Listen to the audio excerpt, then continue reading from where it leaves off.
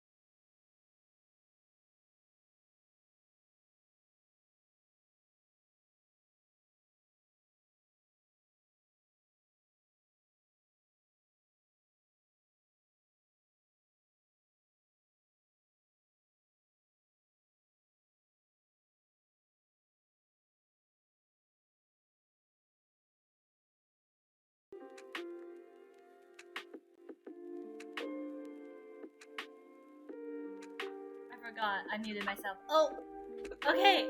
Is it working? Are things working? Let's see. Hello! Wait, okay. We're using a new overlay, so I don't know if I'm echoing. Am I echoing? If I'm echoing, I'm gonna put earphones in. Let me put earphones in. I don't know if that helps. Is audio too loud? Sorry, adjusting to new stuff. It sounds better? Yo! Hello, Polari? Is that a L? Polarvana? Hello, welcome to the stream. Thank you for the first time chat. Hello, no echoes? Sounds better. You are a-okay. Thank you, everyone! Oh, that's Ivana! Ah! Sorry. I shouldn't scream. I'm sorry. Hi! Hello! I've been wanting to meet you for the longest time.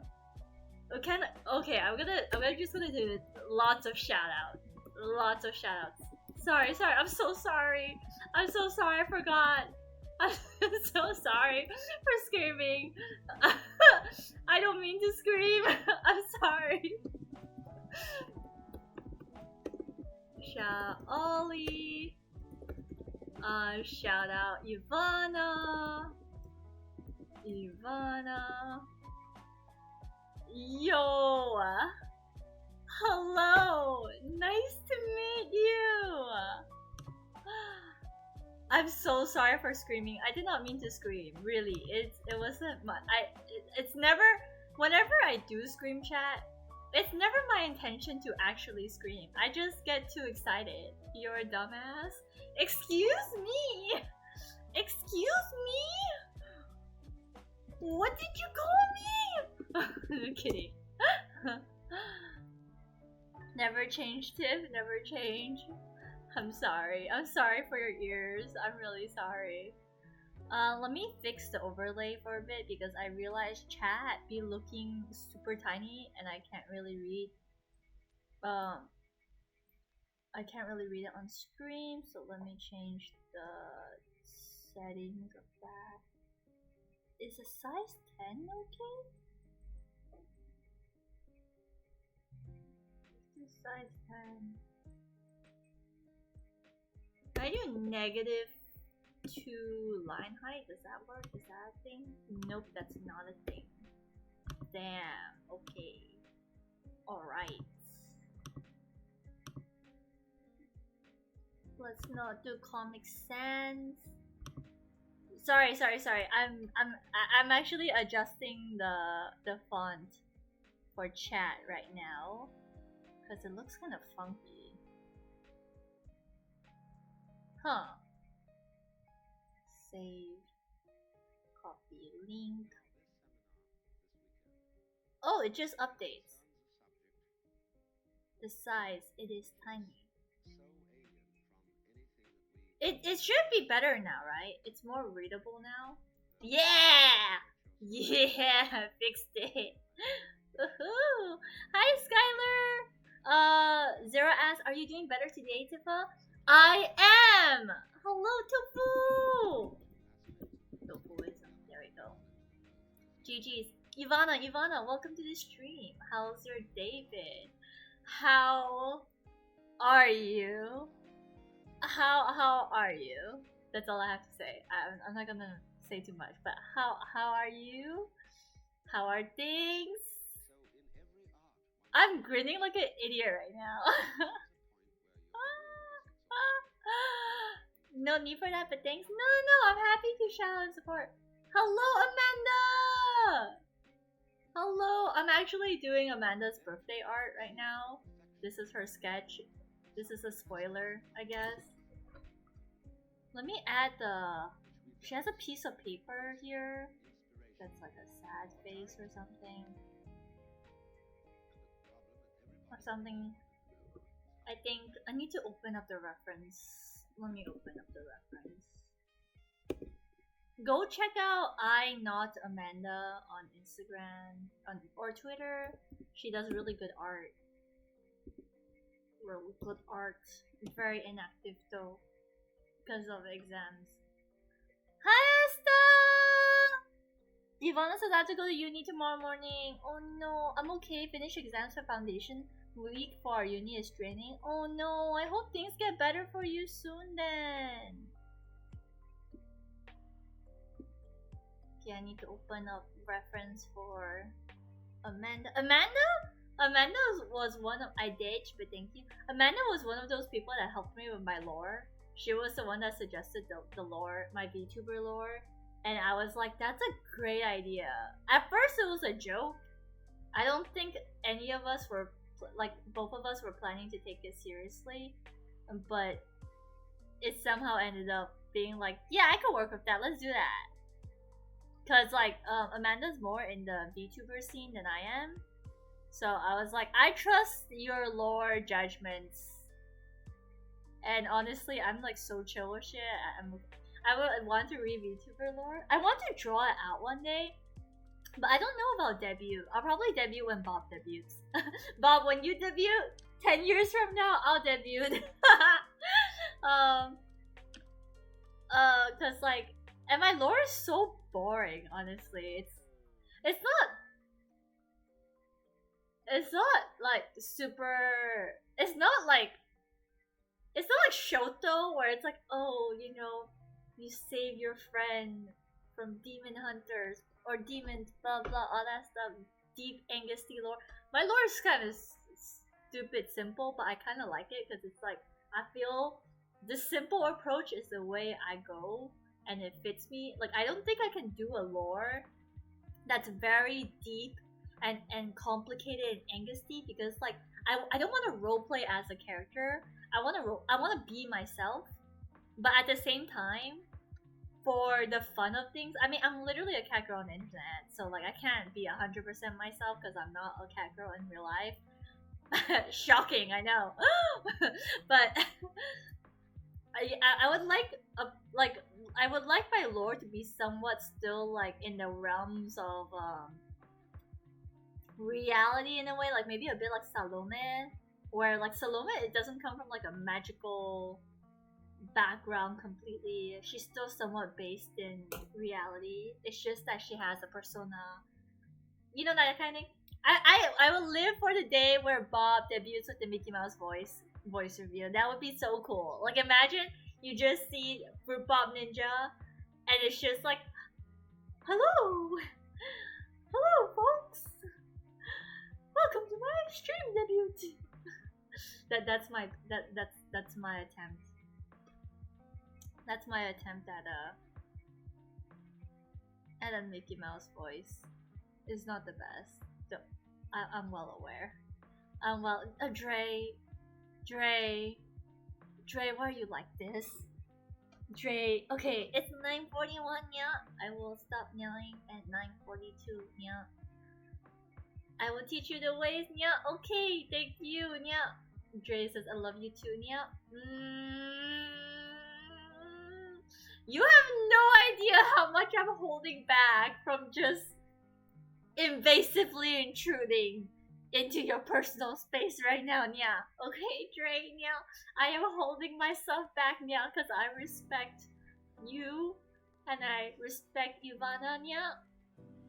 Haven't had this in so long, Nya. I forgot the redeem even existed, bruh. Okay, it's 9:42, Nya. I can stop now. No more. Okay, so I have a lot to update you guys on.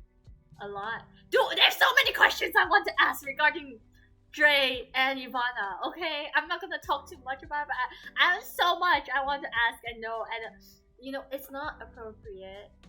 I'm gonna be a proper streamer and be a good friend and not talk about it on stream.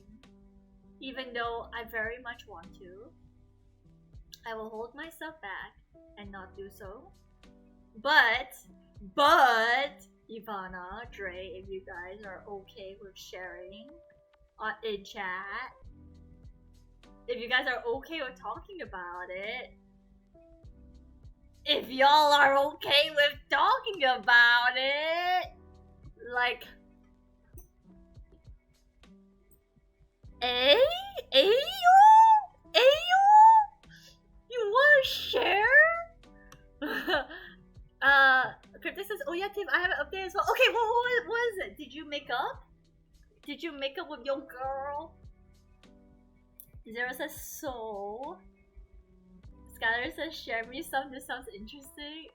I love. Yeah, boy decided to spoil himself a bit. Oh, what happened, Zero? I paid 35 euros for Pink Panther Hood. Oh, that sounds awesome! That sounds adorable! Pics?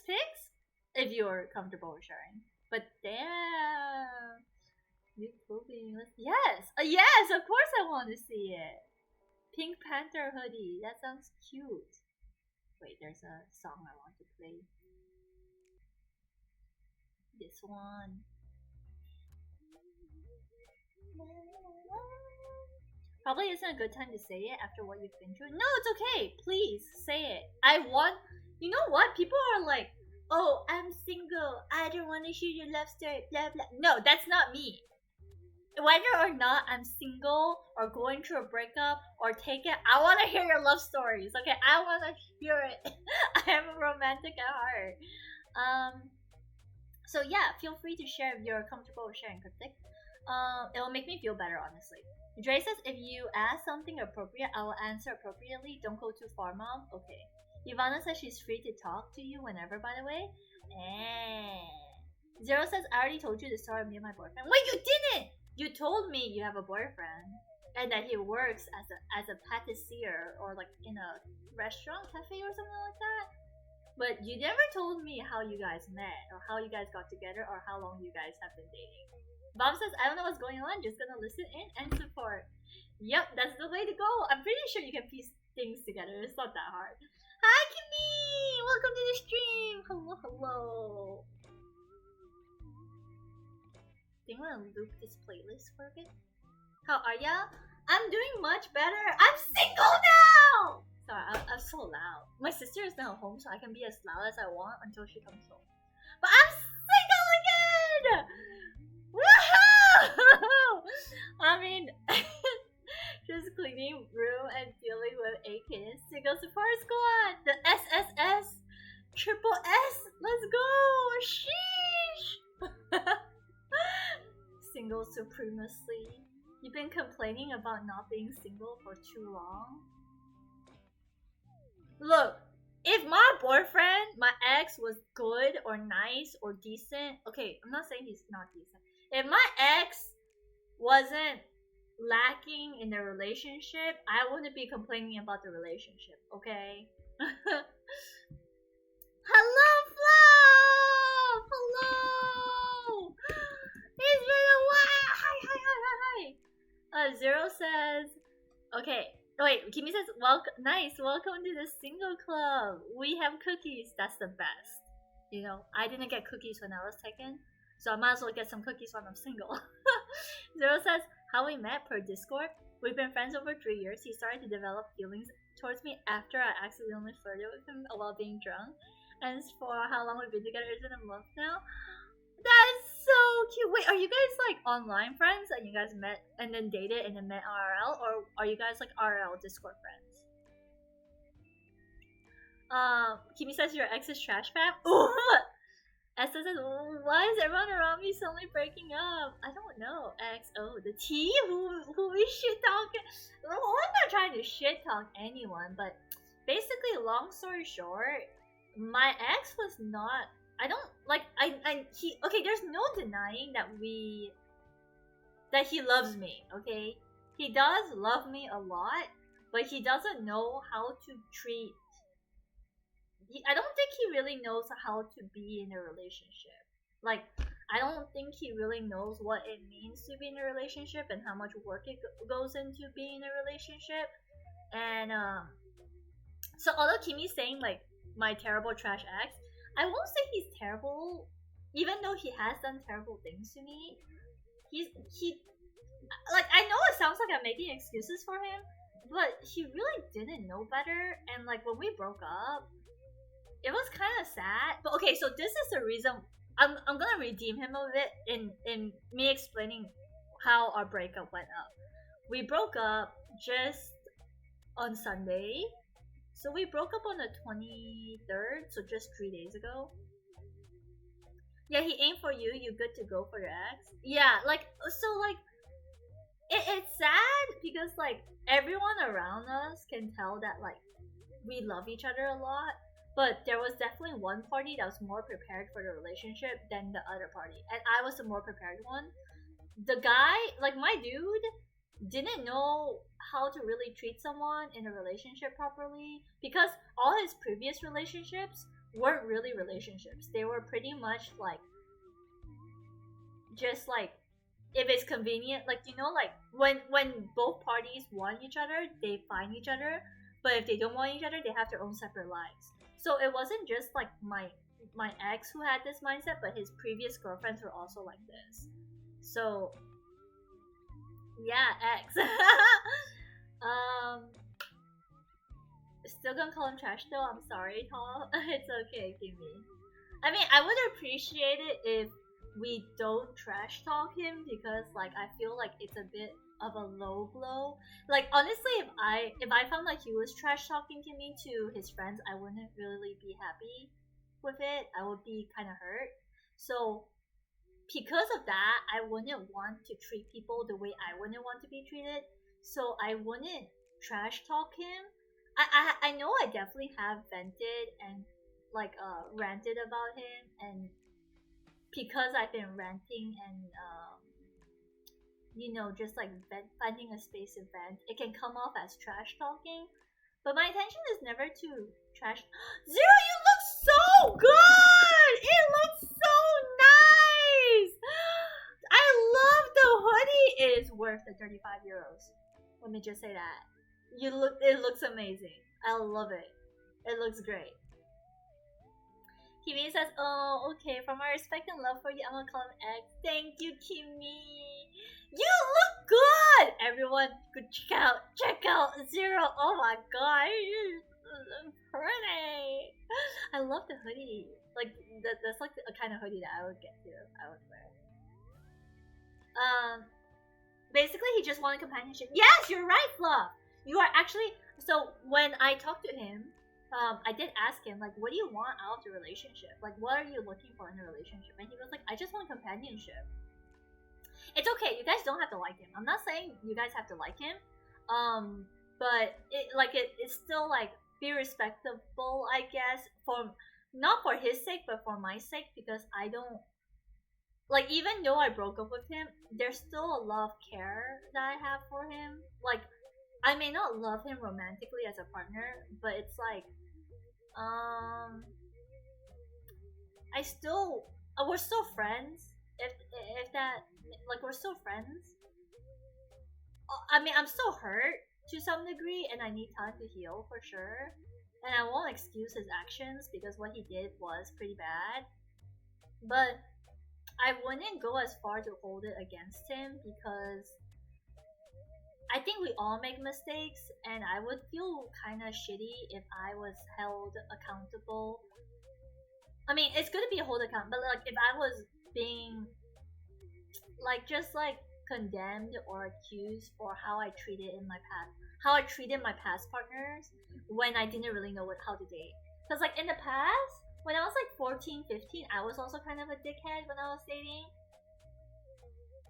And you could like be like, oh, you're young, that's why excusable, blah blah blah. But then like I feel like he's at that stage too. So even though he's like in his 20s, the fact that he's like emotionally and mentally not mature enough to date, it's like it's kind of inevitable that there's gonna be unmatched expectations because like, bruh, the thing is, it's like, if you want a companionship, why didn't you just keep me as a friend? Like, you don't need to date me to have companionship, you know? Like, if you enter into, like, both me and his parents sat him down and told him, like, not together, the parents sat him down separately and I told him separately too, like, if you're gonna be in a relationship with someone, you're committed to that person. Like, you have a responsibility to love and care for that person. It's not like a friend.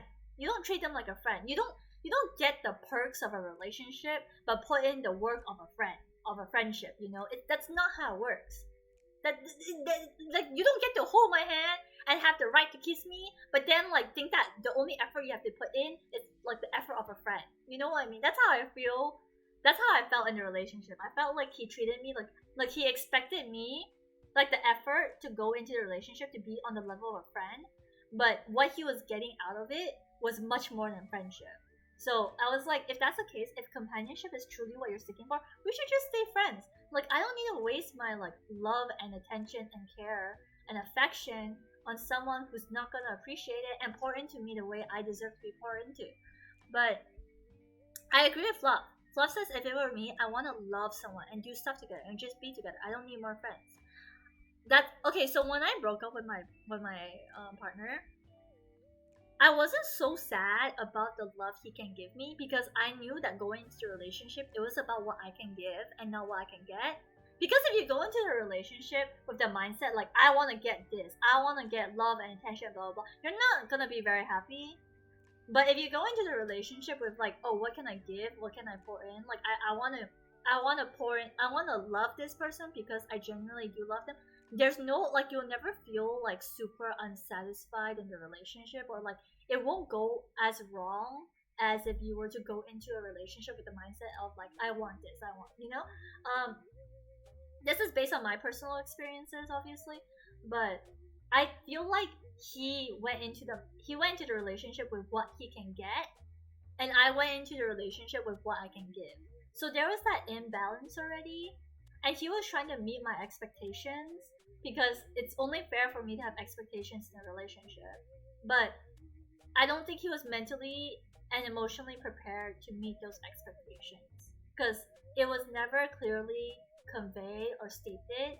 And when I did clearly convey and state it, he took it as like, oh, we can negotiate because you can compromise. Because when we first started dating, I did tell him quality time means a lot to me, and if we're gonna date, you have to see me at least minimum once a week. One minimum. That's the bare minimum. Once a week, we have to have quality time. You have to make a set time aside for me at least once a week. But he took it as like, that's the bare minimum. We can't compromise the bare minimum. But it's like the bare minimum is bare minimum. Okay, if we're meeting up 2 to 3 times a week and you want to compromise that and you want to bump it down to one time a week, that's fine. But like, it got to a point in our relationship where like he would see me once every 2 or 3 weeks and think it's okay. And I'm like, bro, if I don't see you for half a month to almost a month, are we even dating? Like, what kind of relationship do you think we're in? Like, what? Like, excuse me? You know what I mean?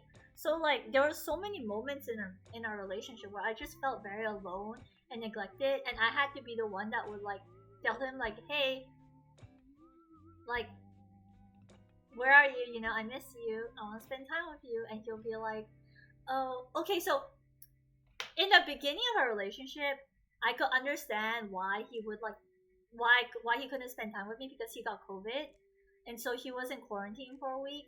And then like after, so like that was a rough patch. Then after the second time he neglected me, he was on a business trip, so he was away in a different country for two like half a month. Okay, like 2 weeks too. And then like the third week he came back. He didn't like come to see me on the date, like on a weekday when he came back. He came to see me on a weekend, so it's like 3 weeks. So it's like almost like a month, almost a month of not seeing him. So obviously I was like, hey, I need some reassurance. I need some like attention because like I don't get to see you, and quality time is my main love language, you know? And but this third time when he neglected me, it was just unacceptable, because for me at least, because he neglected me for his sister. And it's like, it's one thing to spend family time, like you want to spend quality time with your family, that's fine. But you neglect me for 2 whole months for your sister? I don't think that's right, you know? Like, and it's not like I'm saying like you can't spend time with your sister, but it's like, if you're gonna spend time with your sister, and I'm friends with his sister, okay? You could invite me to spend time with you guys together as a group. You know, there was nothing wrong. My mom said that too. My mom was like, if he really cared for you, Tiff, and he really like took care of your feelings, he would not neglect you for 2 months for his sister. He would invite you to spend time with his sister. But the problem is, his sister didn't like seeing, like, the sister has a brother complex. I feel like she wants to date her brother, which is weird. Okay, but like, I'm not here to judge. Oh, by the way, chat, I found out about this during our like, because we had a long conversation during our breakup. I found out that his sister gave him advice to break up with me. Like, his sister told him that like, Tiff is not the girl for you because she cannot appreciate what a good guy you are. You are hardworking. You are family oriented. There's so many good things about you, bro. The fact that she cannot see it means that she is not the right girl for you. And I'm like, excuse me? How is me wanting to spend time with my boyfriend and feeling like he's not spending time, like me voicing out that like, hey, I feel lonely and neglected in a relationship, doesn't mean that I'm not appreciative of what a good person he is, you know? But like, it was just messed up to me that like, okay, so whatever the sister wants to say about her relationship, that's on her, you know. And I felt a bit betrayed because I was friends with the sister. I was good friends with the sister before I even started dating Normie-kun. I was friends with the sister first. That's how I got to know Normie-kun.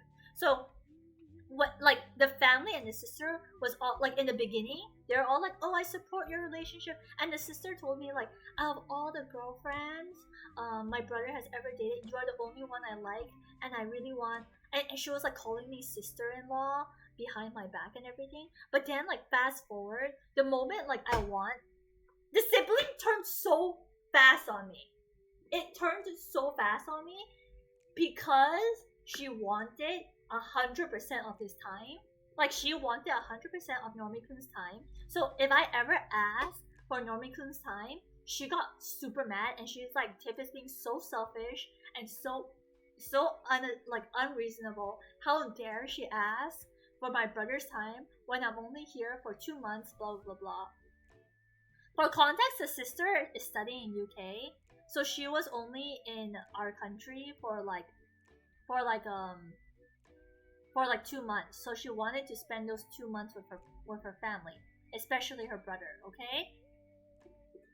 But, like, apparently me asking for time, like, date time to spend with the brother, was very insensitive and rude for her, because it's like, I should be understanding that the sister is only here for 2 months, and I should give up the 2 months for her to spend with her brother. Seems like the two are made for each other. So no, this is the part where I got mad at Normie-kun, and I actually, like, kind of raised my voice a little bit at him when we met up, because I told him, first of all, if your sister gave you this opinion, that's between you and your sister, okay? But the fact that you allowed her to influence what you thought in the relationship, because after his sister told him that, he scolded me, you know. He told me that, like, it's unacceptable for me to demand his time when his sister is around.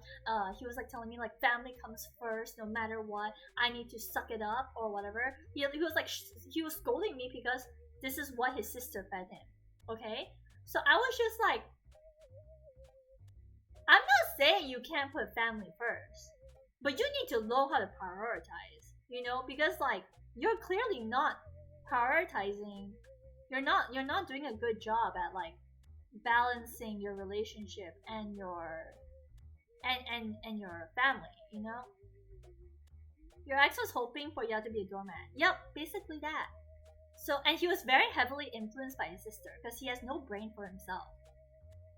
Like, I know that sounds mean for me to say, but I did say this to his face. I was like, the difference between me and you, Normie-kun, like, the difference between us is that my family and my friends can say all the shit they want about you, but that will not change my love for you or how I view the relationship. It may sway me to some degree, but I will still fight for, like, because my relationship is between me and you, and I'm not letting other people speak into it. Like, yes, they can give me advice, but I'm not gonna treat you any different because of what they tell me. But that's the difference. Like, when his family or his friends tell him shit about me, he takes it personally and he uses it to evaluate the relationship. Which is like, dude, use your own brain. Like, you yourself, you're the one dating me. Your sister has no right to be talking about my relationship with you because she doesn't know she would never know how much I'm sacrificing for the relationship or the intimate things that happen between me and you. Like, what we go on in conversation. She is a third party. And then, like, so I got mad at him because I'm like, okay, first of all, let's say you let your sister speak into the relationship. That's fine. But your sister doesn't even know how to function in a relationship. Like, she's not in a relationship. 2, her previous relationships weren't even healthy. Like, if you are getting advice from your parents who are married and in a happy married, like, relationship, fine. Because they are at least credible and they have the skill set to speak into it. But you're asking your single, toxic for relationship advice. That's like, I got really mad about it when I heard about it. I made a whole Instagram post about it saying how like taking advice from someone who knows nothing about the subject is like asking someone who's never been out to sea how to sail a boat. Like, and in the best case scenario, this sister of his has probably like wet her ankles in the beach or like wet her knees in the beach, but that doesn't mean she knows how to sail a boat. Because if she knows how to sail a boat, she'll be sailing a pretty good boat right now, okay? But she ain't, for a reason. And I'm like, you sailing the boat with me, if you want to get advice from someone, get it from people who are sailing boats or know how to sail boats, okay? Like, that's the only analogy I can really give. It's like asking Normie to name Genshin characters, exactly. Like, yeah, he couldn't take responsibility. So, yes, exactly. That's why he was not mature enough to handle a relationship, because he cannot differentiate outside opinion versus like internal opinion. Do you know, like, I told him, I got really mad. I told him, like, do you know how many times I defended you to my mom and sister, to my family members who believed that you were not good enough for me, but because of my love for you, I still decided to stand by the relationship, and I argued for you. But in your case, like I told him this, if your parents and your family, your sister or your friends were to tell you, hey, Tiff is not a good girl, even though you know damn well I am a good girl, I am a good girlfriend, you will believe them. And the problem is, thank God I am genuinely a good girlfriend, because everyone in his life can see that I am a good girlfriend, okay? And he feels reassured because like he's like, I get a lot of reassurance because my family really supports our relationship. But I'm just like thinking to myself, like, if your family did not support our relationship, let's say if they were to turn onto the relationship like what your sister did, you would take your family's side. Despite all the good I've done for you, despite knowing full well your whole family and friends is in support of the relationship, because even outsiders can tell that I'm a good girlfriend towards you. But the moment your sister changes her mind a bit because she's upset that I want a bit of your time, you can completely deny all the good I've done for you. Like you're like that's mental to me. That's just like, if it's not even like taking me for granted at that point. It's more like, hello?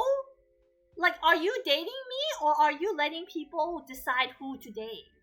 You know what I mean? It's like, it was so bad. It was just like, I just didn't understand it. I really like, and the thing that got messed up is that like when we were fighting, yes, he's too dependent on his family. He really is. He is so sheltered by his family. He is incredibly sheltered by his family. When we were fighting, he said some hurtful shit, like saying stuff like, oh, my sister doesn't think that we're a good match. Like she's mad at me for dating someone like you. Like he said those words to me when we were fighting. And I was like, dude, why would you say that to me? Like, how is you telling me what your sister thinks about our relationship going to help us overcome the issue? You know what I mean? So it's like, it was just spiteful. It was just mean. It was just spiteful. And I did vent to him. Like, I told him, like, one of the things that really made me upset wasn't the fact that you neglected me or that you ignored me for like 1 to 2 months. It's the fact that even after I told you how I felt, you disrespected me. You not only invalidated how I felt, but you blatantly showed me contempt, and you were just mean. Like, you were mean and rude to me, and you think that like I would just overlook it and forgive you. Because during the breakup and during like after he cooled down, he was just saying like, can you please forgive me? Can you forgive me, Tiff? I'm like, forgiveness and and forgetting is two different things. You have to take accountability and responsibility for your actions, you know? Like, I can forgive you, but forgiving you doesn't mean that, like, oh, what you've done magically disappears. You still have to deal with the consequences of what you've done. You know, you still have to deal with the consequences of your actions. Hi, Cindy! I think he's also afraid of his family deep inside. He is. He's very attached to his family because he's like, basically, if his family drops him, he's dead. He's dead meat. So like, he like really cares about his family because he doesn't want to get kicked out of his family. Let me go get some water real quick. I need to refill my water bottle, so let me do that. Let me just slap this on. I'll be right back.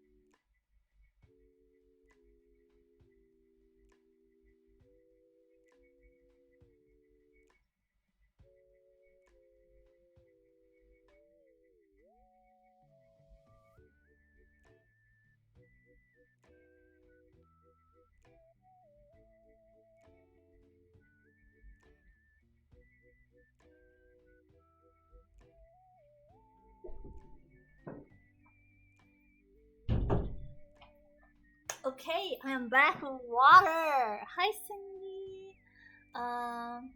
He got too comfortable with the things he had. He was. He's more afraid of being on his own and going outside his bubble. Bob says that's a hard rule, never beg. He doesn't have a mind of his own. And depends on others for affirmation. And to get on the boat for their feelings towards Tip. Yes. So okay, I'm gonna explain a bit more because like there is a bit of redemption for him in the way he handled the breakup.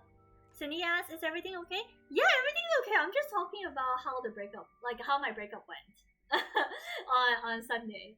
I'm okay, by the way. Like it's all good. It was a good breakup. It was a breakup that was in my favor in a way, and it made me forgive him. Like I already forgive him, but it made me like less bitter because like he was so sorry and remorseful, and he was just like at one point. Okay, so this is something that I would respect him for. Okay, he knew full well that he was not capable of loving me the way I deserve to be loved. That, and I didn't need to state that for him. I did not have to tell him that for him to realize that. So the fact that he has a brain to realize that on his own, I will give him props for that, okay? Because that's impressive to me. That's like, okay, wow, you really thought it true. But it wasn't just thinking it true that made me touched. Wait, let me refresh this. My overlay is frozen. Why is it not moving?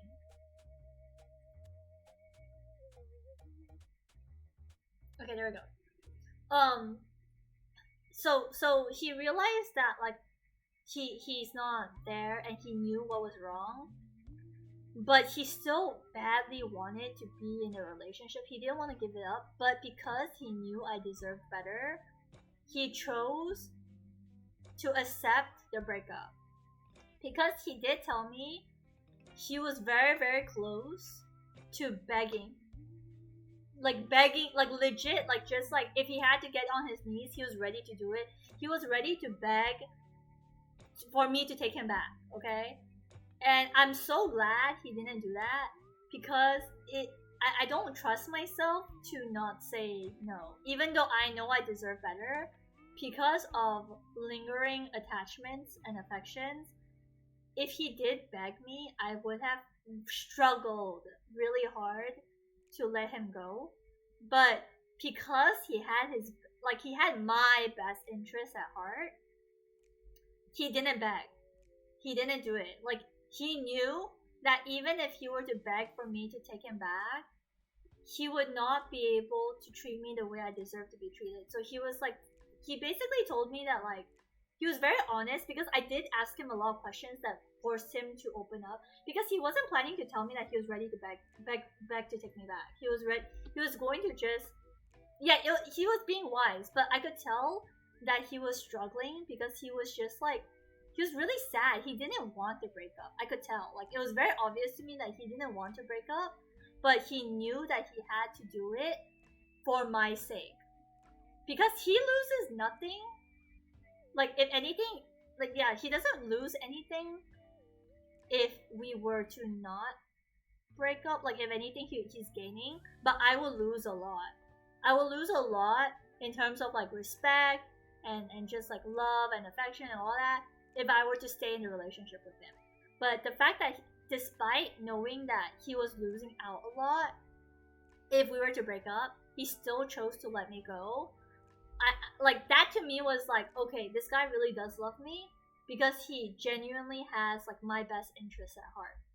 Because I know full well how selfish people can be, you know, especially when you're in love. Like, if you really, like, if you're immature and you don't care about the other person, you would want, most people would just like, hey, I really want you back, like, let me put, like, they would say lies or make promises they can't keep to be like, hey, like no, I can change, I could blah blah blah blah blah, because they want the person. But the thing about Normie that I can respect is the fact that like, he knew his limitations, he knew what I deserved, and even though he knew what he wanted, he was willing to sacrifice what he wanted for my betterment. So that to me made me forgive him better and respect him a bit more, because it's like, okay, even though you were a dickhead to me when we were fighting, the fact that you could do this, like this sacrificial thing, in letting me go and letting me be single, knowing full well that like, because so this was another thing that he told me that was pretty sad. I felt really bad for him. Like, not bad in a way where it's like, I want to take you back bad, but it was bad in a way where it's like, it's sad that you have to realize this when it's too late. Normie-kun told me that when we break up, and we have broken up, he has no intentions of moving on. And I was like, huh? You know, I was like, that's, like, is that healthy for you? Like, are you okay with that? Because he told me, like, straight up, he was being very honest. He's like, I'm single now, but not ready to mingle. Because I did tell him, if we break up, I only ask for two things, okay? There's only two things that I want in the breakup. One, I want the plushie that is supposed to be mine to be back, like, to be in my ownership. So long story short, we went on the first time we ever went to like a anime con or like a ACG con together. He bought me a plushie there, but because I'm in his car a lot, I kept the plushie in his car. So like, in our relationship, the plushie was always in his car, but that plushie is actually mine. So I was like, I want that plushie back. That was the first request I made. It was so weird, such a weird request, but it's like, to me, it's like, it means a lot because like, it's sentimental. Like, I'm a very sentimental person, and I want to keep my sentimental things. Like, even if it wasn't a plushie, let's say if it was like a napkin that had sentimental meaning to it, I would still want it just for memory. The second request that I made was, now that we're breaking up, if you want to seek other girls or you want to like mingle for the rest of this year, I don't want to see it on your social media. I don't want to hear about it. I don't want to see it, because if I see it, it's gonna hurt me. So if you're gonna see other girls or other people, just make sure that I don't hear a word from it for until the end of this year, okay? Like, I told him this, like, out of respect for me and the relationship. Like, that is something that I am humbly requesting of you. If you can do it, I will appreciate it. If you cannot do that, if you cannot fulfill it, and you are going to be meeting other girls and you're going to be posting on your social media, I would likely block you so that I can move on properly. So I did tell him that, and he told me straight up, I ain't gonna be looking for other girls. I ain't gonna be moving on to it. And I was like, what do you mean you're not gonna be moving on? Because I'm ready to move on. I'm ready. I'm single and ready to mingle. Okay. But he was like, you're the only one that I want to. You're the only one I want. And like right now, even though I'm gonna be single, I wanna be single to just work on myself and not to find anyone else. And if I ever come to a point where I want to be in a relationship, it's gonna be you, Tiff. And I'm like, I ain't gonna be. I don't know if I'm gonna be single by the time you're ready for a relationship, okay? Like, and I was pretty mad. I was like, I didn't know how to feel about. Like, I wasn't mad. I was like, I don't know what to. I don't know how to feel with this. Yeah, I wouldn't bargain with it. So, he was saying how like if this is an if scenario that he proposed, but obviously I'm not on board with it. It kind of invalidated his redemption response a while before. Yeah, he's giving out hope. No, but so listen, before, like, so he said that like he will want me back in the future, but I told him straight up, I don't think you have good chances. Yeah, I came back to, I don't know if I'll be single by the time. Yeah. Like, I straight up told him, like, I'm not waiting for you, first off. Two, you won't be working on ground zero. You'll be working at negative ground zero, okay? Because you have, like, broken any trust in the relationship. So, like, if you really want me back, you have to work doubly hard. I'm not gonna settle for the effort that you put in the first time because I know how poorly you treated me in the relationship. And he did tell me, if I do, like he's saying like he doesn't expect me to wait for him. He's just telling me this because it's a response to me asking him not to find other girls in the remaining year.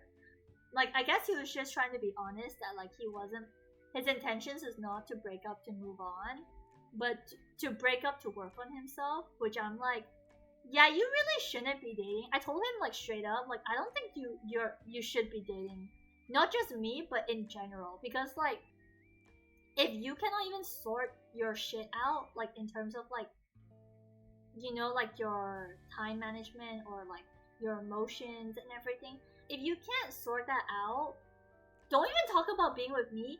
I don't think any other girl is gonna handle your BS, you know. And I told him like, you should not be in a relationship until you're fully committed and ready to be in a relationship, and you know what it means to be in a relationship. And he told me like, yeah, so he's gonna take time off to be single to really work and build on himself. And he did tell me if I do end up with someone else, he's just gonna be happy for me. That's it. Like, and I'm like, I'm glad that's the case because like, yeah, that was the plan. You know, that to me was the plan anyways. Like, I was not planning to wait for him or anything. I know it sounds like it's invalidating to what he said earlier, like, and he should stop bargaining, but actually in a very weird way I feel a bit better knowing that he's not trying to move on from me. I know it sounds selfish and cruel for me to say, but a part of me feels a bit better because if he were to be like, I'm just gonna move on and find some other chick, it will make me feel like he really truly didn't value me, and he really truly did not see me as like endgame material. Because throughout our relationship, we took things very seriously, chat. We talked about marriage, we talked about our future, we talked about like kids and all this stuff. We got like our family's approval as well. Like, his parents wanted us to get married. So it was a very serious relationship. It wasn't like one of those like, hey, whatever. You know, it wasn't a casual thing that turned serious. It was serious off the bat. So a part of me does feel a bit better knowing that he's not really moving on. But it feels a bit unfair for me to say that because I am ready to move on and find someone new. I know I shouldn't feel bad for being ready to date and whatnot. But a part of me is just like, man, like I feel bad for him because it's just like he realized it too late. Like if he realized it any earlier, it would have been fine. But he realized it too late, so it's like it's just bad timing, bro. That's all I can say. It's bad timing for him.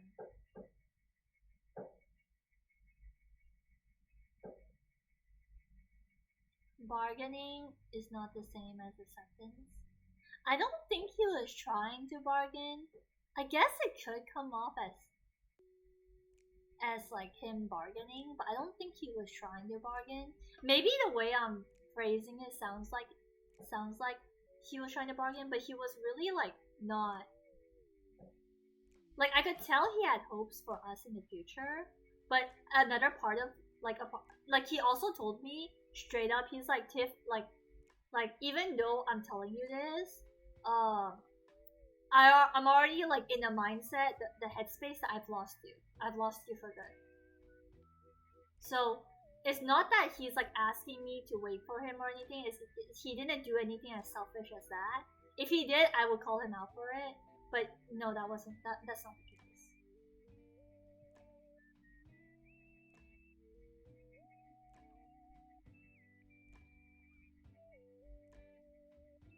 I think he's still 50-50.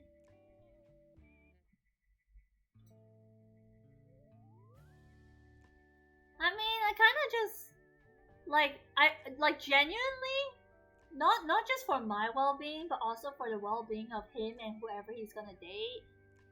I don't think it's a good idea for him to be in a relationship at the stage he is currently, because I feel like he struggles with self-worth.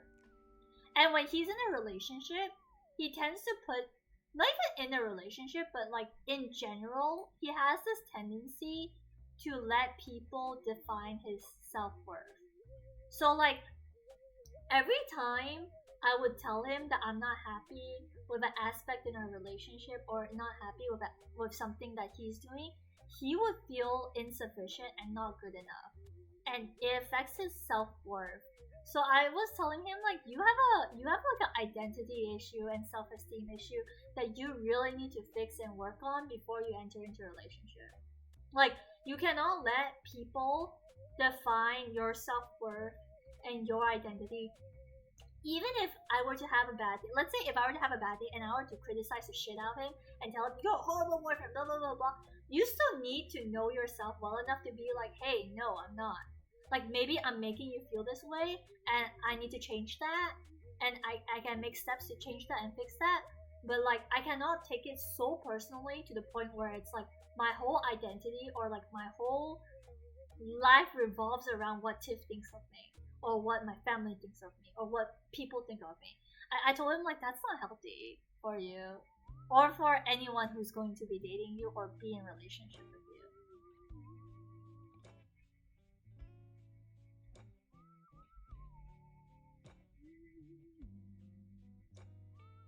He struggles with relying on everyone else, needs to make his own choices.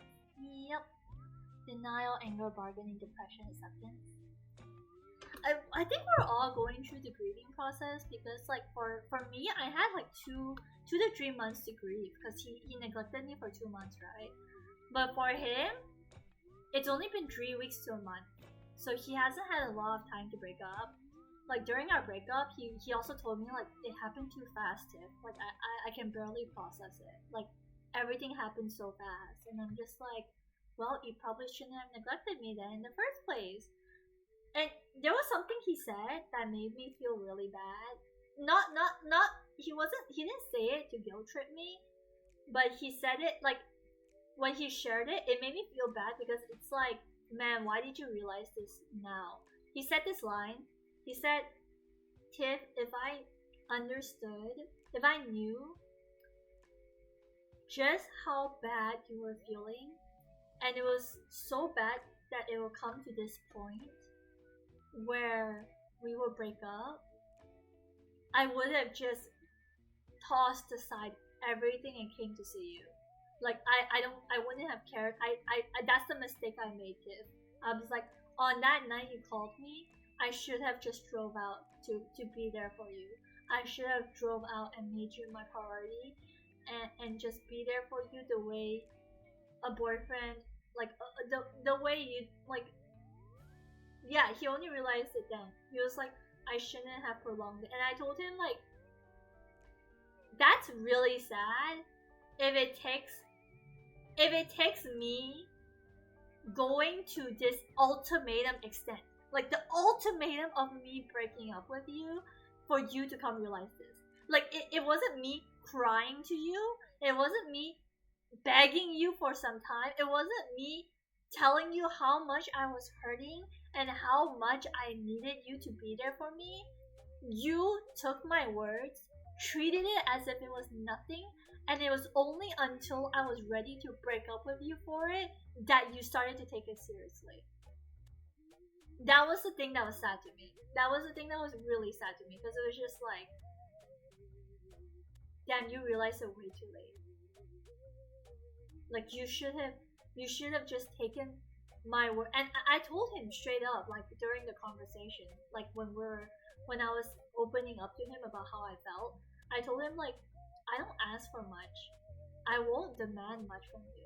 But the fact that I'm asking you, like I'm really truly like just bearing myself before you and being so vulnerable with you right now and telling you what I need, and I'm crying, I'm hurting, I'm telling you how much I'm hurting and I'm crying about it, and you could still choose to neglect me. That's like, it's like, damn, you know, like that's too much. I can't.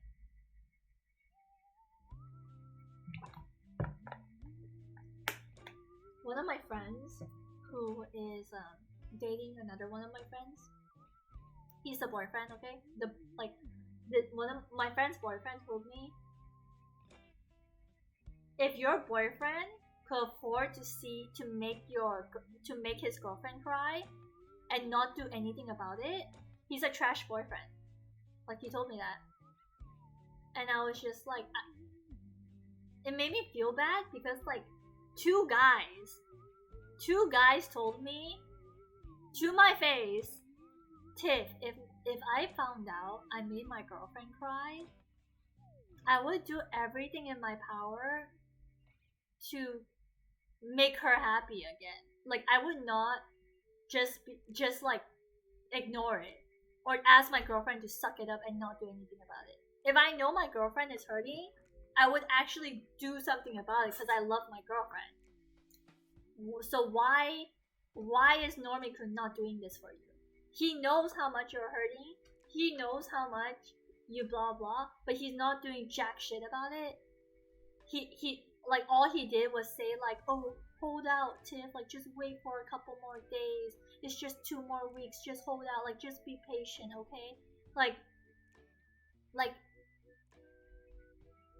my friend, like my guy friends were just telling me like that's BS. That's just BS. He probably doesn't know, but it doesn't take empathy to be compassionate. Bob says in the end words will be words, only words. Bob says, oh no, I'm sorry, these are no tears. Say it more to the back.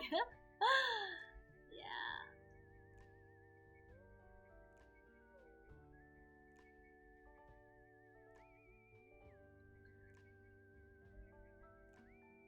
It was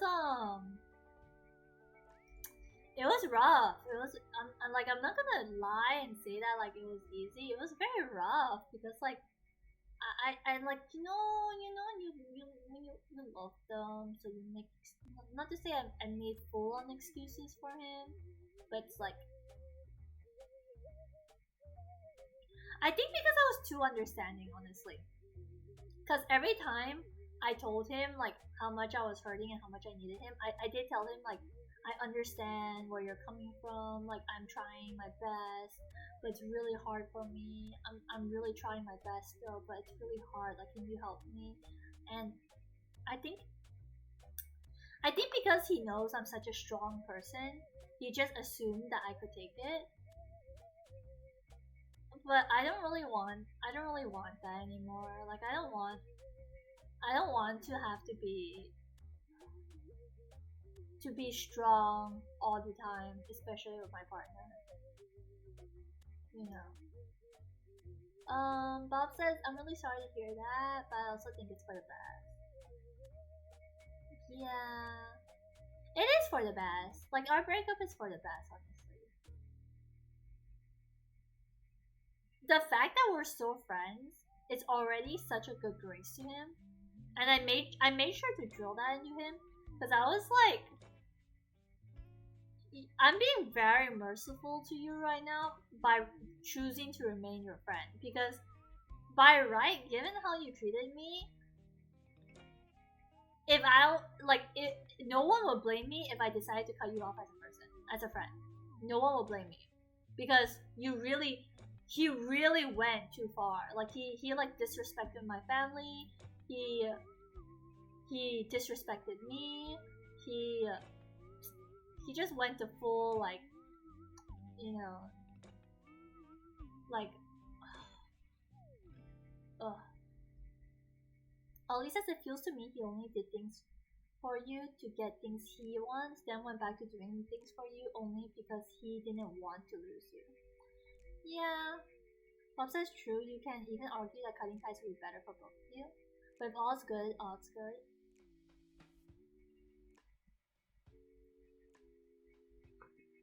Yeah, like I said, I do believe that because he went into the relationship with the mindset of what he could get out of it, and that is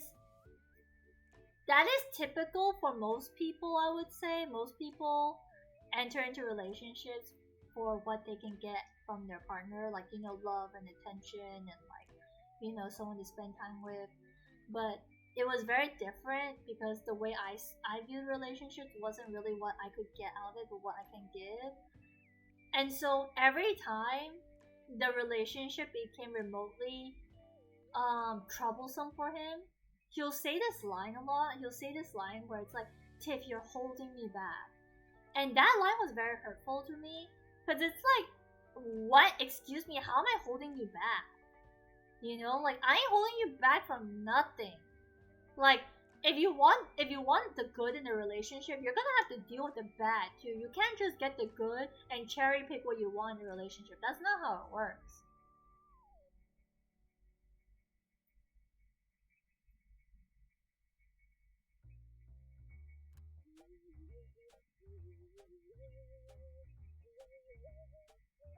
But yeah, that was something he learned in time.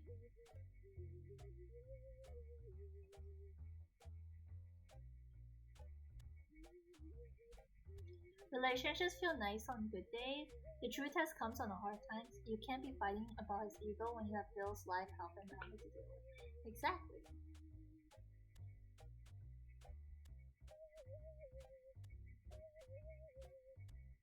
If someone disrespected my family, nah, I'm throwing hands. Yeah, he did that, but it's like, the thing is, it's like, I know, because like, this is not the first time he said stuff he doesn't mean. I know he doesn't actually, like, just because he doesn't mean it, that doesn't excuse his actions, of course. But it's like, it's hard for me to hold it against him when I know he only said it to hurt me. Hell nah, absolute trash, Ken. I don't care, he doo doo.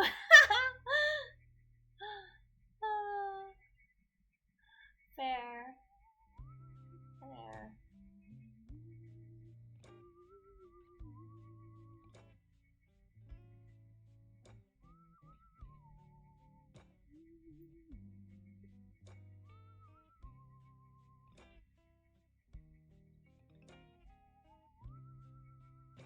I hope I never meet Normie.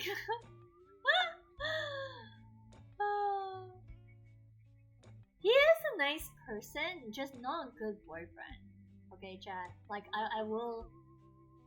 Like, personality wise, he's like, have some faith in the guy that I would fall for. Like, I don't think I fall for like the worst quality of men.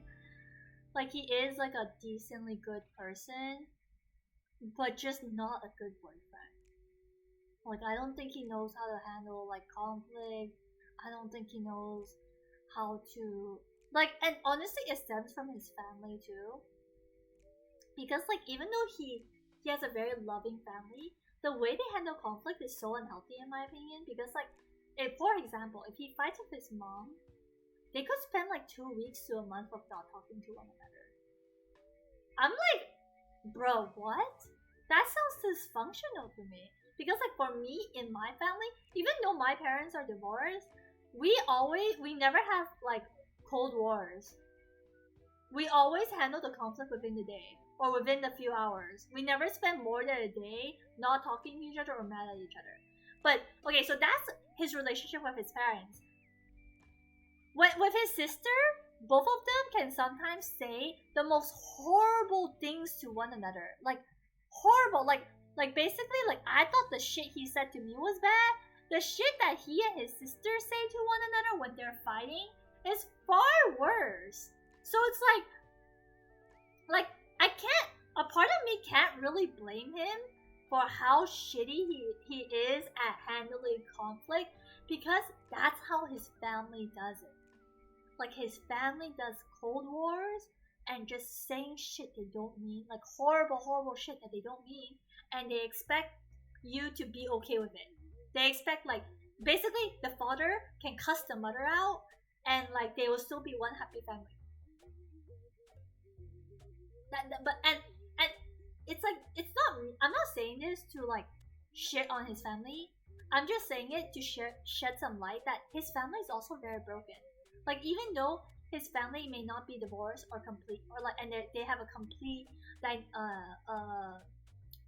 atomic family, they're still very broken people. And I was just like I told him, I'm not gonna comment and make judgments on your family because I think you have a lovely family.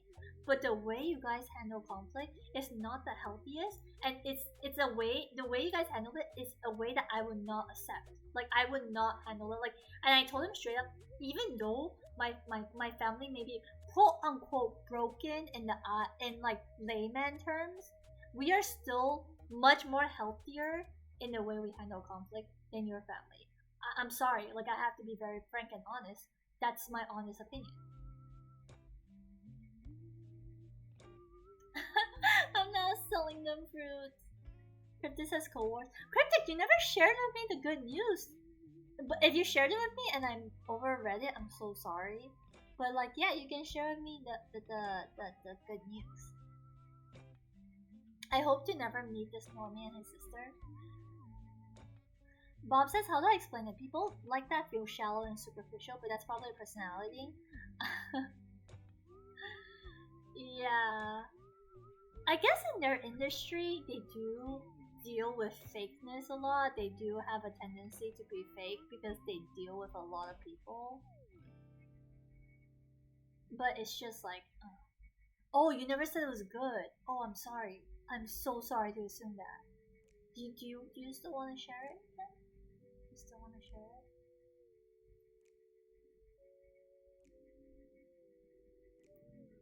No pressure if you don't want to. But yeah, anyways.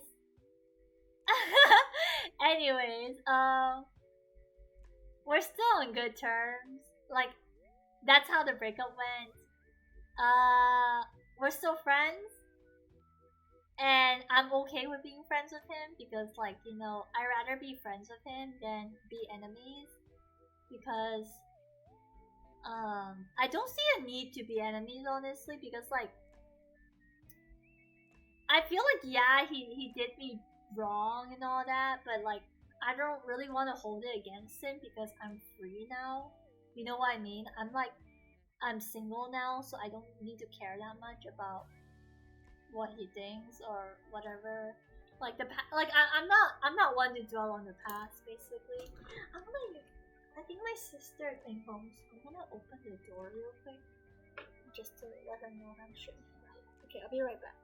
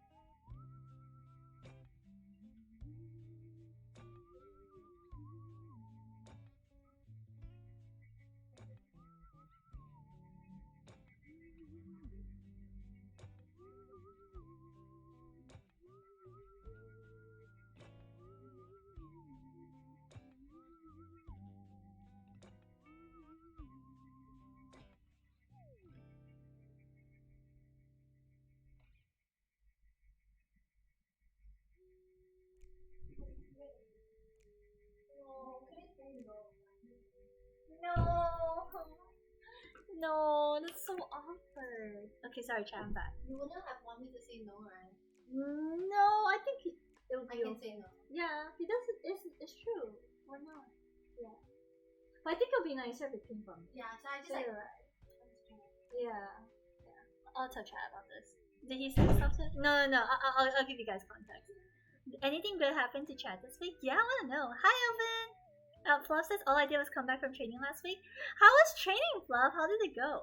Cryptic says, nah, it's fine. So we clarified the situation. We didn't really talk for a few days. We realized we're not ready mentally, emotionally.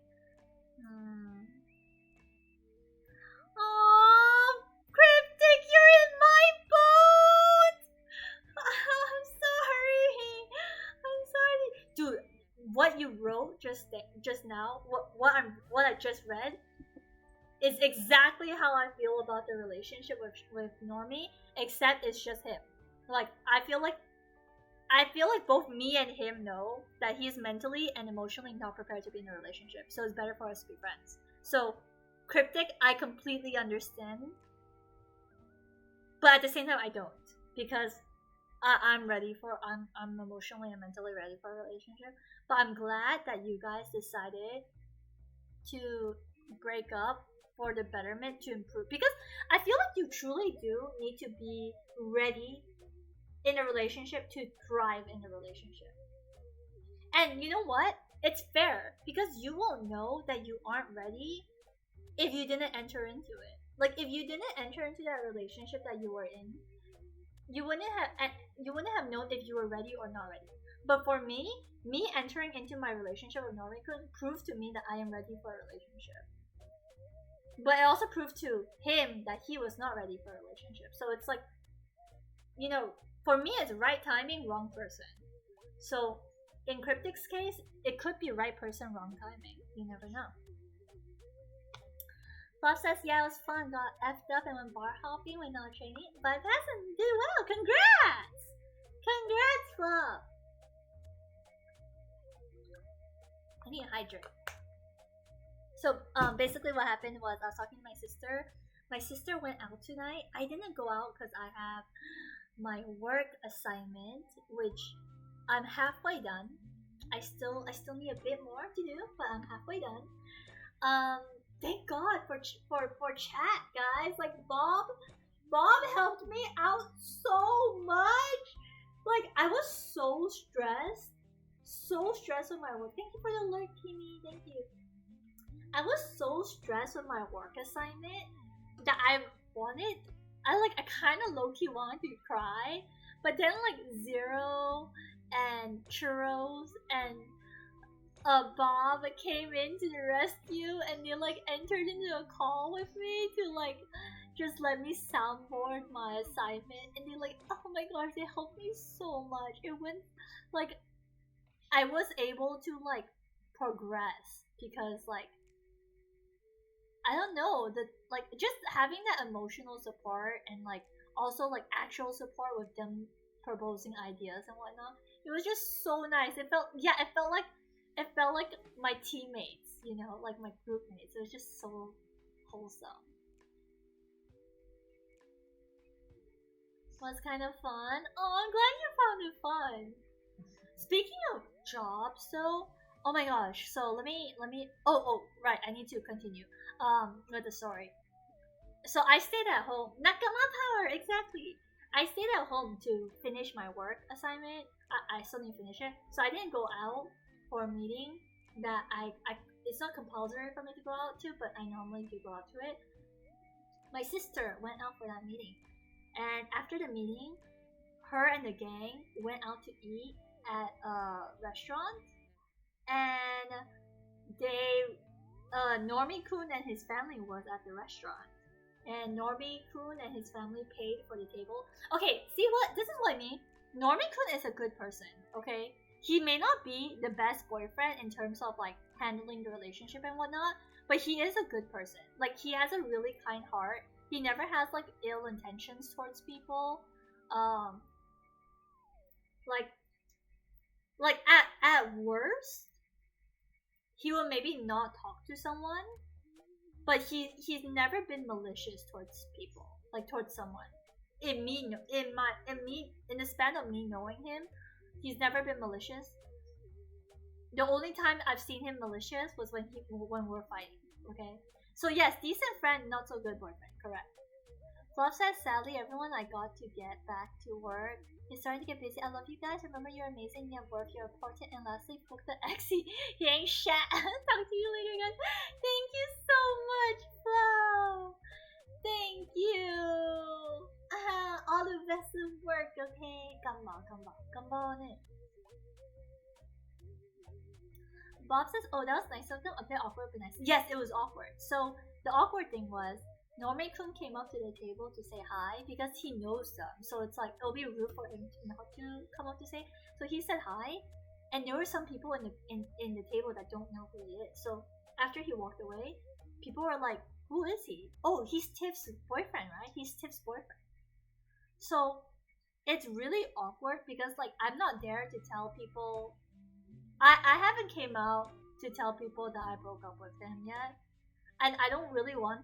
I don't need to. I don't feel the need to make a public announcement on it. But my sister was kind of just like, uh, she didn't say anything, but she did ask me like, would you be comfortable if I were to correct them in the future? Like, if someone were to be like, hey, that's Tiff's boyfriend. Like, would you want me to correct them? And I kind of told her like, because the breakup is so fresh, I would prefer to be the one to say it. Like, I would prefer to be the one to be like, oh no, we're not together anymore, instead of like them hearing it from a third party. You know?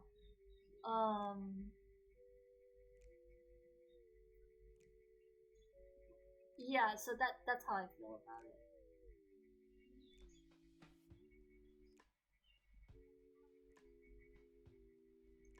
Very mature, you think?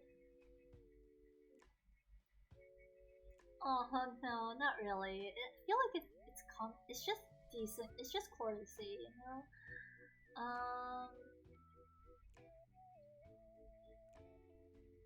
Yeah. Tiffany's queen. Oh, nah. But I do truly feel like I am ready for like a loving and like serious relationship, given how like I handled Normie Kun and like even like the breakup. I feel like I handled it much better than I thought I would handle it. Honestly, I feel like if I was less mature, if I wasn't mature, or if I wasn't ready for a relationship, I probably would have begged for him back.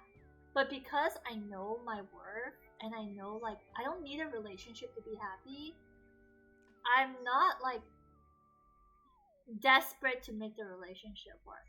You know what I mean? Like whether or not I have Normie-kun or don't have Normie-kun, I'm still gonna be okay. I'm still gonna be good. Because I don't need Normie-kun or anyone for that matter to be happy with myself. Yep, find someone who treats you right. That is correct. Also, separate note if anyone wants good vibes. Aww!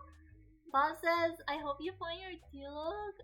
Honestly, like being together with someone who has money is pretty nice. I'm not saying this to sugar baby because I don't care that much. I cannot be a sugar baby, by the way. I have too much like integrity for that, and like I don't like owing people.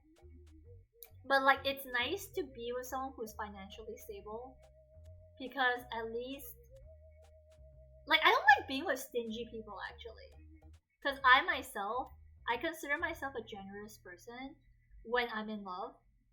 So I don't really like being together with people who are like stingy, because it's just like it might be because of my dad. My dad is pretty stingy, so it's like I don't like traits. Like I don't like negative traits that I see in my parents.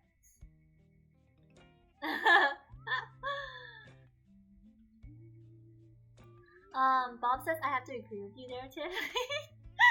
I'm okay with older one-chan. Okane one-chan. Kimi says I need to be pampered just a little bit nice. Yeah, I like being pampered, and I don't need a lot to be pampered. By the way, I'm not the kind of girl that's like, oh, you need to take me to like fine dining for me to feel loved and respected. No, like for me to feel pampered is like, hey, I'm feeling a bit sad. You buy me a chocolate bar. You know, that to me, that's being pampered. I'm having a bad day. You buy me like a 2-ringgit ice cream. Then I will feel the most loved ever. Okay, but it's like you need to have money for that too. You need to have money to first of all drive out to see me.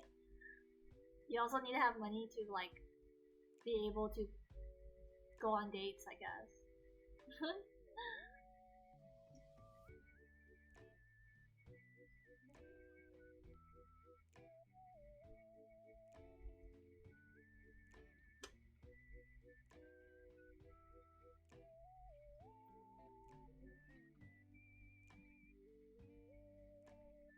Oh yeah. So on the topic of work, or just relax at home cuddling. Yes, exactly.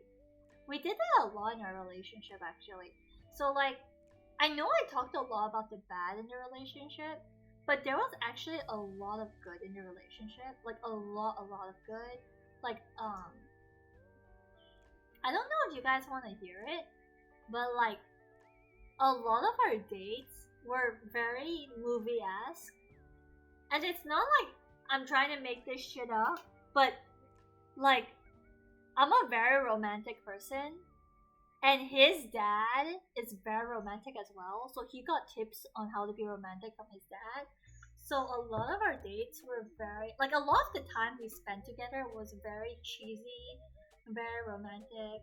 Like for example, I think on our second date, we went on a picnic, and we bought like soup from Family Mart, and I bought some strawberries and I cut them in the shape of roses. So I basically gave him a bouquet, quote unquote bouquet of strawberry roses, and it was just and like even like in our soup, like the soup that we bought from Family Mart. It's so ENFP, I know. So like even the soup that we got, we have fish balls, and the fish balls were in the shape of hearts. Like we had like heart-shaped cheese fish balls and meatballs inside our soup. So it was just super corny and super cheesy because it's like, imagine it's like in the evening, there's a proper picnic blanket, and there's chocolate cake, like chocolate Swiss roll cake. There's heart-shaped strawberries. There's heart-shaped soup fish balls, and you're just enjoying one another's company. Like we're just vibing to like some. I think I played my playlist. I made a playlist for him, and it was filled with like really cute romantic songs. And so we just played it, and we just talked and enjoyed each other's company. And we spent so much time together that the park had to close down. But even though the park was closing down, we kind of lost track of time, and the security guard had to come and chase us out of the park because he was like, "Hey, it's closing time. Like you gotta leave." So like we got chased out, but even though we got chased out, we still wanted to like spend time together. So we went to his housing area. We found a patch of grass, and we just continued to picnic there on like the patch of grass, and we just like spend time together that way. And that's just like one of our dates. That was like our second date. So yeah, we had a lot of like very cheesy, very romantic dates. There was another date that he like the picnic was something I took more initiative towards, but the date he planned was he took me to sky dining. So we dressed up like formally. We went to like a rooftop, and it was like not cheap. Okay, I was like, "Are you okay?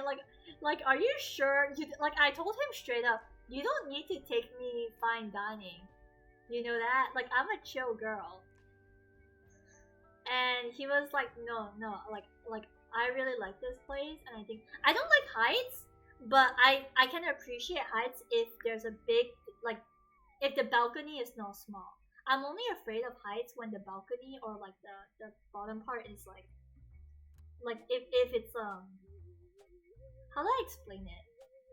Like let's say if the bridge is like this and we're very high up, I will be scared. But if the bridge is like this, I won't be as scared. So like when we went skydiving, we had a lot of space, a lot of space. So I wasn't scared of the heights. Kimi says looks like he did have some good qualities, but F it up. But yeah, he effed it up basically. You're right. You don't have to say no offense to that because it's true. We did have something that was really good, but he messed up. You're right, Bob. That's so accurate.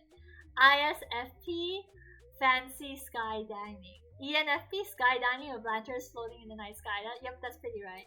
Crypticus says, "Oh, Tiff, can I ask your opinion on something?" Of course you can. Yeah, he has Okanen. He comes from money. Kimi says, "So if the bridge is unstable, you would be fine, but if the bridge is unstable, I would not be fine. But if the bridge is stable, I would be fine." Bob says, "Ayo, Tiff, I should be a matchmaker wingman person." Okay, so here's the funny thing. It's very funny. So, like, okay, so he took me skydiving, right? But then, like, when we were walking back, I got tired of, like, Okane means money. Like, my feet started hurting. So I told him, like, I don't really want to walk anymore. And he was like, do you want me to piggyback you?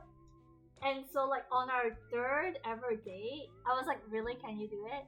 He, like, and it was not a short distance, okay? Like, where we parked and where we were walking from, like, you have to, like, walk a bit of a stretch, and then you have to go down some stairs, and then walk into the parking lot. So he piggybacked me all the way to the car. So that to me was, like, it was really cheesy. It was very, like, one of those cheesy romantic moments, because during that time when he piggybacked me, we haven't even held hands yet. Like, we were very new. It was very, like, it's a very, like, giddy kind of feeling. he also took me. So okay, so this is the funny thing. You remember how Normie-kun has a boyfriend in a way? Like there's this guy that he's very close to that I call his boyfriend, Normie-kun's boyfriend. Normie-kun's boyfriend is very similar to me in date ideas. So like the places I would like to go for on a date are the same places. Yeah, his bromance. Are the same places his bromance would recommend. So there was one time when this guy recommended to Normie, hey, you should take Tiff to Bonodori. Bonodori, if you know Japanese, you know it's a Japanese festival. But Bonodori is basically a Japanese festival where they have like vendors, they have lanterns set up, they have like the taiko drums being played, they have like people who are wearing yukatas. It's super nice. So the friend was telling Normie, take Tiff to this event. Tiff is going to love it, okay? When Normie-kun took me to that event, I was shook. I was genuinely surprised. I was like, I did not know that you would even know this thing existed. And then he was telling me like, oh, I got this advice from the guy. The funny thing is, that guy used to like me, but I'm not into him that way. We're good friends. No, I didn't date the wrong person. I didn't I do admit that the guy, like his bromance, like his the funny thing is his bromance is also my friend, okay? Like, don't get me wrong, this guy is my friend. Like, and he's one of the guys who told me that like, dude, Normie-kun ain't treating you right. Okay? And that's coming from like Normie-kun's bromance. So like basically yeah, the like he used to like me, but like I just wasn't into him that way because like even though we have similar date ideas and we are both creatives, we weren't on the same wavelength in terms of personality. And also I wasn't really attracted to him, so yeah. The guy is actually, wait, let me check what he is.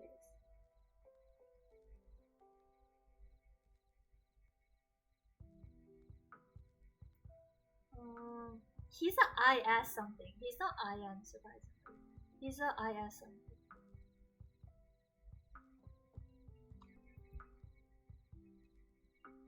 Cryptic says, so like say two people were in a relationship, but one is really passive and it's always the other that takes initiative. What do you think they should do? Maybe he mistyped. I don't know. I mean, like the guy is creative and romantic, but personality-wise, I don't think we really click.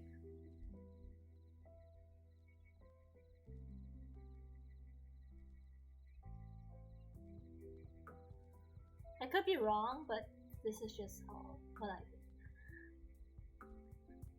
do. Okay, Cryptic, when you say what do you think they should do, who are you talking about? Are you talking about the passive person, or are you talking about the person that always takes initiative?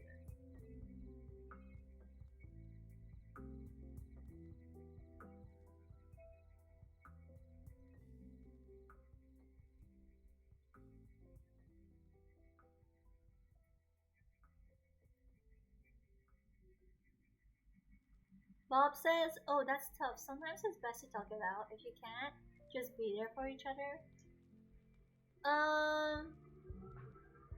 So this is my 2 cents.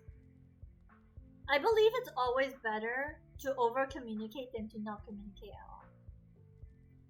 And if you cannot communicate in a relationship, your relationship is not gonna go well in the long run. Because a relationship takes communication. Gotta go, Bandit. Bye bye, Kimmy. Thank you for hanging out with me. I love you, Kimmy. Bye bye. I believe that if you can't talk to your partner or communicate with your partner, you're basically setting yourself up for a losing war. But that is not to say that if you cannot communicate with your partner off the bat, that that you need to break up. That is a red flag. That it's not gonna work out. No, you need to put in time and effort to kind of work around each other's communication styles, because not everyone is going to communicate the way you do or you need to be communicated to, and vice versa. Not every person that you date or are with is going to know how to communicate.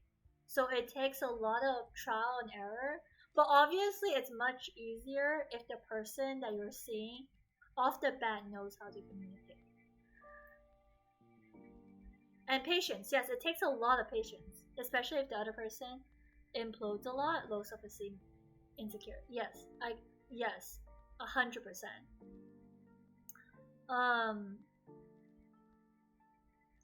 So the reason why I'm saying communication is because it's very important that the person who feels like they're not okay, let's say if you're talking from the perspective of I'm always initiating and my partner is not initiating to the degree or level that I want him to initiate, it is my responsibility and right to tell them. Okay? Doesn't always like how they should work it out. Okay. So let me explain why. You cannot expect the other party to know what you want, what you need, and how you feel if you don't express it. That's just, I know that sounds like common sense, but a lot of people overlook this, especially in relationships. No matter what age, I've heard cases of this happening for 30-year-olds and even for teenagers. So it's like no one is exempt from this. But let's say, like, example, I feel like I'm always the one that needs to change. I'm always the one that is bending over backwards. I'm always the one compromising, and that person is not compromising. I need to step up and tell them in a loving manner, in a manner where they can receive it, how I'm feeling and what I expect out of the relationship. So in this case, I would tell the person who feels they're taking the initiative to tell their partner, hey, can I talk to you about something? I need to be really honest with you. I feel this way. I feel like I'm always the one giving in, and I would appreciate it if I see you pour in some effort, and you need to be clear with what that means. You need to know what you want to. You cannot just tell the person, hey, I feel like you're not giving me shit, but you don't tell them what they need to do. Like, to be fair, you also need to explain to them, like, you need to know what you want and convey what you want to that person. So let's say for me, I needed more quality time with Normie. So I would tell him, hey, I really miss you and I feel really low on the love tank, and so I would appreciate it if we can see each other tonight or like tomorrow night or this weekend. We spend some quality time together. Can you do that for me? Or like, let's say if it's taking the initiative, let's say I'm always the one planning the dates. How about instead of bringing up like I'm always the one blah blah blah and making it a blame game, it is more productive for me to tell my partner, hey, how about next weekend when we hang out, you plan the date. Can you do that? Like, I would love and look forward to what you have in plan, because like I would love to see what you plan for us to do. Like, it will make me feel very loved, and I think it'll be good for our relationship. Because like if I can see some effort poured in from you through this in this manner, like you planning the date or you taking initiative to ask me out, it will make me feel very loved. Like, and if you convey it in that manner from a loving place, not from a place of negativity, not from a place of discontent, if your partner truly loves you and is mature enough to handle to process and digest that information in a healthy manner, they will be more than willing to live up to your expectations because they love you, right?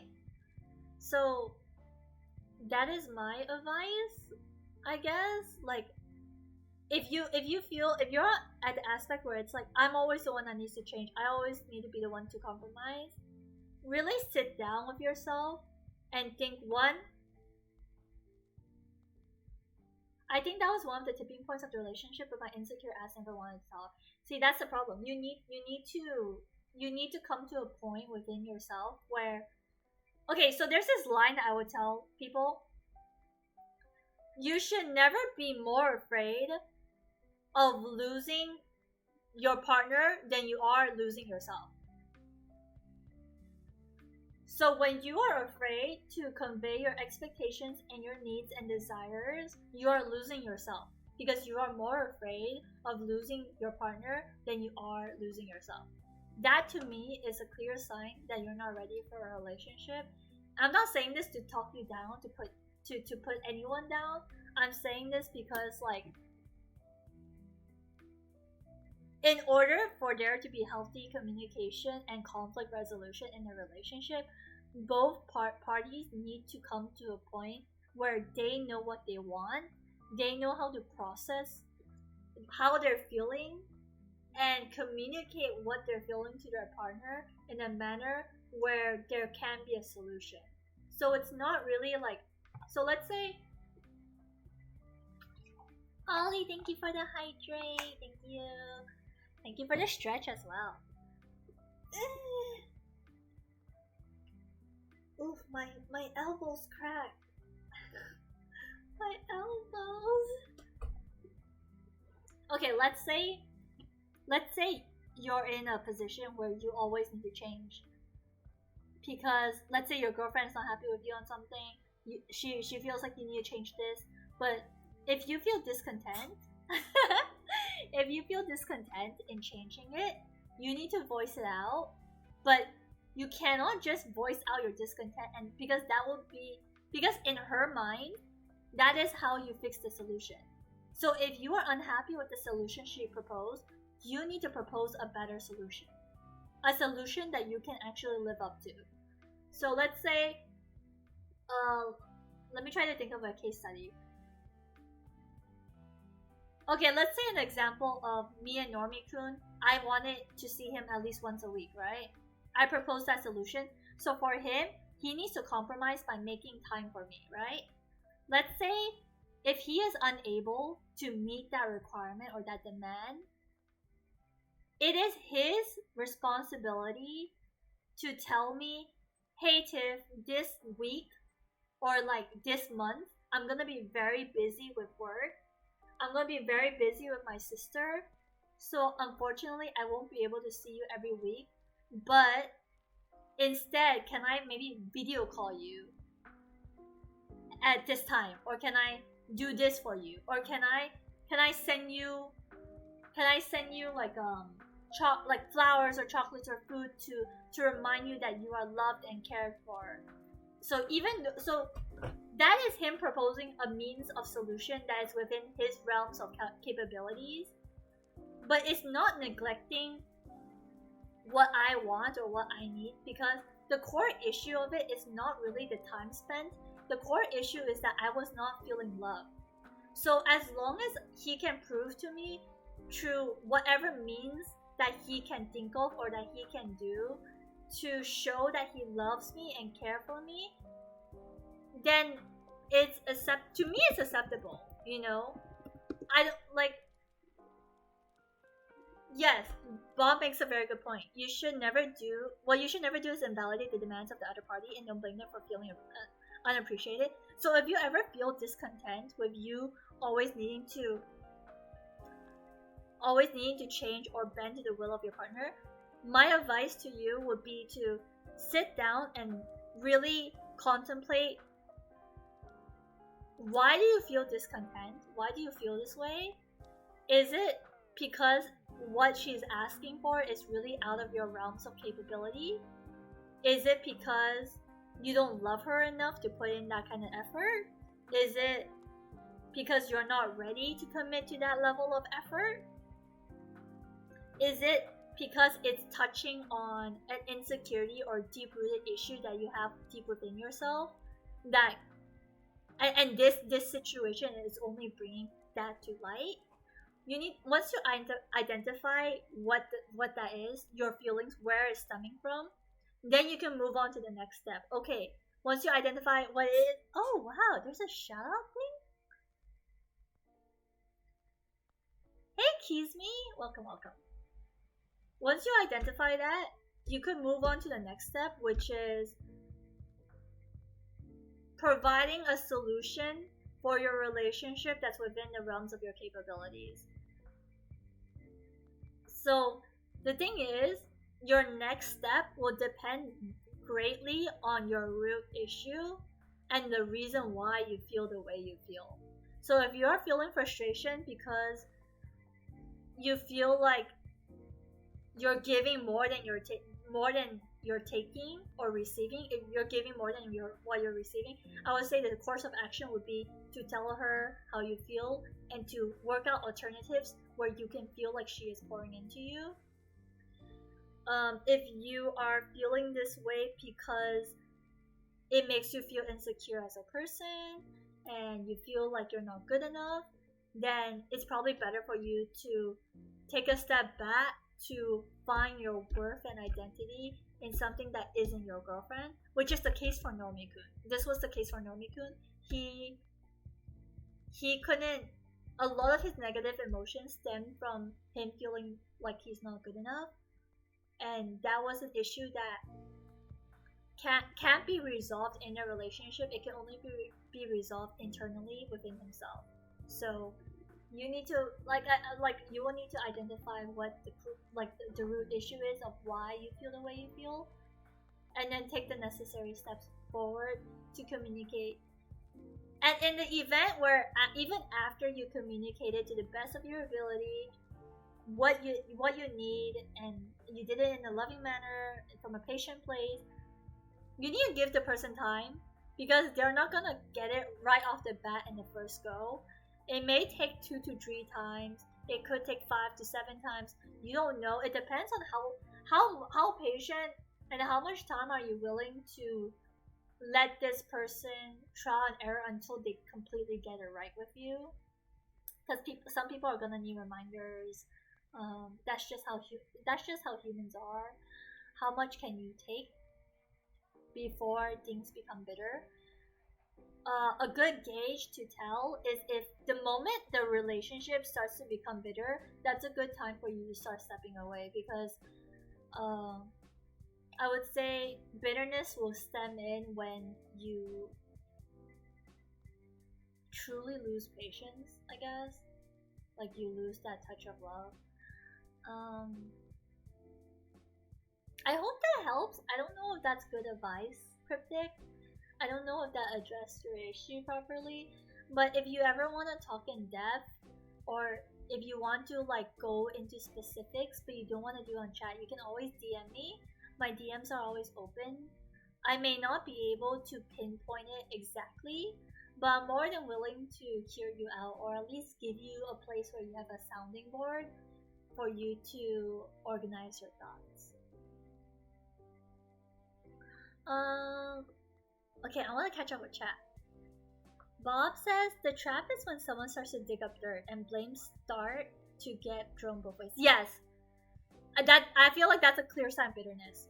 The moment you start bringing up past shit, that means you already let the root of bitterness take place, and that's not healthy already. Bob also says, I agree with Tiff. Both are responsible to nudge the other to find balance. Love is different from relationships. Love equals unconditional give. Relationships equals give and take. My caveat on definition of love, a lot of people don't want to hear that. Cryptic says, oh, I read this already. I guess I have to work on myself. Yeah, no problem working on yourself though. That's not a bad thing, by the way. Needing time to work on yourself is a good thing because it benefits you and your partner. Your partner that you're breaking up with, and also your prospective partners in the future, whether it be your ex or someone entirely new. There's no lose situation in being single to work on yourself.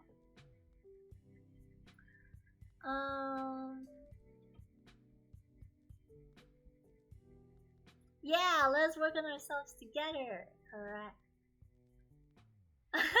Bob says should start a relationship advice podcast. If I'll join you after 10 years. Honestly, at one point I was tempted to be like a relationship life coach because I love love. I'm passionate about relationships, and I hate seeing relationships just completely get torn apart due to lack of knowledge or lack of understanding or lack of communication. So I guess in the future, if I ever do pursue this area of expertise, you would likely see me start a podcast or like make content about relationship advice and whatnot, because it is something that I am passionate about and like I do feel strongly for. Hi Shaman! Welcome to the stream. It sounds like we were doing therapy.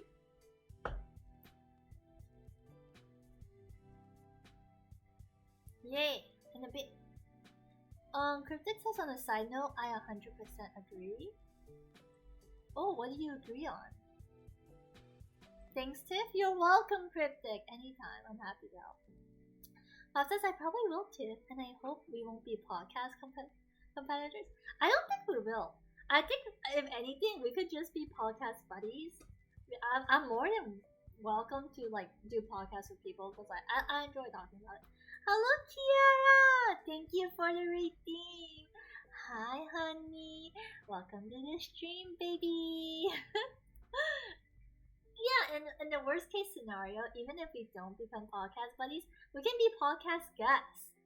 I don't really believe in competition when it comes to sharing advice and making the world a better place. I would say, if anything, competition is good because that means there's more content and material that's being pushed out, and this content and material is pushed out to help better people and improve lives. So if anything, I would love competition instead of not having competition at all. Kiara says, hi, how are you, Tim? I'm doing good. Thank you for asking. How are you, Kiara? It's been a while. Kiri says, hey, I love podcasts too. Yeah, podcasts are good. Cryptic says, I gotta sleep now. Bye.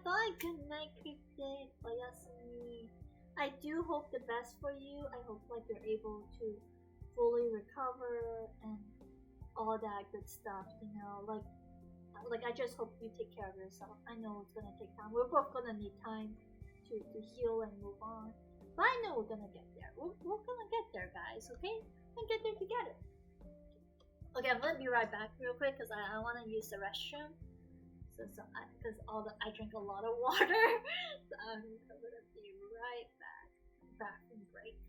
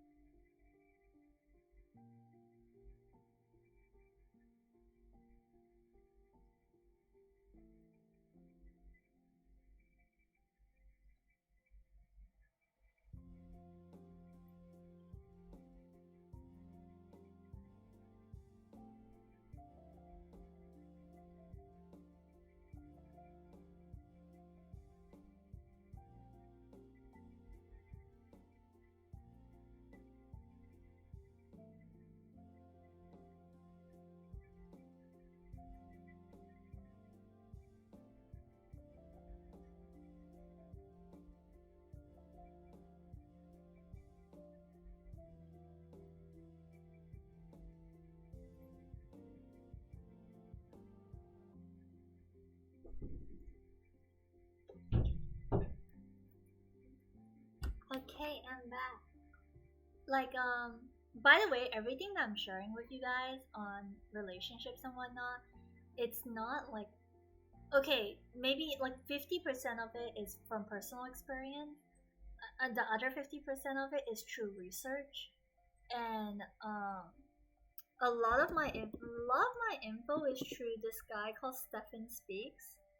I'm gonna link his YouTube channel because um I really do agree with most of his content. I'm not saying all of his content, but most of his content, despite his clickbaity titles, it's actually very wise and it's very like when you apply in real life it's actually really healthy because like the tricks and tips that he gives and the advice he gives is not like manipulation tips or whatever. It is actually solid advice if you want a healthy long-term relationship that you put in effort and work on.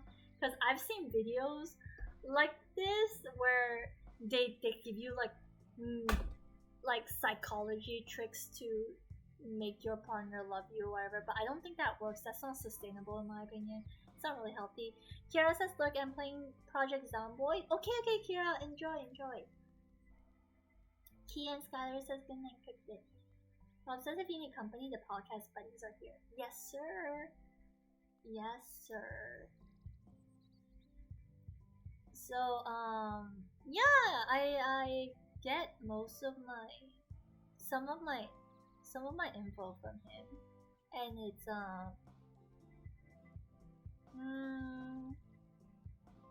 it's good. It's good stuff. It's really good stuff. You guys can check it out. Trust me, despite the clickbaity titles, it's actually like pretty decent content. It has like the Tifa seal of approval. I have not watched all of his videos, obviously, but I've watched enough of his videos to find him credible to speak in this area. Like, I would not share him with people if I did not feel he was good.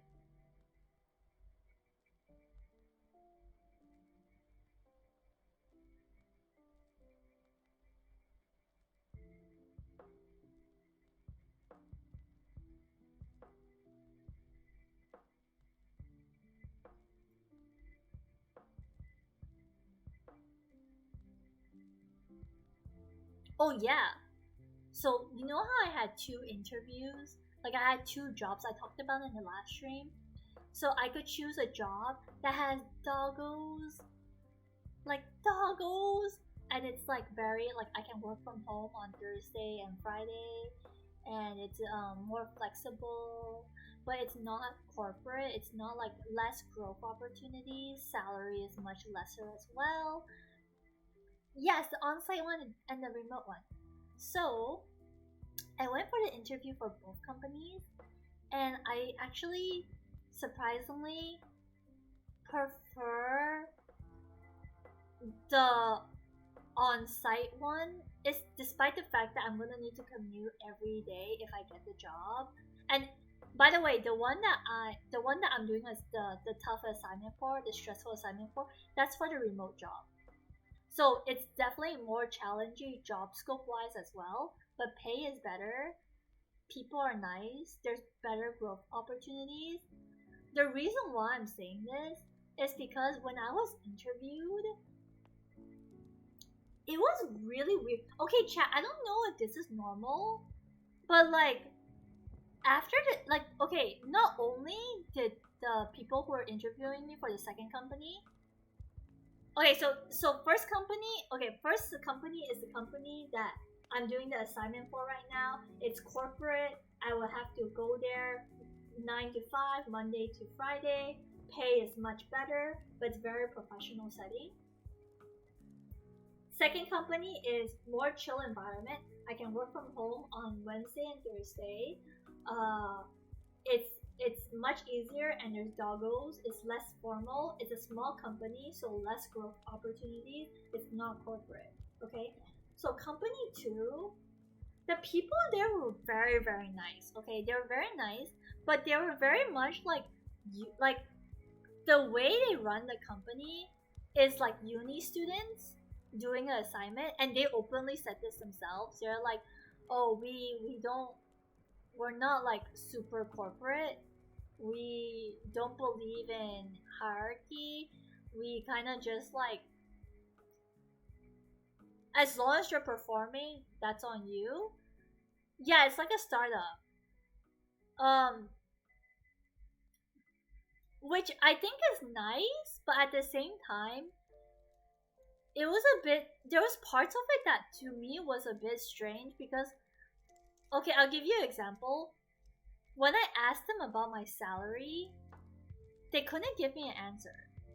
They asked me like, what is your proposed salary? And I said, instead of me telling you what my expected salary is, how about you guys tell me your range of salary and we work within those means? Because I have told them my proposed salary over our phone call, like our phone interview, and they responded with like, oh, that kind of salary would depend on your performance. So that to me was already like, huh? Like if like what's the point of asking for my expected salary if you're gonna tell me that like it will depend on my performance, right? So not only so during the interview they to this day I still don't know what their salary is. And also the guy who was interviewing me, he asked for my pay slip from my previous companies. He was like, can you send in your pay slip to your last three pay slips from your previous companies? And I'm like, I'm not comfortable with sharing that kind of information.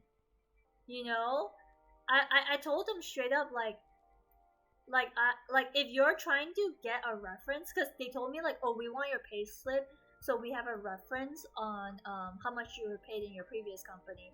And I'm like, I'm not really comfortable with giving you the information on my pay slip and like all that stuff. And when I told them that, they like ghosted me. They didn't give me a response. So I reiterated that like, if you're really looking for a reference, just tell me what is your proposed salary rate and we work within those means.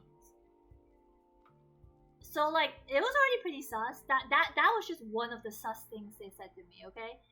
Another thing they said to me was hey Cidio, hello. Let me give you a shout out. Hello friend.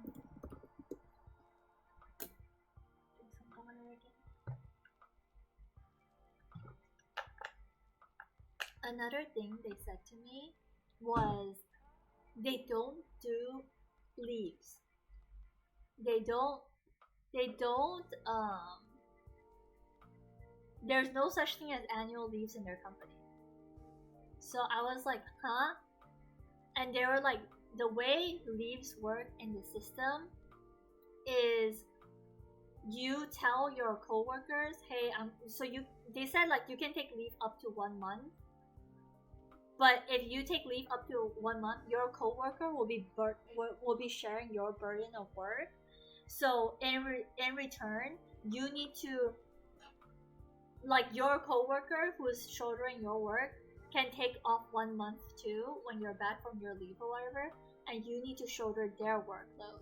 So it's like, it's that kind of system. They have that kind of trust-based system where it's like, if you can take a leave as long as you want, but you need to be prepared to work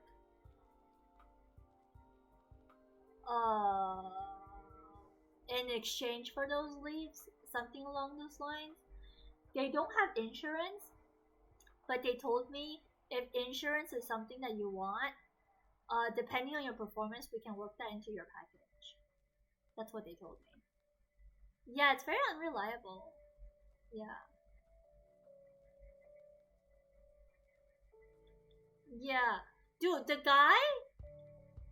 They were like, okay. One of the CEOs was boasting how like, when I go for meetings with my clients, I just go in with shorts and a t-shirt, but I can still come out winning the client over. So he was boasting about like, I don't need to dress corporate to win my clients because that's just how good we are. But to me, it was like, I get that you're boasting in your abilities, but I think it's kind of rude to attend a meeting, especially when you're meeting clients from big companies, or just clients in general, in t-shirt and shorts and sandals, because that just shows to me that you don't respect the person that you're seeing enough to dress appropriately. I'm not asking you to wear a full-on suit and then whatever, like a bow tie and whatever, but if you want to wear a t-shirt, that's fine. But have the decency to at least wear pants. You know, you go in shorts, it's like, that to me just shows that you're not professional. So like that, like, it just like, I don't know, I got bad, like, I don't know, I had like kind of bad vibes about it. But like, they were very nice people. Don't get me wrong, they were very nice people. And because their office is based in a home, they were telling me like, oh, one of the perks in working in this company is if you ever want to take a nap, you can just take a nap because we have beds upstairs. Like if you want to cook during lunch, you can cook because we have a kitchen. And and obviously dogs are great. They're all like relatively nice people, but they were like nice people in a way where it's like, I would like to be friends with you, but I wouldn't want to be co-workers because I find it hard to respect someone who doesn't really respect others or respect themselves enough to present themselves in a respectable manner. You know what I mean? Oh, nah. Bob says there are better startups than that, to be honest, much more organized, higher pay, and insurance. Preach. It's definitely not something to preach about, boast about. Yeah. So it was a bit disappointing because it's like the doggos were so cute. The doggos were so cute, and like I do understand because it's a home-based company, like office. I don't have to pay for parking, and everyone is casual. You'll be comfortable. You could like, you don't have to dress up. I don't need to be in uncomfortable clothes, basically. That's like one of the perks. But the cons to me were a bit too alarming for me to ignore. I feel like I will only join their company as a last minute resort if I don't get hired by the first company, or if I don't get any, like, if I'm really desperate to be employed, like I'm really in need of the money, I really need to be employed, then maybe I'll go to them for like a short term. Steal the doggo. Bob says, I want to start a company where all my employees get a bunny bunny. Oh, that'd be so cute. That'd be so awesome. The doggos are so cute. They're so nice. Have you tried applying elsewhere? No, not okay. So the reason why I haven't been applying elsewhere is because I'm scared that my interviews will clash with one another.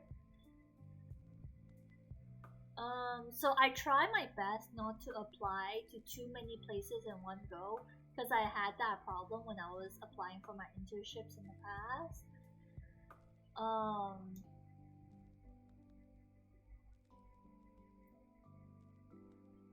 So if both companies don't follow through, I'll probably continue job hunting.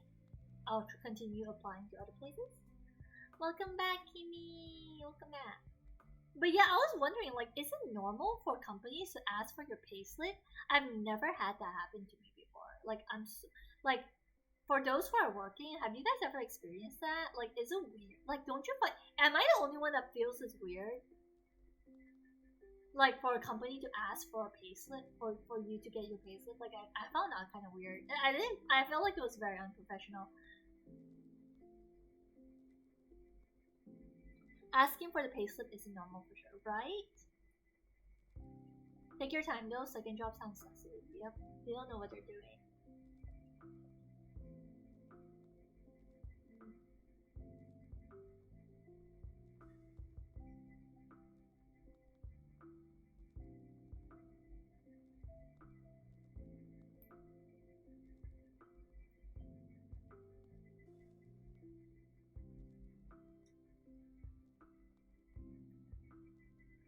It's illegal in some countries. Oh shit! Really, I didn't know that. Ollie says, I always thought payslips are government authorities. Yeah, the fact that they would ask, not just for one payslip, by the way, for 3 payslips, I was like, what the hell, you know? Like, no. And HR practitioners think it's a red flag. I heard of tech companies doing that, like Grab, but it's very common for tech startups. Oh, really? Check on your local law spam.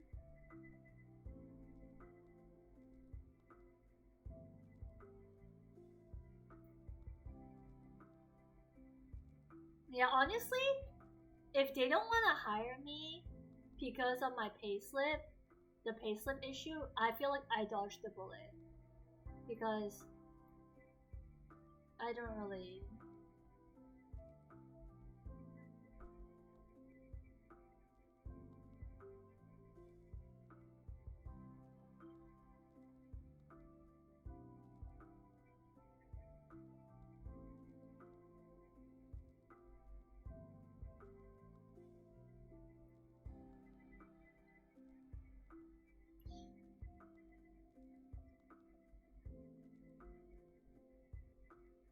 I have a good feeling you'll pass the first one.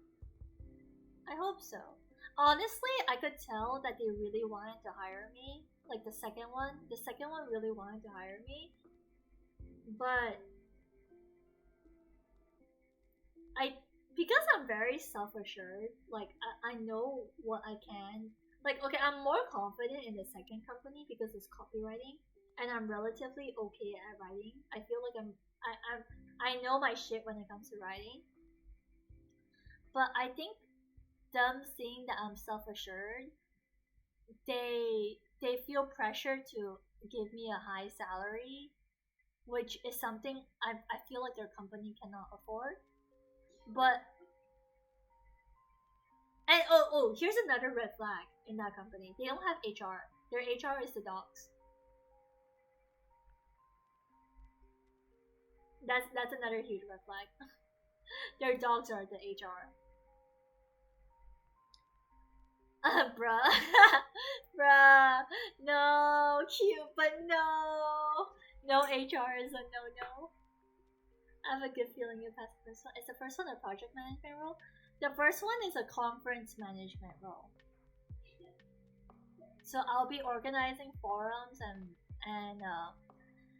summits and conferences if it goes well. And events. Is it legal to have no HR? Dude, the fact that they're having their office in the home, I don't think that's legal. HR stands for human resources. If there's no HR, whoever the boss is HR basically.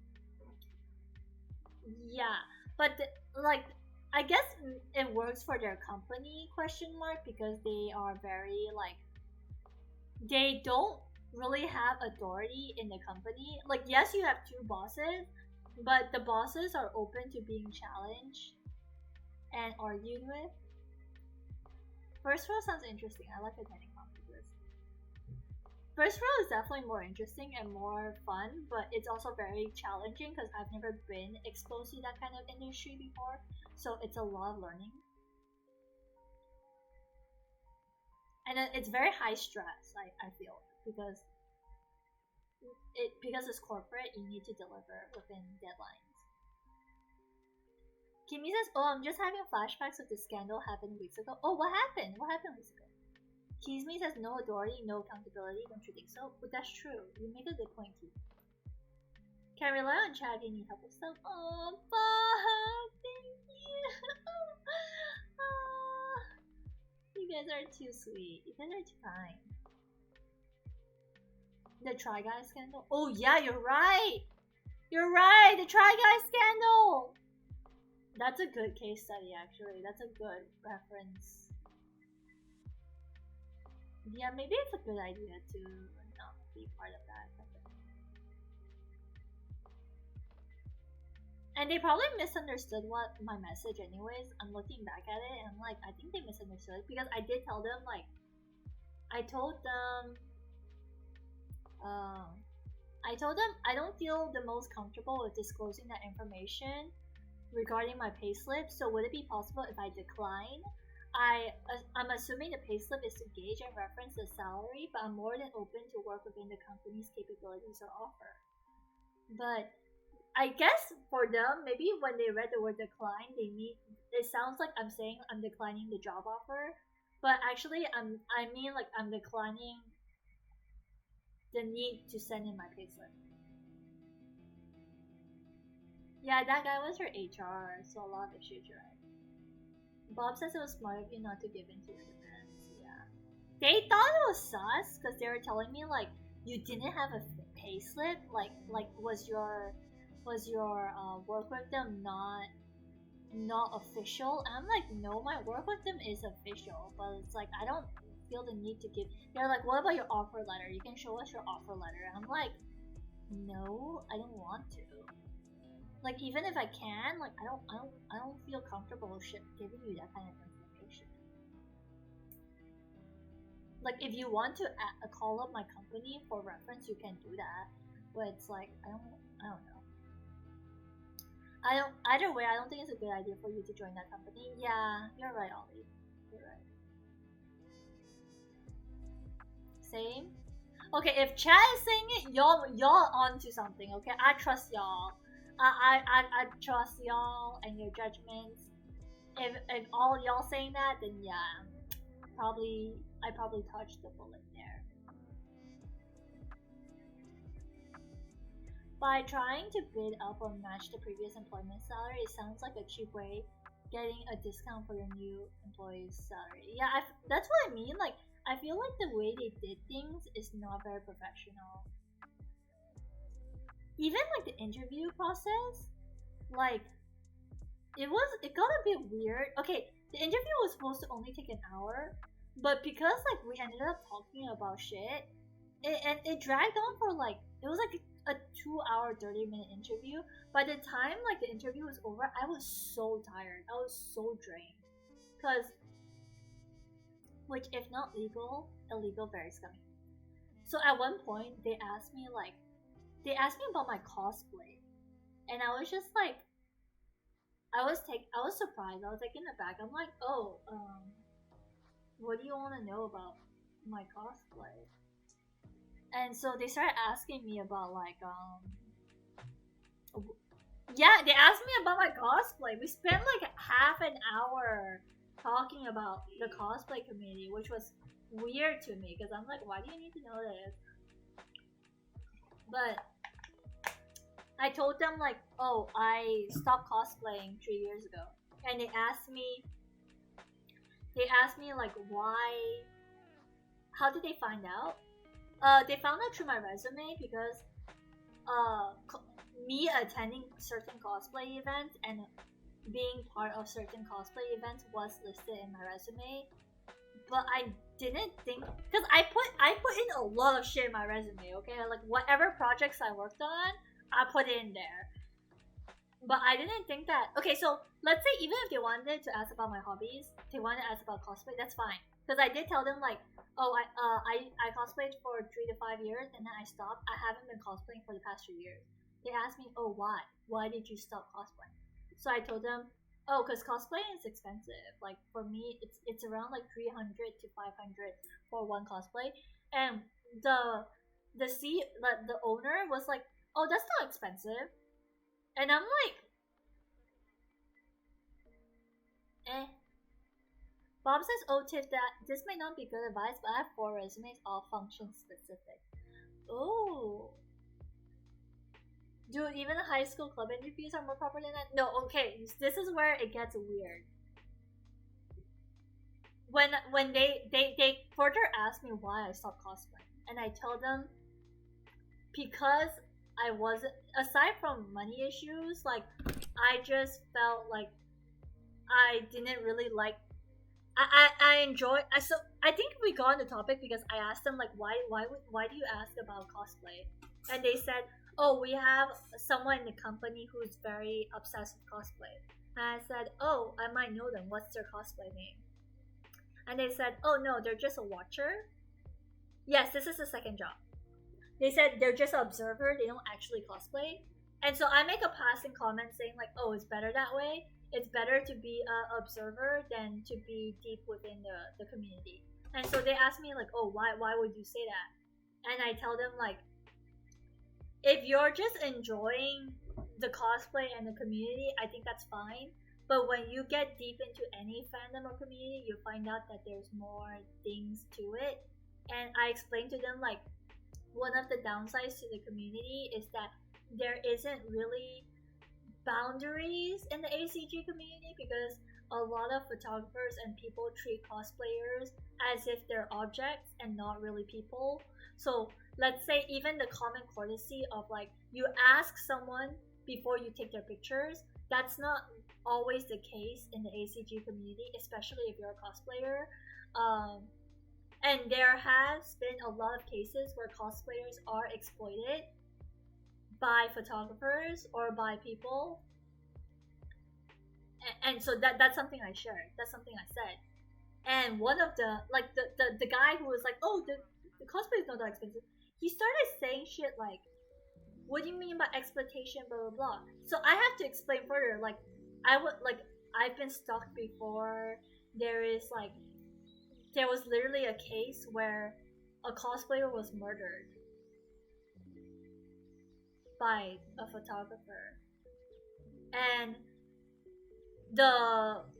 so there's three people interviewing me. There's the boss, there's a girl, and there's another guy.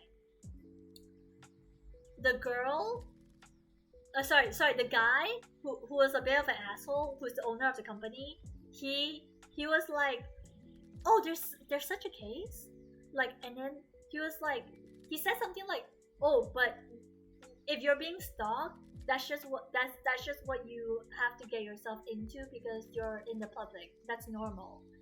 And I got very uncomfortable by him like dismissing what I was saying, like him like not really seeing the severity of the issue. And I could tell the other two people who were interviewing me, they were kind of like, what the fuck? They were like, what the hell, you know? So when the first guy, who was the CEO, when he left the room, both of the other interviewers had to apologize to me. Like the other guy was telling me like, Tiff, I'm so sorry if guy number one made you feel uncomfortable. He is not the most socially aware person, and I hope you understand that. Because you know, it got so bad that the guy had to correct him. Like the other guy who was interviewing me had to literally tell the first guy, like, no, sorry, I doxed his name a bit. No, Apple. Let's call the first guy Apple and the second guy is Orange, okay? Apple is the bad guy. Orange had to tell Apple, like, no, Apple, it is a very serious issue and blah blah blah blah. Like basically he had to explain it to Apple, and Apple had to shut up because like, yeah, it was just really, it was really bad. Like and then Orange had to explain to Apple like this was a very serious case in Malaysia. Like my friend, the friend that got the cosplayer that got murdered in Malaysia. And this murder happened within the past 3 years, okay? This is not like a far. This is like a it's 5 years recent, basically. He was explaining to Apple that like this was a big thing, and then like Orange had to explain to me that like the reason why Apple is like this is because like Apple is actually an IT person that failed for 13 years and ended up in the copywriting industry and has the startup and just a lot of like whatever, they were just saying stuff. But honestly, to me it was like I already felt like something was a bit off, you know, the vibes were off. So that's another reason why I don't like, even though the perks is really nice, being able to work from home is nice, the people there are nice, the fact that the boss, like the CEO, is a weird character. Like Okay, I won't even say weird character. I feel like he is not respectable. It's hard to respect someone like him. It like for me to enter into that company knowing that is like yeah, it's not a good idea. It's basically just a bad idea.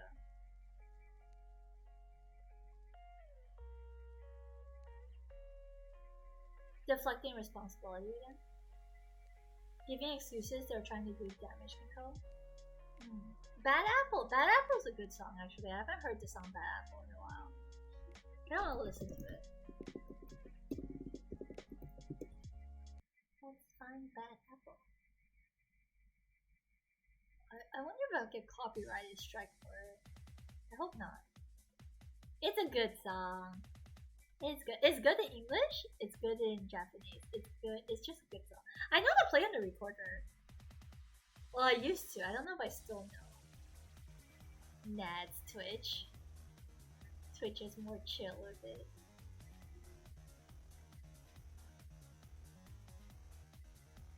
I'm just gonna paste the reference here because I can't. I don't want to keep swapping tabs.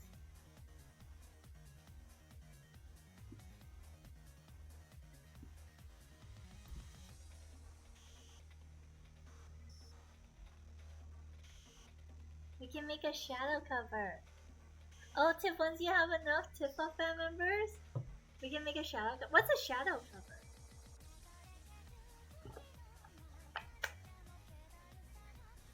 What's that?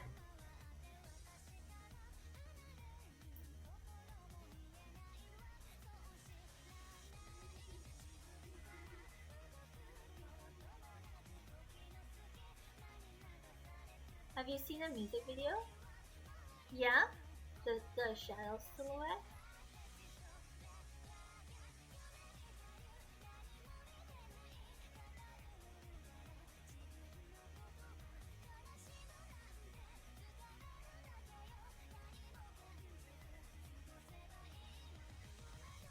Not sure what it's called. Yeah, silhouette. Ah!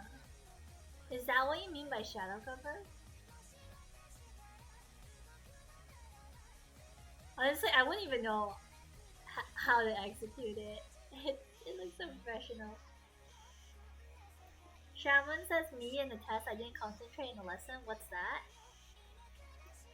Bob says they say that if you have a well-designed character, you can recognize them as silhouettes. Oh, that's what you mean! Oh! Yo, that would be so cool. I feel like I would need to establish, like, it's not really about, like, getting different fan members, but it's more like, I feel like I don't really have an established identity because my VC face and my, like, PNG tuber models are totally different. Ideally, I would want them to match up, but because I don't know how to design my VC face in the way that my PNG tuber is, like, there's that, like, disconnect. Bob says, I'm sure we'll eventually have a Tifa fan person who can make those. Yeah! He says we can make LCs based on us. That'd be so nice. I would love that. I was actually really excited to read Zamus's, like, Zamus was working on a, what do you call it? On a fanfic for the Tifa fan members. I was really excited to read it. But I don't think they had time to follow through with it, like time or commitment to follow through with it. But it was still nice. Like the idea of it and like what I read so far was still pretty wholesome. It was a fun thought to dwell on.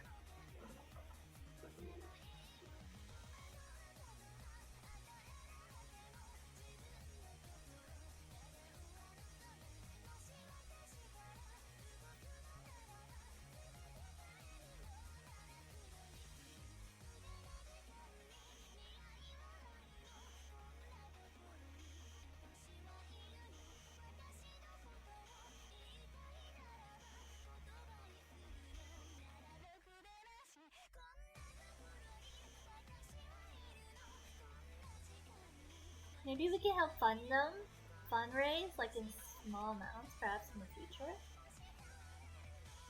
Oh no, I think it might be like a Not really so much time because she is I mean they are a student, but I think like it's just like the motivation to continue on or like to continue to write, which is fair because I as an ENFP I completely understand like what it feels like to like have an idea but lose motivation to carry out with it.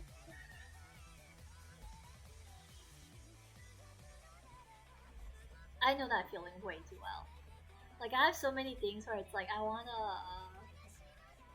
undergo and attend, but I just don't have enough discipline to follow through with it.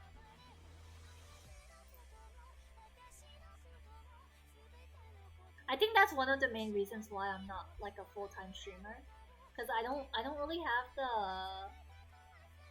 the commitment to follow through with it. Like not just the commitment, but the what do you call it? The tenacity or like the willpower. Yeah, exactly, Bob. Starting things but not finishing. I have that. I have a really bad habit of that. I have a bad habit of like picking up new hobbies, but not like following through with them. Mood with commitment issues. You just described me. Oh, it's painful. It's bad. It's really bad. And always inspiring you to reach your dreams. I think that's why your best matches are NI dominant personalities, INTJ or INFJ, because they go deep into completing and organizing things. Yeah, I kind of know. Like my Normie-kun's sister is an INFJ, and she is like a organized. Like she is like disciplined to the bone. I am the complete opposite. Like, not to say I'm completely indisciplined, but it's like I like I'm so I would say like I'm pretty emotional driven or like feeling driven. So it's like if something doesn't if I don't feel for it, it's hard for me to continue on with it, which is bad because it's like you can't count on your feelings to take you far. You need discipline. So that's something I struggle with. That's my weakness.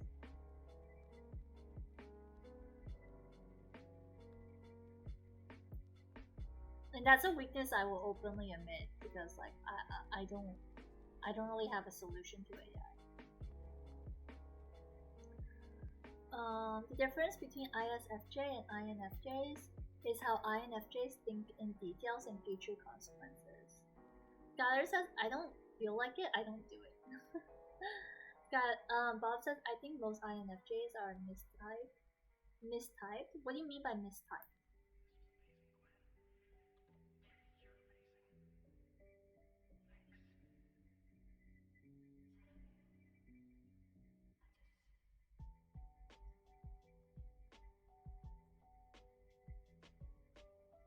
Sexting personalities isn't accurate?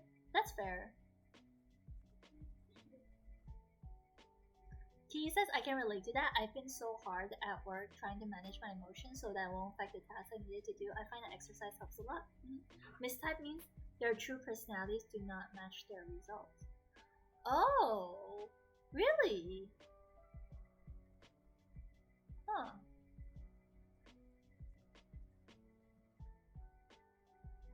ENFPs are good streamers, but really? Why though?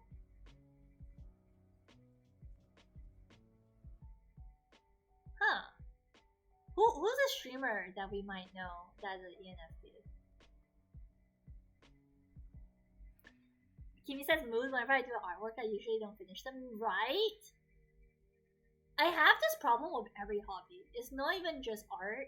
It's like, let's say crocheting or anything. I'll buy the yarn, I'll be gung ho, I can start it, but it's hard for me to like finish it. Key I feel is ENFP. Oh, Key is ENFP. You're not wrong. That is an accurate analysis. Or he's just ADHD. He is both. He is both. That's so funny. Because ENFPs are one of the only two personalities with NE as their dominant function. What does NE mean again? What does NE stand for again? What are the perks of NE? Extroverted intuition. Ah, okay. Some people say that ENFP is a typical ADHD personality. Oh, I knew he was ADHD from the streams. Oh, okay.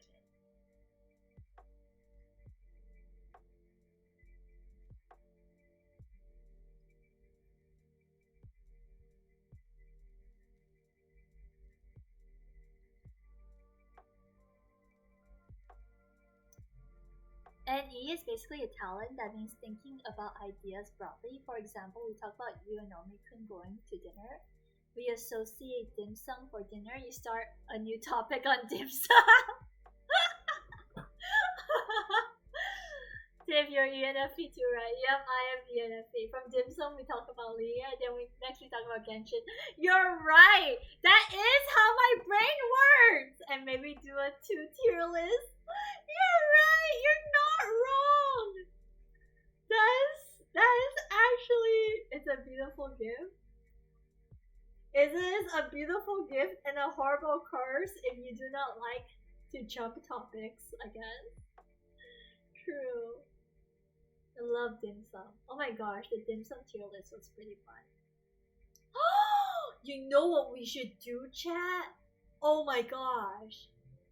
Wait, no, I need to finish this. I need to finish this first. I want to do a Genshin food tier list.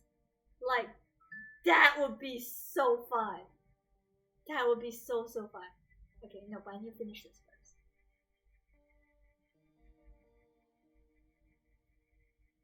Very sad that dim sum break isn't around my area. Aww. No dim sum places.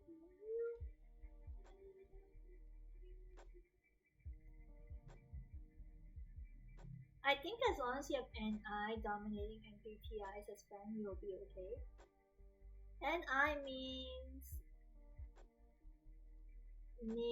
introverted intuition? Is that what it means? INFJ and INTJ, hopefully not this type. And then Skylar says, and then she forgets the tier list and watches the video instead. Introverted intuition.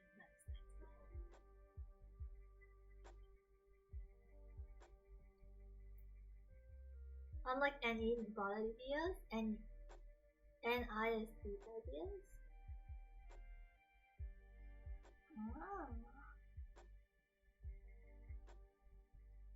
For example, you open a topic on Leah's top dating places. That is a fun topic to talk about too!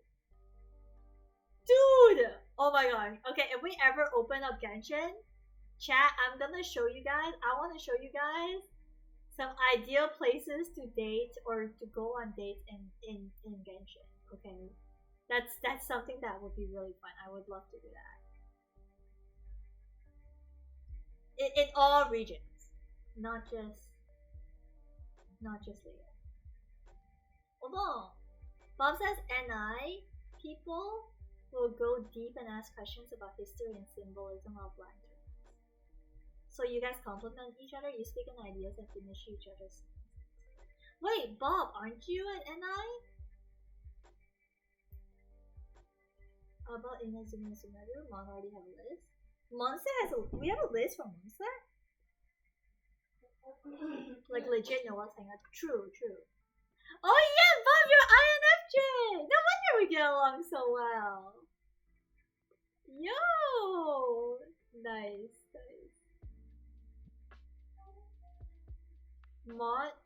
Mondstadt is definitely Windrise.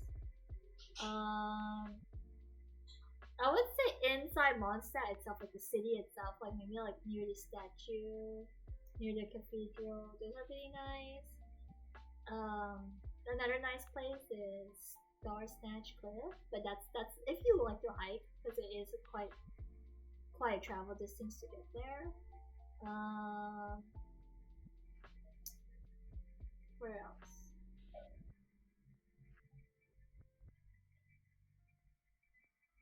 Windrise, the cliff where you find Cecilia, the big tree.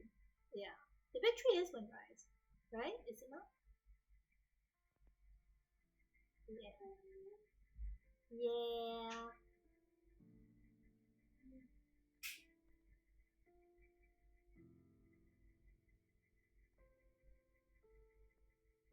For Leah, definitely. Okay, if there is the Leah festival, you know the Lantern Rite. Oh my gosh, Leah is so beautiful. It's such Lantern Rite is such a great date spot. It is so pretty. My favorite place. Bob says, yeah, we podcast buddies. And Ian and I also don't invalidate each other's feelings because most people think thinking and ideas is corny or cringe. Aww, I love Lantern Rite. Me too. Like if I'm in Teyvat, and even if I'm not in Liye, going to Lantern Rite will probably be one of like my bucket list items for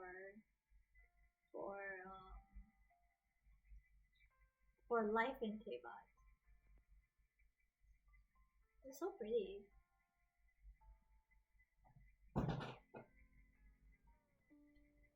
Oh.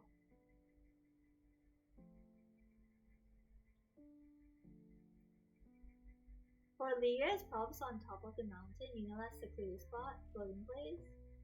Oh, I would also say the pool area. You know the place where like we meet like Cloud Retainer or whatever. There's a pool, like a little pond, and there's like a seat. That place is pretty nice too. Okay, I'm gonna merge my layers, and hopefully I won't regret it.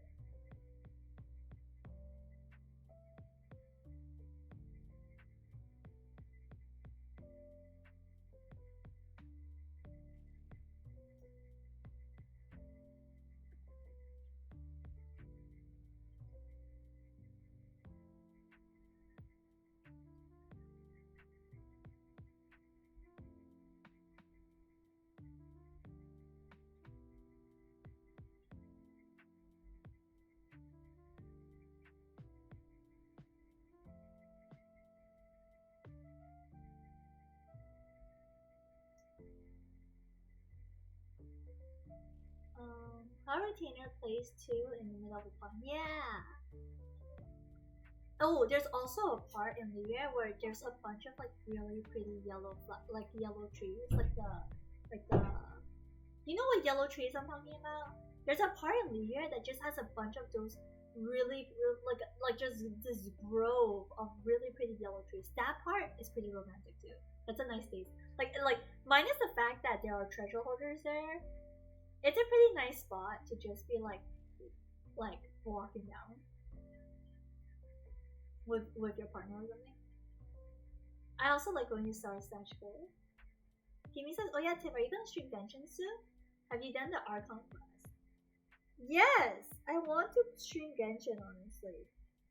I do want to stream Genshin because I haven't done a lot of hangouts, and I also haven't finished Sino's quest yet, or the Archon quest yet.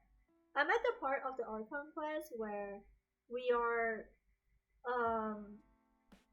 chasing down K knowledge with Sino.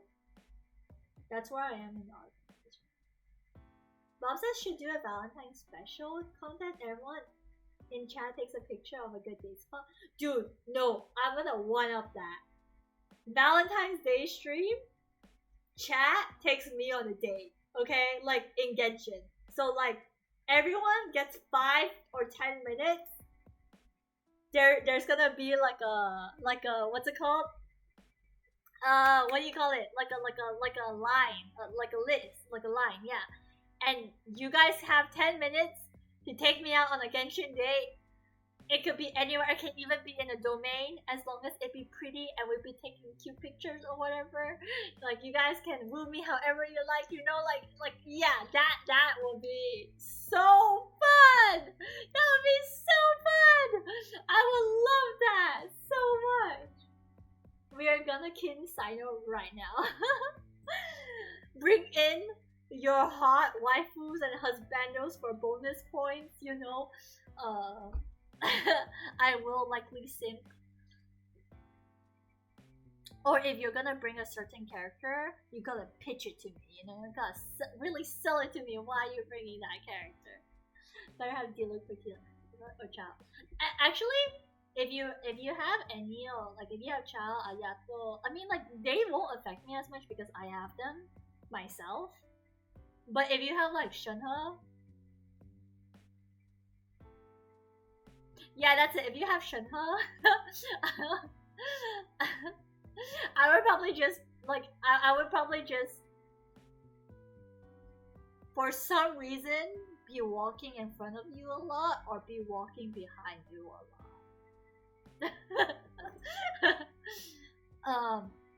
I may or may not be climbing a lot for personal reasons. I mean, those hip openings, I don't blame you. Right? Right? She's so hot. I'm like, ugh. Sorry. Chongyu's auntie. Chongyu's auntie is looking fine. Look fire.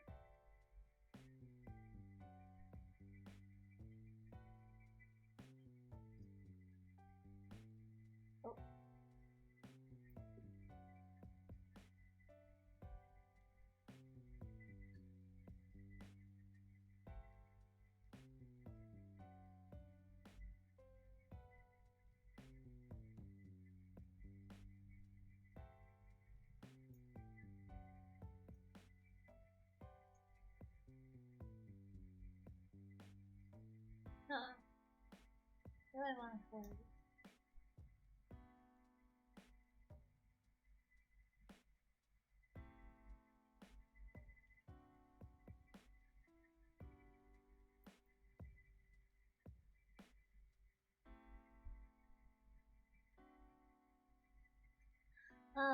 She's like 30 plus. Hello, mommy. Is she?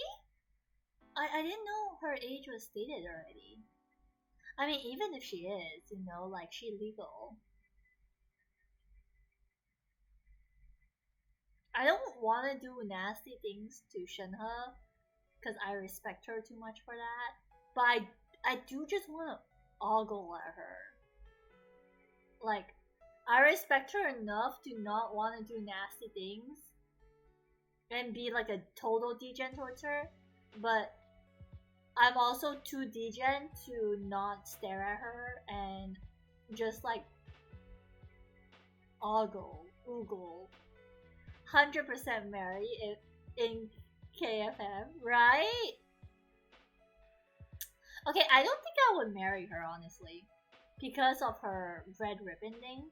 I'm like if she like loses her seal and goes into like murder berserk mode, I'm dead. And I don't think I can live with that kind of risk. But she would definitely be like a F-ish. Hey Tim, is it me? Or is it hot in here? Do you wanna go hang out in the pool? I would love to roleplay with chat in Genshin. I think it'll be fun. It'll be funny. It'll be fun and funny. In a Eula and Amber way. Oh, it's getting hot in here. You know what's funny? When I was when that song first came out, the song that goes like, "It's getting hot in here, so hot, so take off all your clothes. I am getting so hot, I'm gonna take my clothes off." Like that song. I used to not be able to say those lyrics without dying laughing. Cause like I found those lyrics so freaking funny. Like, I still find it pretty funny. But it's like back then, every time I heard those lyrics or I would say those lyrics, I would die laughing. Like just like I would not be able, like it's instant serotonin for me in the past. This song is still pretty funny to me actually.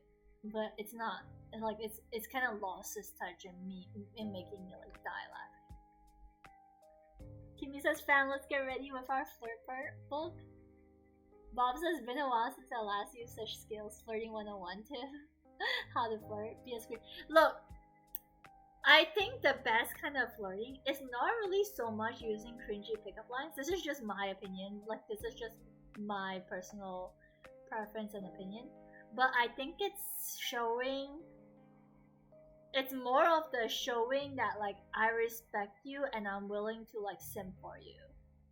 I think the simping part is what makes it, what steals my heart. You usually have to genuinely give compliments. Like, okay, one of the most hottest, like, okay, not hottest, but like, one of the most nicest things I've heard is, someone once told me at a restaurant or whatever, like, they said, like, you can have whatever you want. And I know that sounds like a simple line, but, like, to me, it's like,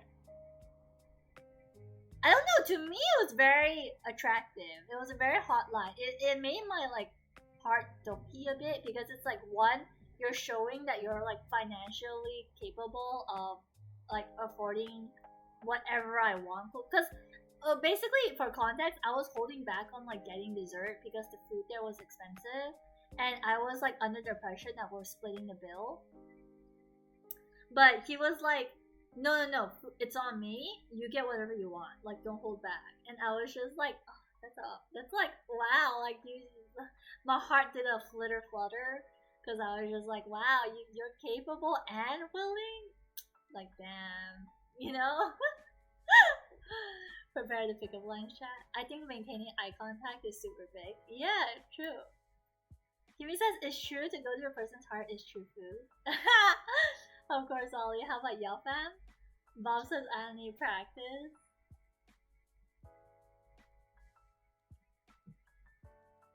Honestly, I think you guys will. Okay, I will rate you guys based on the location, the activity, the character I'm doing it with. So, like, if you guys are in character, and then, like, your engagement. Those are the things, like, the doki rage, the doki gauge, okay? So it's not, like, if you guys say certain lines that make me doki, or, like, you know, do certain things that make my heart doki, I would, like, probably bump up your rating, that kind of thing. Should I duplicate this? Ooh, okay. It looks a bit nicer to duplicate it.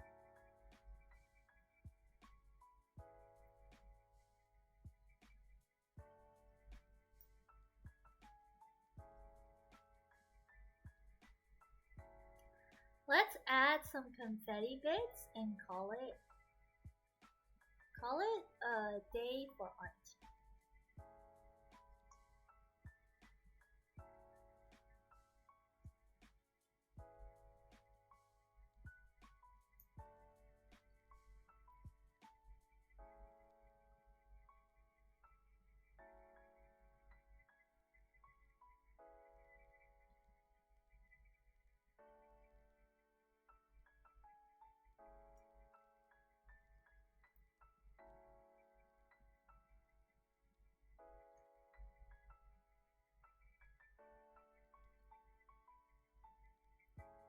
Confetti always works. Always makes things look nicer. Wish.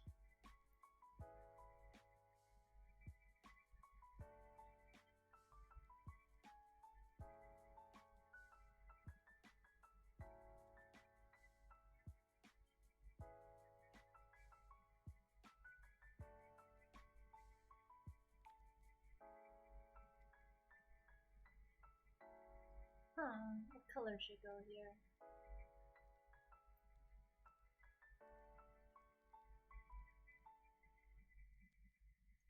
Churros! Hello! Welcome to the stream! How was your art? How was streaming art? Thank you for the hydrate. Thank you. Need to find a field of white irises in Teyvat. Honestly, not just white flowers, but there's like, in Sumedru, I've encountered a couple fields of flowers that are just so pretty. Like, thank you for the hydrate. I just hydrated for you. Like when I was playing Genshin with Zuku, we stumbled on this like flower field that was just so like it was so randomly in the place. Like it was just a random flower field, but it was just so pretty, especially when you're playing as Ganyu, and it kind of matches her color theme. It was very like aesthetic, and I was like, hold up, I'm gonna take a photo. So yeah, I did that. Okay, I'm done with this. Amanda art. Let me just save it here.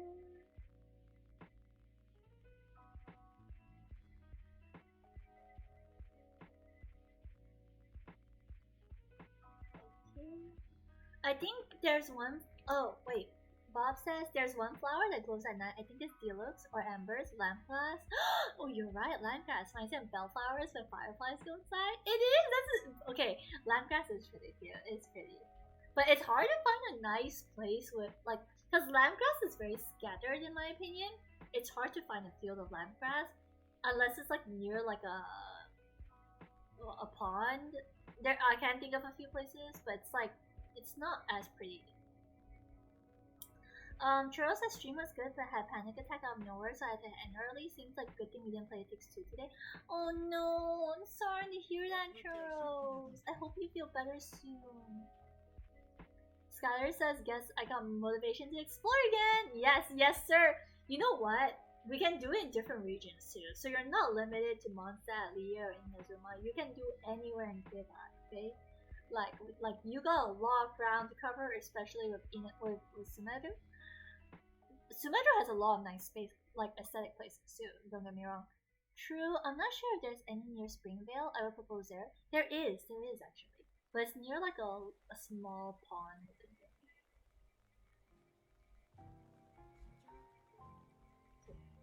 Let me send Amanda, my cousin, her birthday art.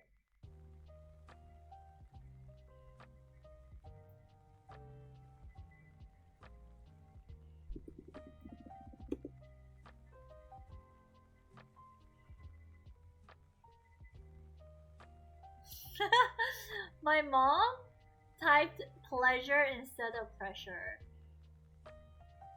So she was like, she meant to say, don't pressure yourself to get the job that you want. Like, don't put that pressure on yourself.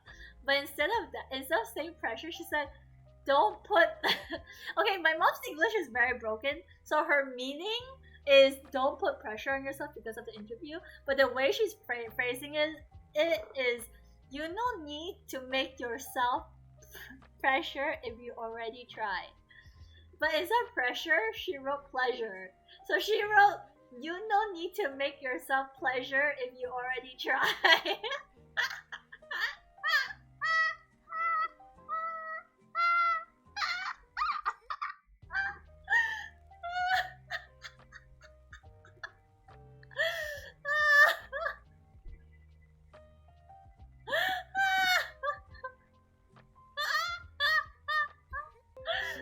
Screenshot the message for you guys to see. It's so funny. Look at that. It's so funny. She's so sweet, but her English is so bad. Your mom is like, my mom is always like that too. English. Double care. Please don't stress. Everything will go well. Let pray God. Let pray God. You don't need to make yourself pleasure if you already try. That is your faith. By the way, by faith, she means fate. Okay? She's not trying to type faith. She's trying to say that is your fate. Okay, mom understand you. She's saying it's okay, mom understands you. That's the translation of what she's saying.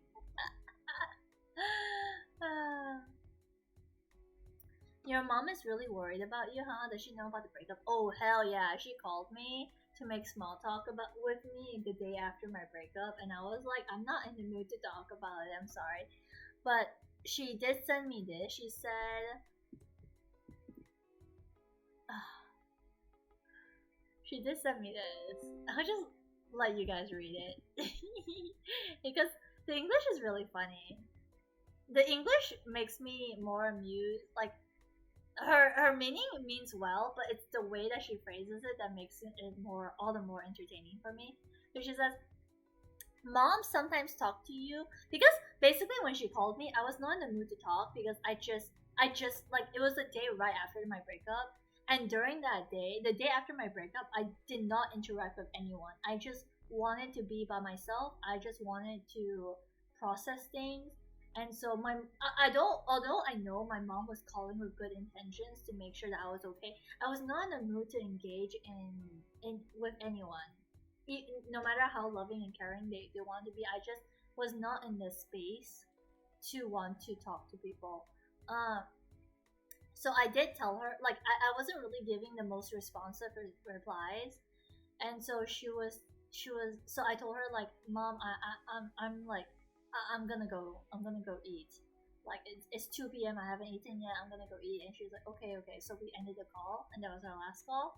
And so I do feel a bit regretful that, like, I didn't have the best call with her, but I know that she's just being worried, and I told her that, like, I did follow up with her and tell her, like, you don't have to worry about me because I'm like, I got this, you know. But like, I just wasn't in the mood to talk. But yeah, she says, like, she knows that I could settle things on myself. So it's like, yeah, like, I don't really need I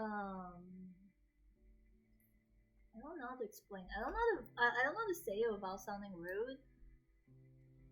But although I know my mom has good intentions, and I appreciate her worry and concern for me.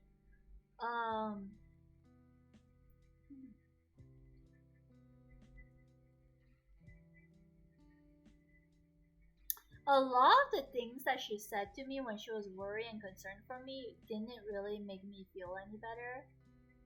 Cause at one point, I don't think I told you guys this. I told my friends. Ollie knows about it, but I didn't. Not a lot of people know about this. But basically, before I broke up with Normikun, and I came to the conclusion that I wanted to break up, my mom was supporting our relationship a lot, to the point where I felt like she was taking Normikun's side, because she was telling me stuff like, "Oh, Normie needs more time. You need to be very patient with him. Like, he needs more time." And basically, she was encouraging me not to break up with him. And that, to me, I was a bit, not to say bitter, but I was very frustrated because at one point there was multiple occasions where I did tell her, like, "Mom, I am your daughter. Like, no matter how much you want to treat Normikun as your son, you have to remember, I am your kid. You know how much he made me cry. You saw how much he hurt me. How can you encourage me to give him another chance in the relationship when you know how much he mistreated me? Like, how can you advocate for the relationship to continue?" That, to me, wasn't right. But my mom was coming at it from a viewpoint and standpoint that she believes that it is better to be loved by someone than not be loved at all. So even though Normikun was hurting me, she believed that because he was giving me love and affection, it doesn't matter if he hurts me because I could just not love him. That was the way she was thinking of. She was like, "Just let Normikun love you. You know better than to give, like, you should not love him more than he loves you." She was giving me that kind of advice, which I felt wasn't realistic, and it wasn't I just didn't sit well with it. It wasn't, yeah. Kimmy says your mom has a weird way of thinking. Yeah, no offense. To be fair, I feel like she's coming at it because, and honestly, I felt like my mom is not the most qualified person to speak about it because she has been in toxic relationships. So although I know she has my best interests at heart, she herself doesn't really know how to navigate relationships in a healthy manner. So me taking advice from her would be folly for me. How about just like 5 minutes? Okay, sure. I'm gonna BRB chat. I'll be right back. Undo the laundry. Let me find the BRB sticker. I'll be right back.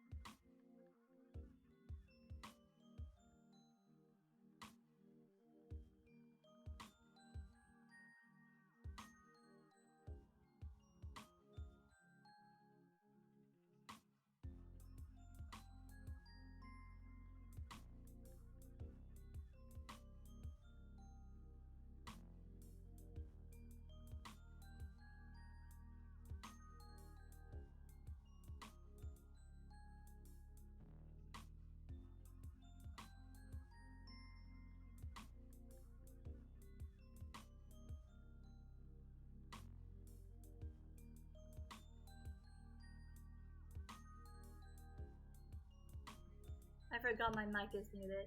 Good night, Ollie. Good night. I don't know if I made it in time, but I hope she has sweet dreams. Good night. Bob says sometimes it's best to fight it out. I was like that with my mother too. We didn't really understand each other a lot. I don't think it's I don't think it's bad. I wouldn't say it's like a fight. I would say it's a disagreement, and we had to. There's a lot of communication that needed to go into explaining both our cases. So it was one of those situations where, and after on the second, like I said, communication. It's not like you say it one time they get it off the bat. I had to tell her. I had to explain to her like 2 to 3 times, and only on the 3rd time was she like, oh, I'm not gonna try to convince Tiff to be with Normie or whatever. It's up to her, and I respect her decision. We came to like a agree to disagree kind of thing, because like, and I respect that, because it's like you don't need to think the way I think, but I did tell her like I don't need. Although I can understand where you're coming from, and I do understand that being loved by someone is a blessing and a privilege, but I do not need that kind of blessing and privilege if it comes at the cost of my self-respect and dignity. Like if me being loved and being treated well by someone is going to cost me my respect, in a sense where like they feel like they have the right to disrespect me when they're upset, I don't think that's right, and I would rather forego that and be friends, because there's a lot of blessings in friendship as well. You don't necessarily have to be treated romantically in order to feel blessed or to enjoy life. But because my mom has been single for a while now, and she does feel like who guy or girl, you like to feel pampered, you like to feel loved, anyone will enjoy feeling pursued and whatnot. That's a fair feeling to have, but I wouldn't say I would desire that so much so that I can not live without it. Like I'm okay with living without it, you know? Bob says, I'm sure it was tough 2 weeks, but I'm glad it worked out good. Thank you. I'm not gonna lie, I do have days where I miss him and whatnot, but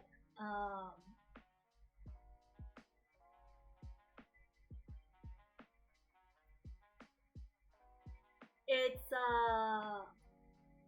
like my friends told me this. They said that it's normal for you to grieve, because if you don't grieve, if you don't feel bad, then that means you didn't really love them. And because I was very serious about Normie-kun, I will need time to heal and move on. Agreeing to disagree is actually ENFP and INTJ exclusive commonality. Really? I think it's important to agree to disagree though. Like, because I really don't believe that. Okay, for core values, maybe, especially if it's your partner, but let's say if it's family members or whatever, if they have a different belief system or ideology from you, or maybe even a thought pattern that's different from you, that's on them. Like I could try to convince them to see my way and persuade them, but if they don't want to budge despite my amazing persuasion skills or lack of persuasion skills, like it shouldn't bother me so much, because I don't really need everyone to think the way I do or conform to my thought patterns or mind like worldview, because it's not like I don't think it's important enough for me to fight on it, you know? And I don't really see any point of it too, because it's like why would I need you to think the way I do, unless it's like a good cause. So let's say if I feel strongly on helping orphanages or something like that, I would be more persuasive on talking about it. But if someone really still doesn't want to budge on like, hey, I don't fuck F the orphans, I don't give a shit. Like that's one person out of the vast population of 8 billion people. So to me it's like, again, not a big deal. Unless of course that person's worldview or mindset or whatever thought patterns directly influence me.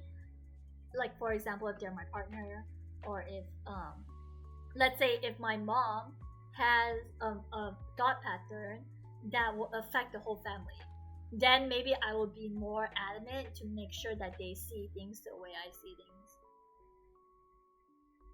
But in the case of like the relationship thing, even though I didn't agree with my mom, I can understand where she's coming from. That doesn't mean I will adopt her worldview, nor do I feel the need to enforce mine. But I did make it a point to tell her and explain to her that like it's not healthy for her or for anyone for the matter to base their happiness on the love someone gives them. So or the success of one's life or anything like that. You know, it's like, because for me it's like I know I'm loved. Whether or not people show me it or tell me that I'm loved, that's just an added bonus. But regardless of which, even if I never get a love or whatever, I know I'm still loved. You know, so it's I don't blame my mom, because maybe she hasn't come to that point where she feels that way. Bob says you share exchanges and put extra effort. It doesn't come as natural with all personalities versus soulmate levels, but for family, you do what you must. Yup, sensing types are most susceptible to get influenced by others, because usually N types that are mature have strong principles, and principles are abstract ideas basically. I think that's something that I will be looking more into in future relationships, because I think having core principles. Okay, I can't with words. I need to choose a background music that doesn't have words, or I can't think.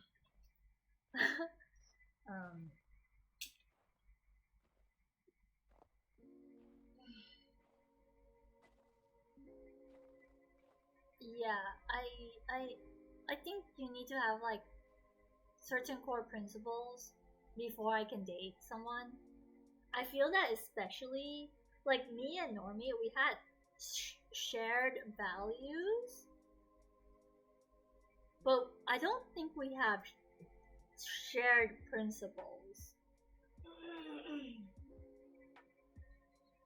I don't know if that makes sense to y'all, but we have shared values in a sense where it's like we believe that like divorce is not an option. We have values like family is important, having a good relationship with your family is important.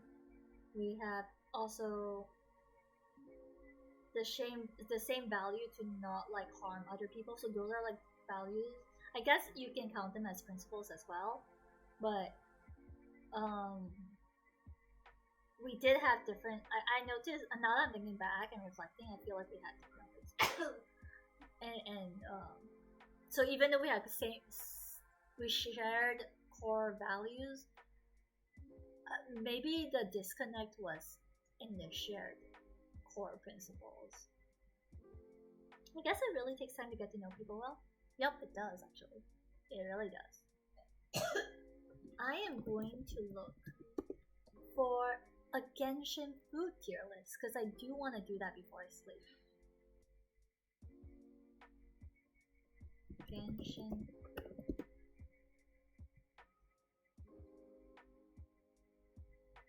No, please have it. Genshin Impact food. Genshin Impact food. They don't have a Genshin Impact food tier list. Scar says, hey Tiff, I got something for ya. What do you got? What is it?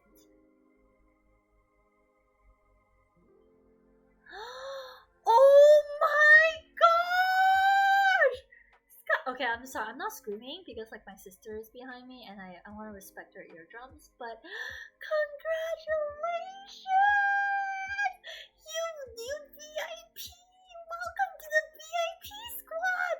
First female to penetrate into the VIP ranks. Yo! Okay. Let me add you. Skylar. Oh my gosh! Oh my god, thank you so much for redeeming VIP. I am so proud of you and I am so grateful for all the support. That is 3 out of 50. 3 out of 50. Damn. I forget that VIP is only limited to the first 50 people. It took 8 days and 6 hours to achieve this. That's amazing. Good job, Skylar. Good job. You went far. I'm so proud of you. You really OG. Sky-chan, omedetou. Omedetou. Omedetou. Oh no, why is my VC face acting up? I think I detected my sister. Hold on. There we go. Bob says, I don't know if I'll reach sing a song. If I'm sorry, I might never reach VIP. No, don't say that. I think you can. I truly, genuinely believe you can reach VIP. Cause you're in my chat quite often, in my opinion. The diamond is so pretty. It is. No. Please don't. No. Save it for chibi art reading. Don't do song reading. It's not worth it. He says, congrats, Skylar. Kimi says 90k more to go. Oof, you got this, Kimi, okay? Y'all got this. Actually, if you're sub, it's easier to gain points because there's like that multiplier when you're sub. Thanks, guys. No problem, Q. You got this. Y'all got this. Like, it's not like... Honestly, I don't think anyone would be saving for VIP. Like, there's a very few select people that would save up for VIP. So I feel like only like those who are like loyal watchers or like, you know, really like into my content, they're more likely to get VIP than even like people who are sub. I haven't really been watching streams a lot. To be fair, I haven't been streaming a lot, so it's not really your fault. It's not that like it's not that like you're not collecting the they have food tier list. They have it, but it's limited to it's separated by region. But let's do this.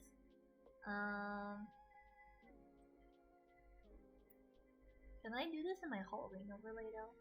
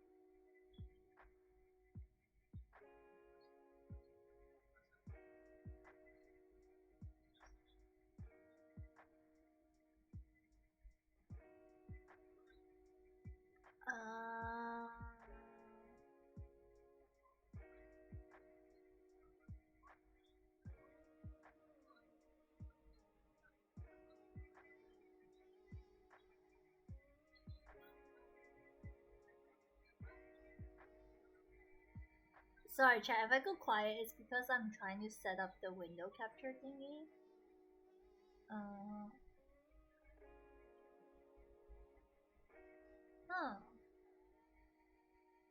Oh, there it is.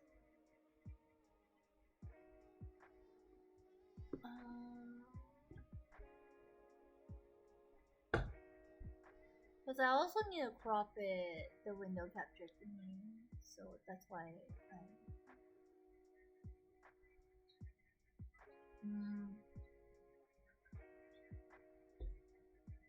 I guess I could crop it like this.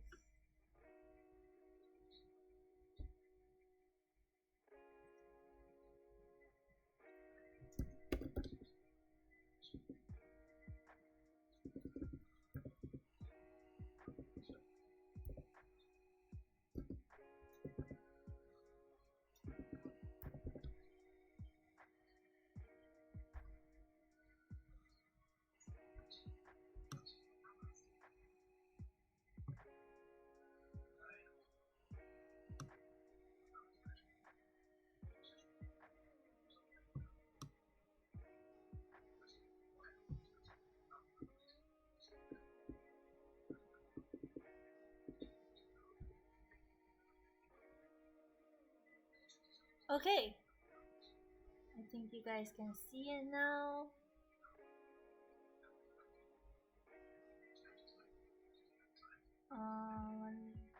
Is there a way I can remove this ad? Nope, doesn't seem like it.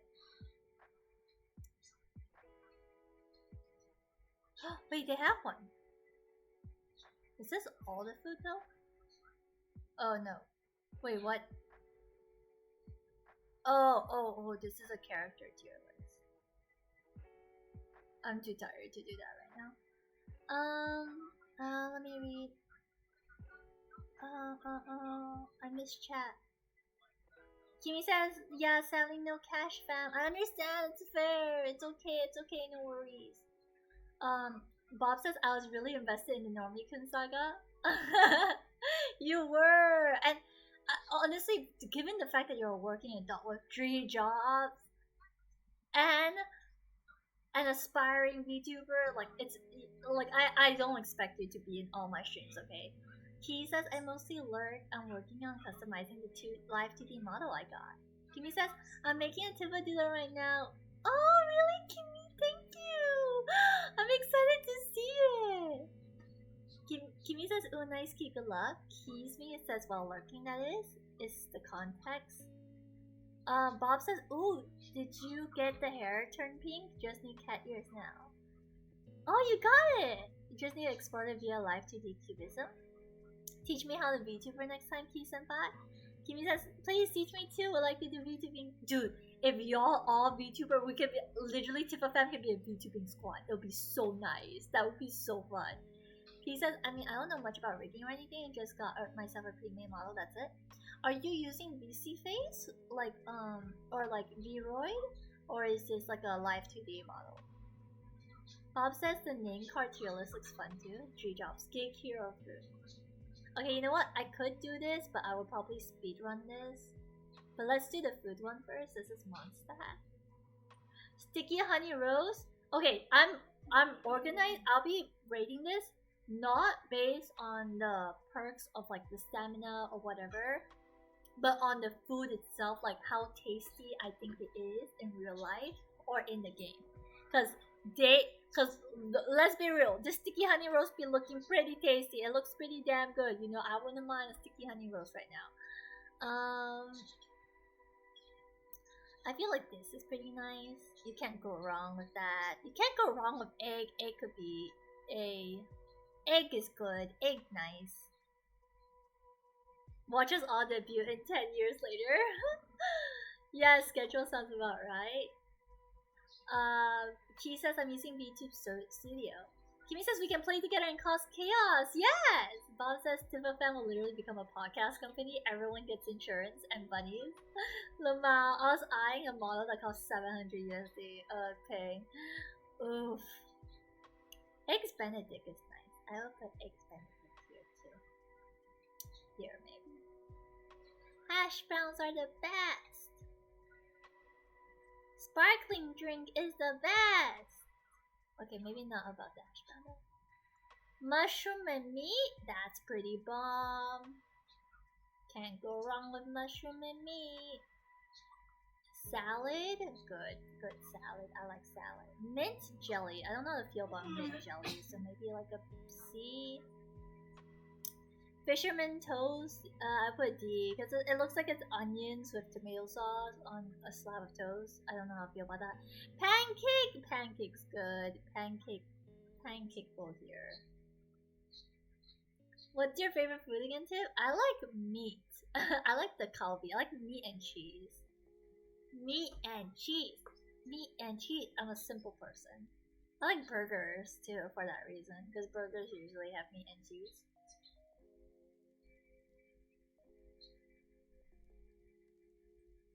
Alright, Korean.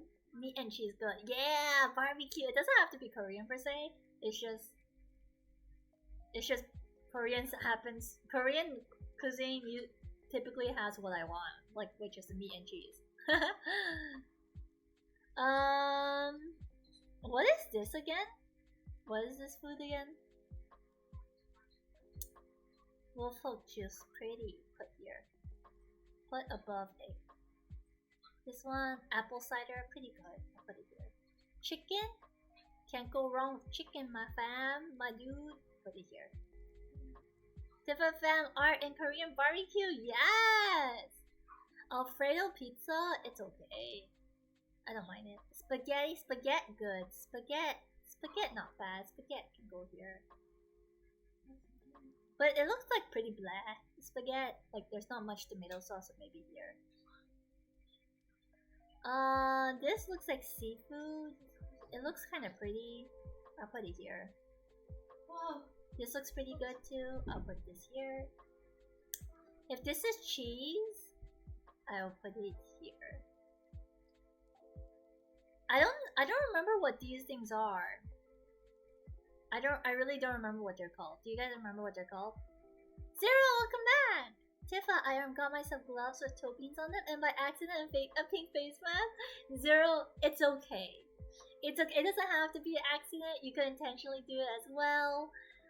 You are just getting the ideal outfit to match with your Pink Panther hoodie, okay? You're living the life. I'm all for it. I'm full support. Bob says, who's cooking the meat? Me! I like to cook the meat. I actually enjoy cooking the meat in Korean barbecue. Like, for me, I like watching the meat sizzle on the grill.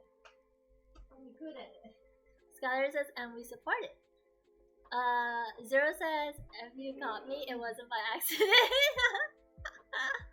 Look, I know what you're up to. It matches. Look, I'm just being very honest. Like, it matches the aesthetic, so like I support it. It matches and matches your hoodie aesthetic. Bob says, okay, I like eating. That's great. I enjoy watching people eat what I cook. I posted Insta and Twitter on the doodle. You did? Okay. I need to see this. I need to see. Am I following you on Twitter, Timmy? I need to. Am I tagged?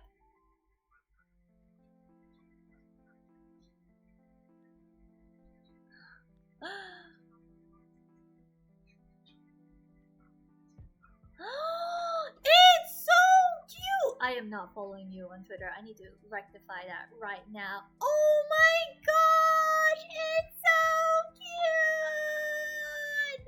Look at my eyes! Oh wait, no, I can't. How do I share this? How do I share this? Let me link the tweet. How do I copy tweet links? Oh, this way. Look at this! Look at this! It's so it's so pretty! Be careful, I like retweeting a lot, especially Sayonari. That's fine. That's fine. It's okay. My eyes! They look so good! Thank you so much for the doodle! Oh my, wait, I need to quote retweet this. Oh my gosh. I love it! It's so cute! I'm so touched when I get fan art or just art in general, or any form of art. It doesn't have to be like art, like even like writing or anything. Like, it's just so sweet. It's so heartwarming. I love it. It's just so like, oh my god, I'm achieving my B2B dreams. You know how I like to do doodles, especially the person in front of me. Bob says Tifa fan art competition. I wouldn't know what to give away as a prize. Bob says, Tifa, your tier lists are always skewed to A and S. I think because I don't find a lot of negatives. Like, it's not hard for me to like stuff. You know what I mean? Let me Google Mondstadt food to really understand what the heck this is. I don't understand. I don't know what this is. It's a moon pie. What is a moon pie?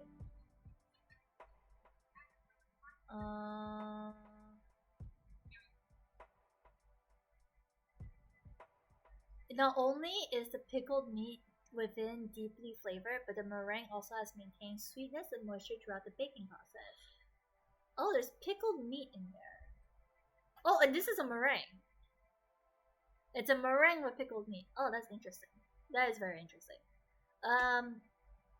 I don't know if I like that. I would probably put Moon Pie in C because I'm not very sure about it. Okay, let me see. Northern apple stew. Northern apple stew, a dish with braised meat and apples. The meat goes down smooth, its flavor dense. When cut open, the meat juice just flows out and bears traces of apple flavoring. Damn, I don't. Okay, I like that meat, but I don't know how I feel about apple flavored meat. But I'm willing to give it a try, and the presentation looks pretty nice, so I'll put it above pasta because it's meat. Okay. I also need to figure out what this Kala Lily seafood soup is. Oh my gosh, Cookie! Cookie, thank you for the raid! Welcome, raiders! Hello! Hello! Cookie, you are doing some art too! Oh my gosh, look at all the Tifa emotes! Yo! Sorry chat, welcome raiders. I'm sorry chat, we're actually taking a break from art to do a Genshin food tier list because I thought it would be fun. Cookie Hunter says hello there. Hello, how's it going? I'm doing pretty good. Just, chilling with stream. Bob says I like Tifa's design, I like simple OCs too. It's pretty fun. Kimi says it's cute little paws, true Tifa's design is easy to draw. Took me 10 minutes to make that. Thank you. Yes, welcome raiders. I am Tiff or Tifa. You guys can call me whatever you like. I stream art and I sometimes play Genshin and mostly do a lot of just chatting. Cookie says you draw booba. I do. I draw boobas. I do. I draw mostly females, so I do be drawing boobas a lot. I am a Buta fish. Thank you for the follow. Welcome to the Tifa fam, Buta. Hello.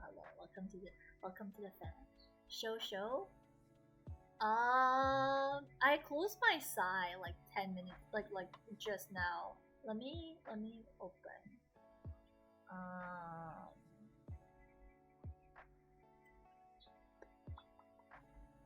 Let me see if I can find.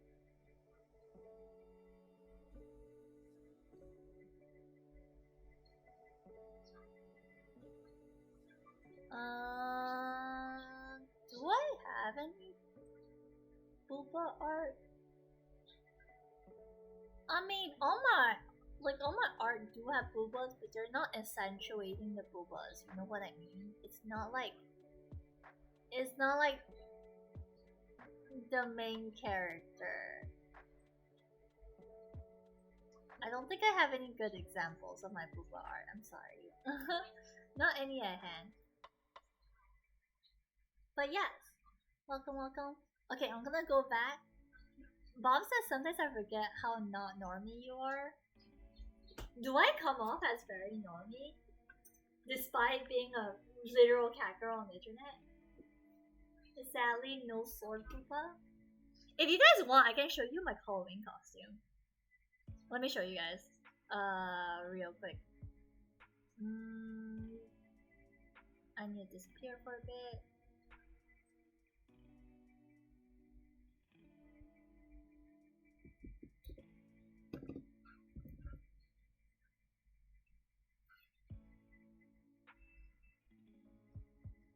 Half normie?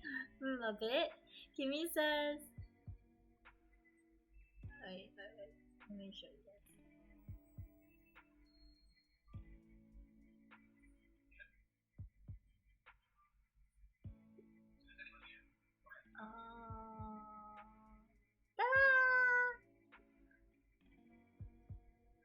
Booba more obvious in maid outfit. You would be Marin. She's also ENFP. What's Marin? Oh, Marin from the anime, the Kanojo no Bisque. That one? Thingy? That anime? She has the vibes of Marin. Wait, am I getting the right character? She was thinking of Sakura from Cardcaptor Sakura. Also ENFP, but more Marin. Marin? Oh, she cosplays! You're right! Yeah. So at one point I was like, should I do a maid stream? Like, but then it was like, I can't even do Nya for a long period of time. So like, no.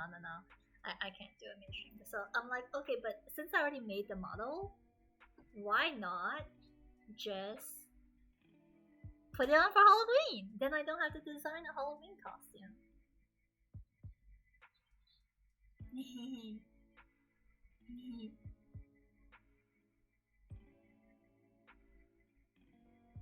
Thank you. You look stunning. Thank you.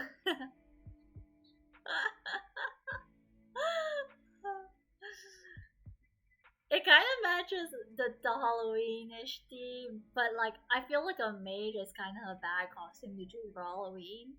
But I feel like I don't have enough time on my hands to design like a different Halloween costume. Halloween stream as a maid? Ooh, yeah, I could. If you guys are okay with that, or like sure, I don't mind. Then I could put this model to more usage. Okay, let's look up the Kala Lily seafood soup. I thought this was crab. Is this not crab? Oh, there is crab. Okay, since there's crab meat, oh, but there's mint.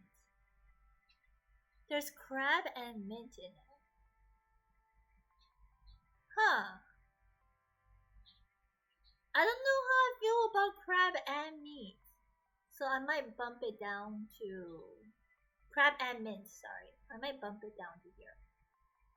Tifa Hime-sama! Oh, thank you! If I can't be the queen, I'll settle with being a princess. I think that's okay. I'm okay with that. Another food that I don't really know this one. What is this? I like reading the descriptions of the food, honestly. It makes it sound super good. Especially when you're kinda hungry. A meat and vegetable stew. The thick juices taste great with thick meat and... Okay, you know what? Cream stew is not bad. I like cream stews. Cream stew can go up to A. It can be here. Above egg. Okay, cold cut platter.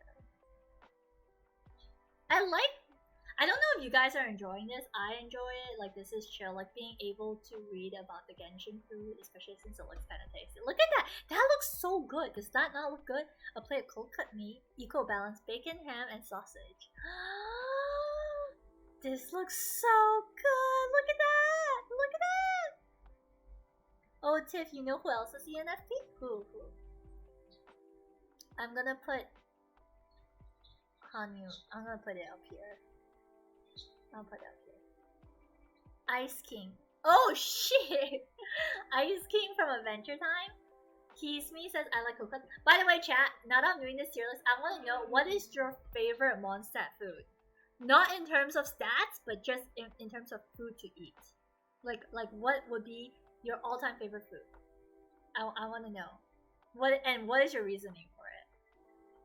Ooh, goulash. Goulash always looks delicious to me, but I never know what really goes into it. Teva egg, of course. Okay, yeah, goulash sounds so delicious. So delicious. Meat, vegetables, and a slow-boiled tomato thick stew? Heck yes, sign me up, especially if it's spicy. Wait, is this a goulash? Why does this not look like the goulash? I don't think this is a goulash. Wait, then what food is that? What food am I looking at?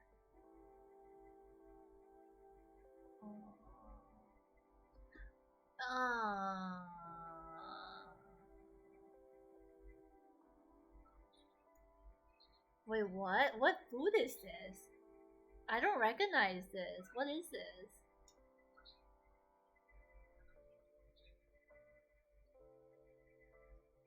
Okay, let's figure out what the Paola-milk is too, because I also don't know what this is. Paola-milk, a rich meaty dish.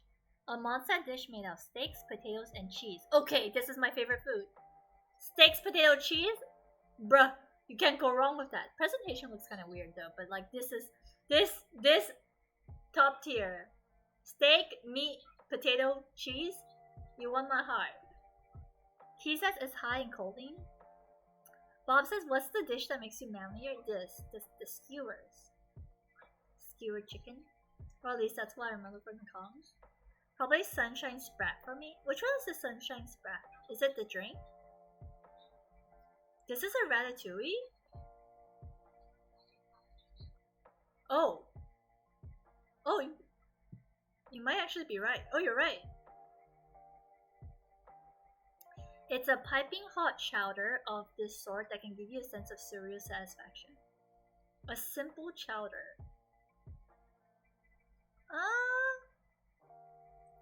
I quite like...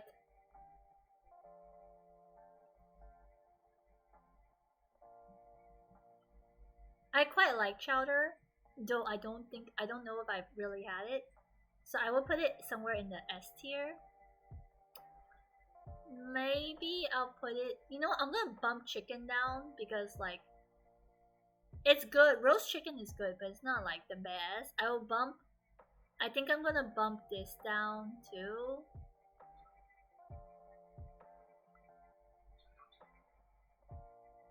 Yeah, I think I'm happy with this list. The reason why this is here is because it looks like salmon, and it looks damn delicious. Like salmon with lettuce, that sounds really good. You know, that sounds like a good mix right there.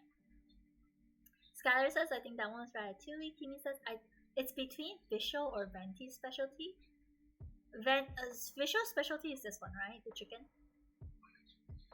Bob says, I love that movie. The rat movie. Kimmy says, also INFP here. What does that mean? Ooh! INFP turbulent. Yep, Ratatouille is such a good film. T means more reserved. A is more aggressive. Ah. Aha.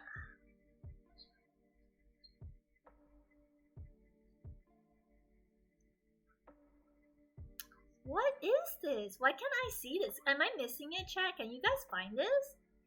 Am I not seeing it?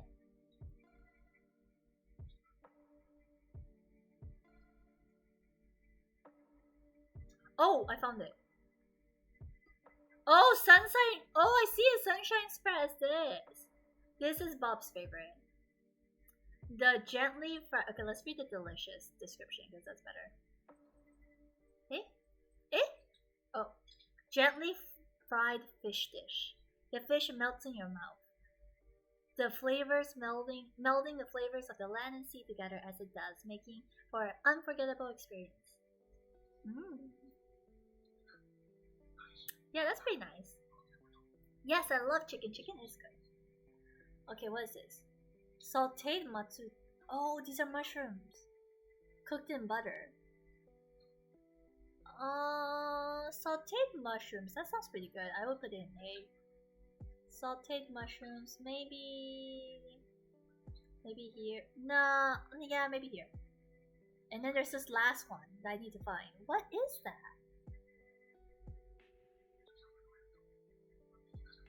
And why do I not see it? Oh, Northern Smoked Chicken. I see it.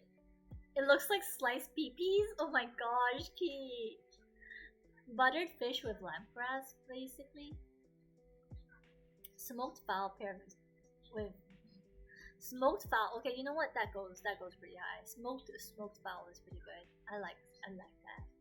This is my tier list for Mondstadt food. My favorite, definitely the pala. Although I would say presentation not the most appetizing. Presentation wise, the most appetizing to me is this, the sticky honey rose. But I feel like the description of sticky honey rose not as good as this because I like meat, I like cheese, I like potatoes. This also sounds pretty good. So yeah, this would be my tier list for the food. Wait, I should probably double check if the fisherman toast really is like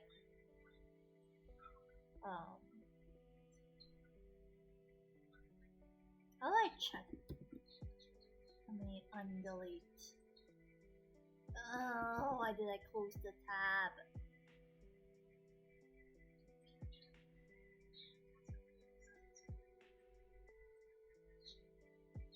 I closed the tab. Mondstadt food. I'll go back to Mondstadt food. let me Google.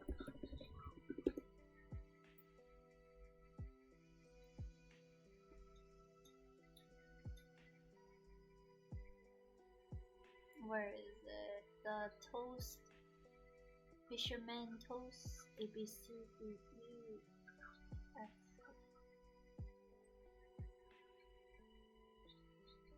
Yeah, it is onion covered toast. That looks I don't like that. I wouldn't want just raw onions on some tomato sauce. Yeah, I still believe it. Sorry, you're in the D section. D, you have to stay there.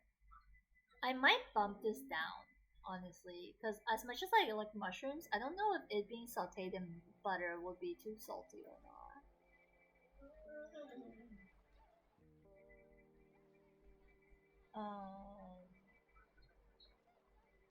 I don't remember what this is already. I forgot why I put it there.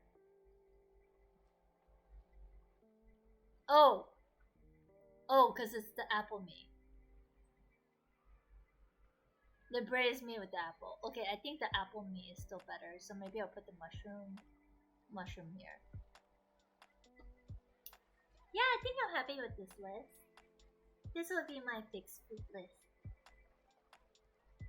Did Skylar say what her favorite is? I think that one was Ratatouille. What your favorite Mondstadt? What would be your favorite Mondstadt food dish? Tifa, your new outfit looks really good. It really pops. Oh, thank you! Thank you! Maybe I'll use it for this month then, or whenever I use this Halloween overlay, because I'm just gonna be using it for this month anyways, and which is like 4 days. There's only 4 days of this. Pile and Muff sounds pretty good, not gonna lie. Right? Okay, let's do Lier food now. By the way, it's pretty late, guys. If you guys need to sleep, please sleep, because I know you guys are in my time zone. So if you need to sleep, please, by all means. Alright? Let's do Lier. And then we do Inazuma. I don't think they have one for Sumeru yet. Ooh, they have special dishes, though. I might want to do that later. Okay, let's check Lier. Oh, there's a lot for Lier. Lier dishes.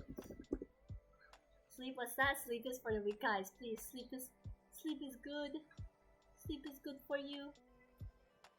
Okay, straight off the bat, dim sum, S tier, dim sum good, dim sum bomb, crab, bomb, crab goes there.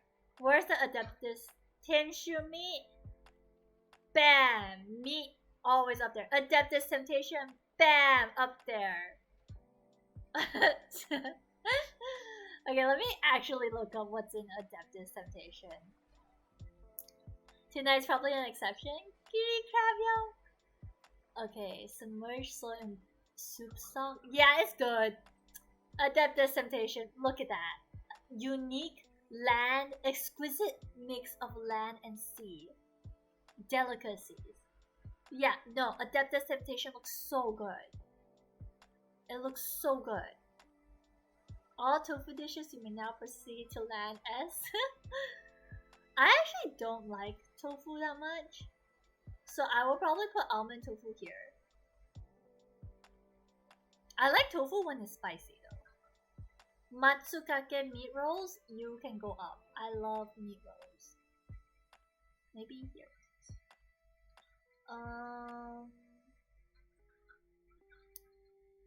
Mint salad, and that doesn't sound that yummy. It's not bad, but I won't say it's maybe I'll put it here. Okay, maybe I'll bump this down to C.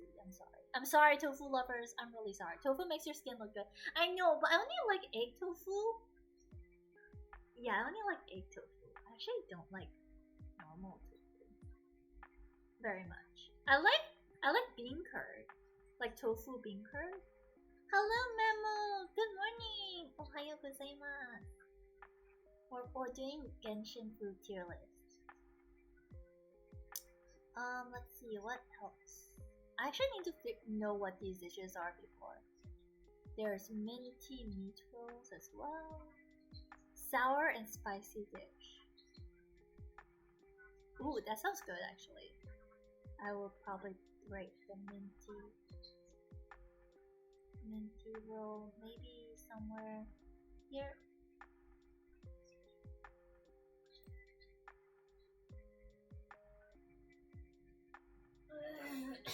Yeah, I think A is a good place to put it. Let's see, Mora meat. Mora meat is...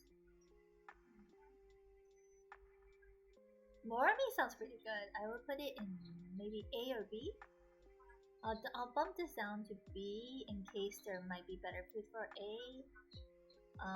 Mora meat sounds pretty good though. I'll put these two in A and maybe bump it down. I'm pretty sure this is hagor. It's like fried shrimp, so I'll put this here. Ooh, this is pretty good. I like this.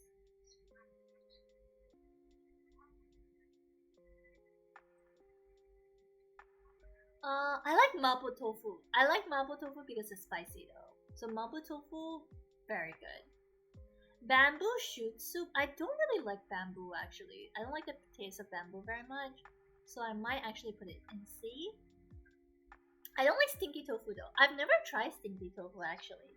I've smelled it before. It smells really bad. It smells like garbage honestly. But I've never tried it. Kimi says when Tifa said tofu, I thought it was tofu, the fellow Tifa watcher. Paul says bean curd, I like mapo, is the best. Sky says, oh no, I'm feeling hungry again. I know. Okay, if you guys could eat one of these foods, or what is your favorite Lier dish? Favorite Lier dish? Okay, I'm looking at this. Meat and vegetable sauce, rustic flavor. Noodles and meat and... This looks okay. This looks not bad. I might enjoy it. I'll put it in B. Okay, let's look up black back perch stew. Perch fish, fresh. It's spicy but not too. Ooh, I think I like this a lot. I might put this in A or S. Perch. I think I might put it here actually. I quite like spicy stew. Spicy stew, I really like. Nemo says all of them. If you had to choose one, no. Golden shrimp balls. Wait, is this the golden shrimp balls? Wait, let me save this. Let me download this.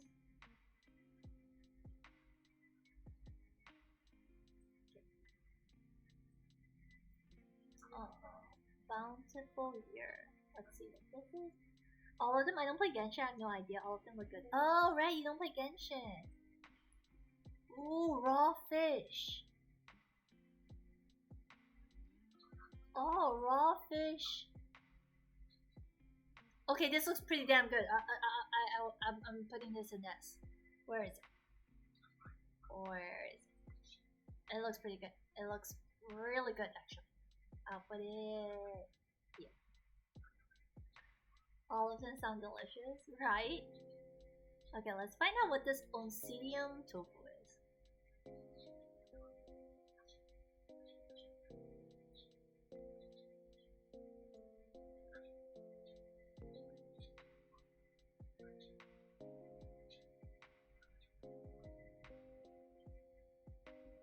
Oh, there's bamboo shoots shredded into here. Huh. Oh, there's ham and chicken that goes into this too, though. Okay, because of the ham and chicken, maybe I'll give it, because the presentation of it is really nice. So maybe I'll put it in B. Okay, I'll put it here maybe. Pop's tea so expensive. Why do you expect the year is a commercial hub? That's why it's so expensive, right? There's so much more food for Lier compared to everything else. Oh look, there's Hargao. Hargao is pretty good. Sorry, not Hargao, it's Siumai. Siumai is good. I'll put Siumai. Yeah, let's put Siumai here.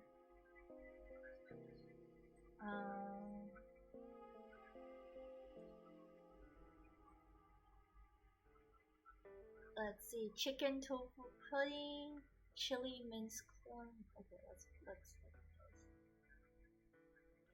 Great precision. Finely diced chicken breast, stirred with various minced meats.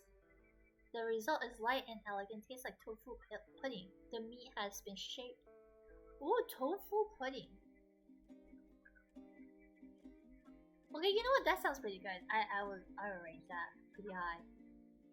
It doesn't look very good, but it sounds pretty good. Good night, Elvin. Sweet dreams. Thank you for staying. I think I'm gonna head to bed after this too, because I am getting pretty sleepy. Oh, rice pudding. Rice pudding, good. I like rice pudding. Rice pudding here? Okay, maybe here, because I like meat more.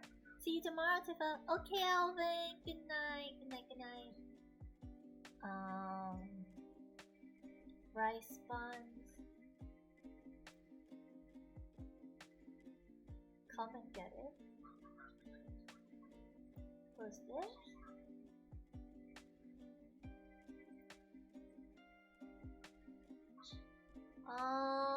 This is meat and vegetables are in it. Wait, what? Wait, what is this?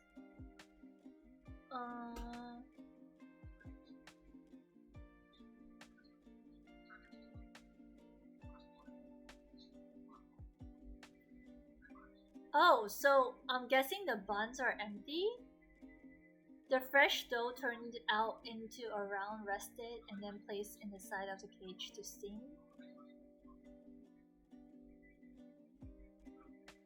When eaten, the fried condiments must be placed into the empty space in the middle of the buns. Oh, so there is an empty space between the buns. Oh, okay. That sounds pretty interesting. That sounds pretty good. It's pretty cute too, so maybe here? Tofu industry is doing well in the year. Lots of tofu dishes actually, not gonna lie. Rice buns. Rice, I'm guessing these are like mantou. And honestly, you can't go wrong with mantou, which is like just rice buns. I really like mantou, so I'll probably put mantou here.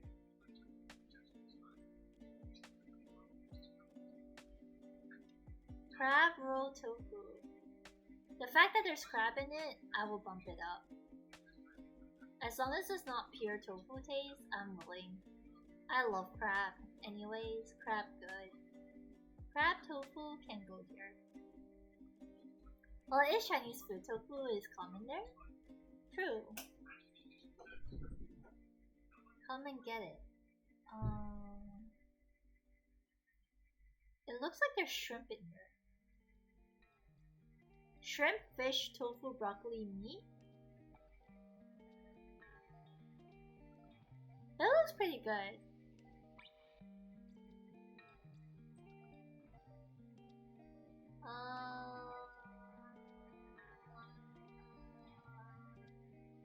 Maybe here.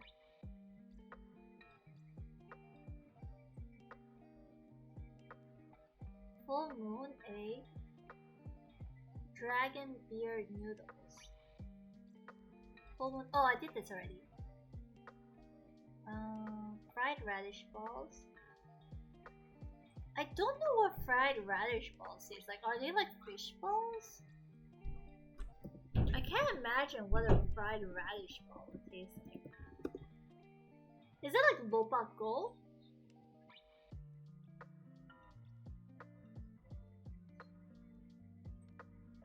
Because if it's like lopako, I will bump it up pretty high. But if it's like hard radish, I think I'll put it here. I don't know if I'll like it or not.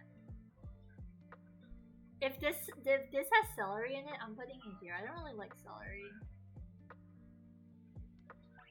Hello, Sugar! Welcome to the stream. Dragon beer noodles. Green onion is fried in a wok with soup and condiments. Lastly, noodles are added in. Noodles must be hand pulled multiple times to make it thin. Mushroom. Okay. Okay, this looks pretty this looks like standard noodles, you know, looks like pretty good noodles. I think it's this one, right? Doesn't look like you can go wrong with it, so I might put it here, maybe above rice pudding actually. Kimi says hi, sugar. Let's come get it. What else is there? Stir-fried shrimp, stir-fried fish noodles, stir-fried. Wow, a lot of stir-fried stuff. Stir-fried shrimp. Yeah, that looks good. Stir-fried shrimp. Let's put shrimp. You can't go wrong with shrimp, okay? Shrimp is good. Love shrimp. Put shrimp here. Stir-fried fish noodles.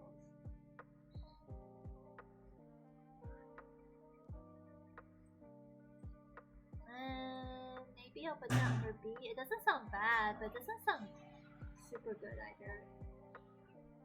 It doesn't look the most appetizing either to me, but it looks good. I like the way they describe the noodles as springy.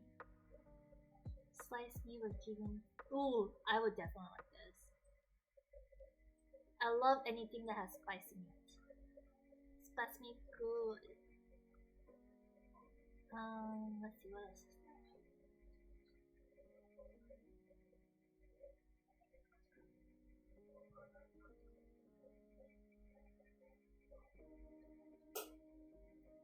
Oh yeah, question. Who was your first 5-star character? I think my first 5-star was Mona. I think it was Mona. Wok fried vegetarian food.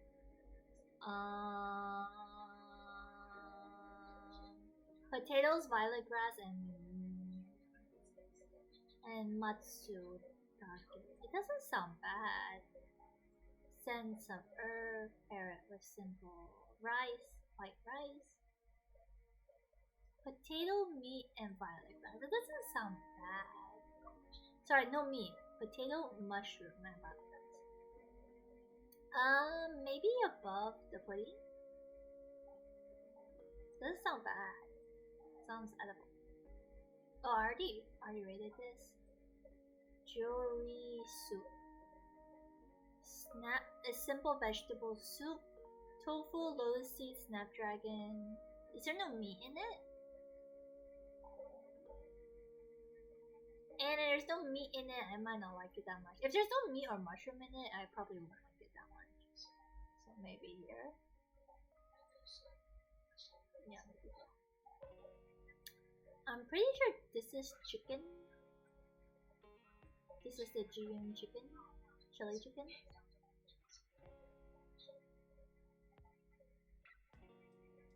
Yeah, I'll probably like this. I could put this in A.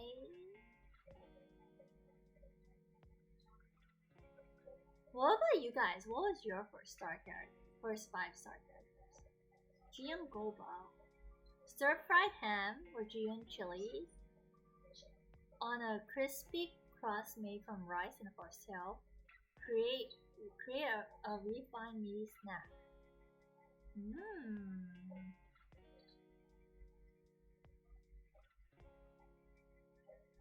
Okay, Jiyun Goba up there, cause I like meat, I like spice. I got Mona too, nice. Jean, you want Mona? I would. I want to change. I like Mona actually more than Jean. Mine Xiao was panicking when I got it. Oh, that's so nice. I got Mona when I was trying to roll for child. I lost 50-50. And then my second 5-star was Zhongli, I think.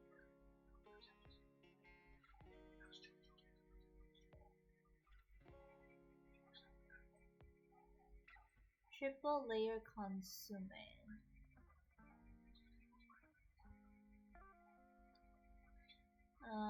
Ham, fowl, and bamboo.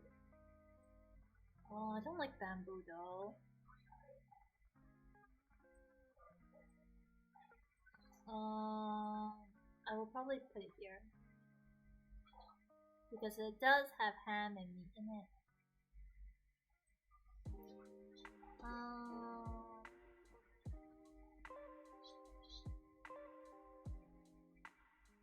What's in this? Carrot, berry, and lotus. Oh. Oh, those are berries? Berries and rice is a bit weird to me. I think I'll put it here. No, I don't think I'll eat it. Unless I eat it separately. I'll probably eat the stuff separately.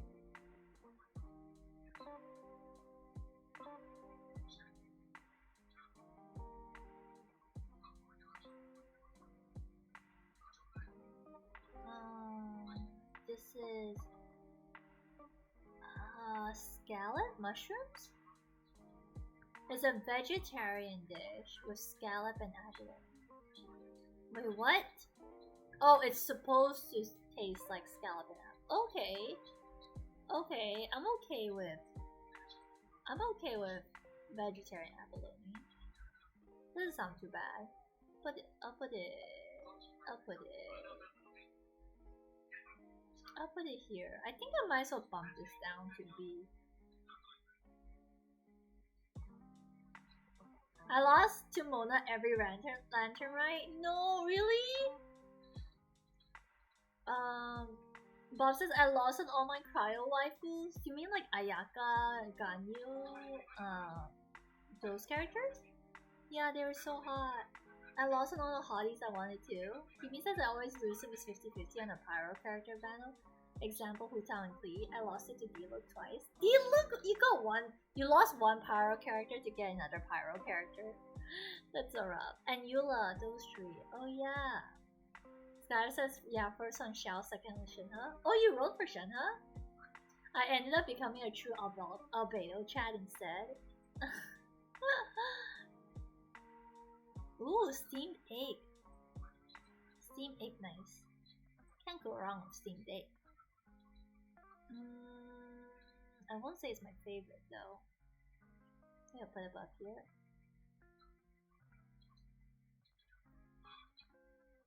Maybe I'll bump these down to B.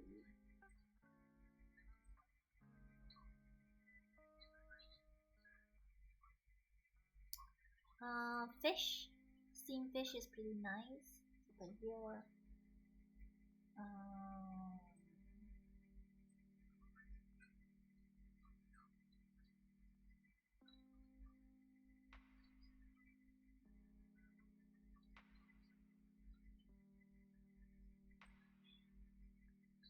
Lotus flower crisp. What's inside it?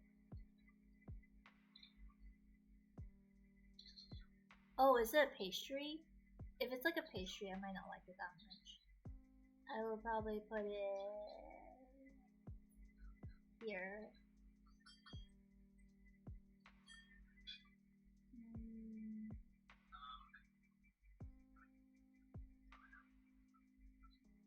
Oh.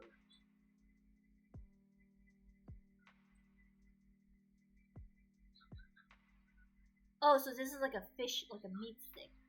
Like a fish cake. Okay, fish cakes aren't bad. They're not super good, but they're not bad, so I'll put it here in A. What are those? Do they not have images? Or did I miss it? Oh, I found it. Chinta stir fry. Mushrooms, nuts, and chili?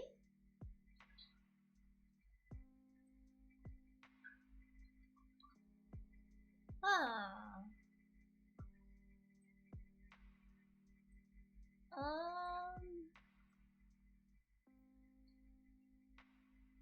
It looks okay. I'll put it maybe.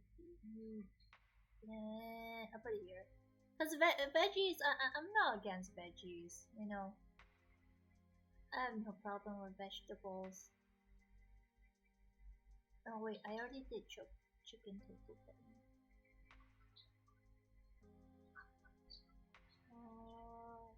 I'm trying to figure out what the last two dishes are. I don't know what these two are.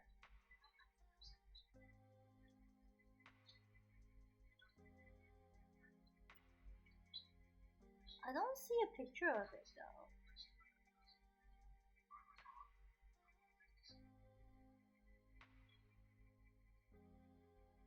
Yeah, I don't see a picture of it. I hope it's not these. I don't think it is though. I hope not.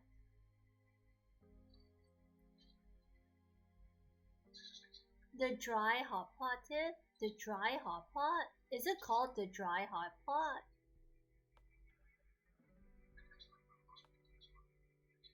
Where do you see hot pot? Oh, I see it now. You guys are much better at this than me. Well, then what's this? What is this thing? What is this? It looks like oil.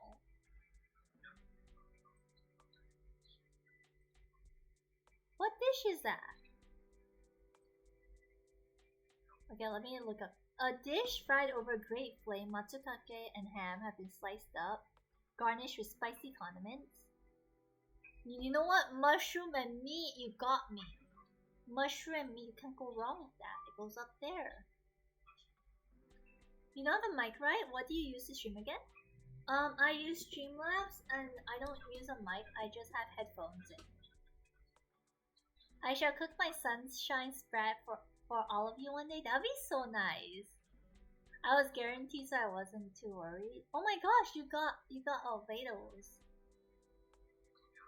Albedo is good. He's a great character. To be honest, I got him to flex on my sibling who likes him. Aww. That's what I did for Ito. That's what happened with Ito. Sky says I used up all my Primo savings. Aww.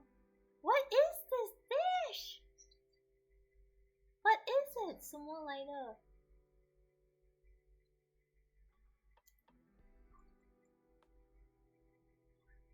Pop's tea?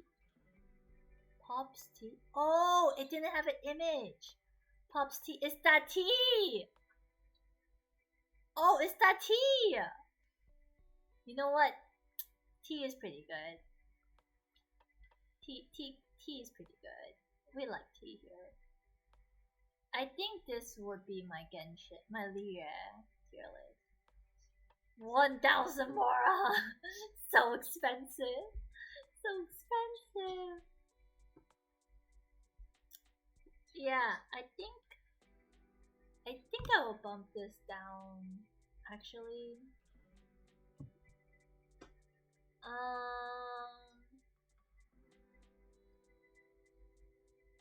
I might push this up.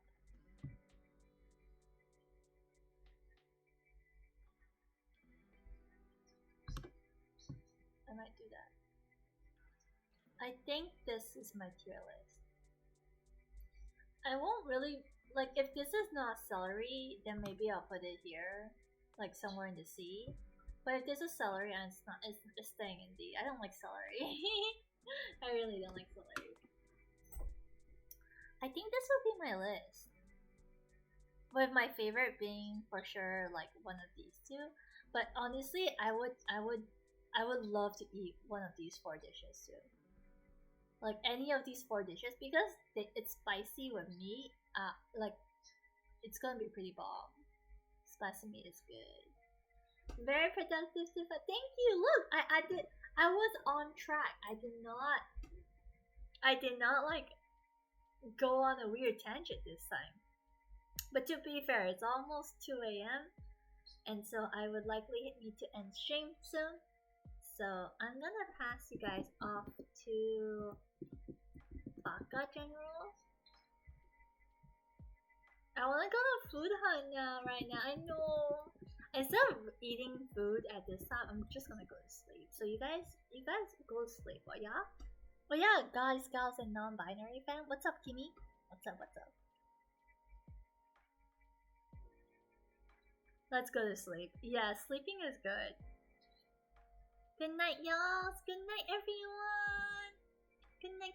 I'm gonna just end stream then. I'm not gonna. Is leaks okay here? Yeah. You can send leaks in the Discord server. There's a channel for leaks. So if you wanna send leaks, you can drop it in the Genshin leak server. If you can't find the channel, it's because you might have to react to a role. So if you go to like assign roles, there is a role for leaks. So once you access the leaks role, you can access the leaks channel, and then you can like drop the leaks in there. Yep. Good night, everyone. Good night, good night. I'm not gonna raid. I'm just gonna let you guys all go to sleep, okay? Good night, Oyasumi. Thanks for hanging out with me. And for like listening to my episode, the most final episode of the Normie-kun series. Good luck with your interview and trust your guts. Thank you, Kimi. Skylar says thank you for the stream. I love hanging around here. Thank you, Skylar. Thank you, Bob. I can now move on with my life. I'll be entering into a new phase, a new saga. Not Normie-kun this time, but the work-life saga. It'll be new. Hopefully I can still stream. I'm praying I still have energy to stream even when I start working. Alright. Good night, everyone. I'm gonna. Bye bye. I'm gonna end the stream now. Good night, everyone.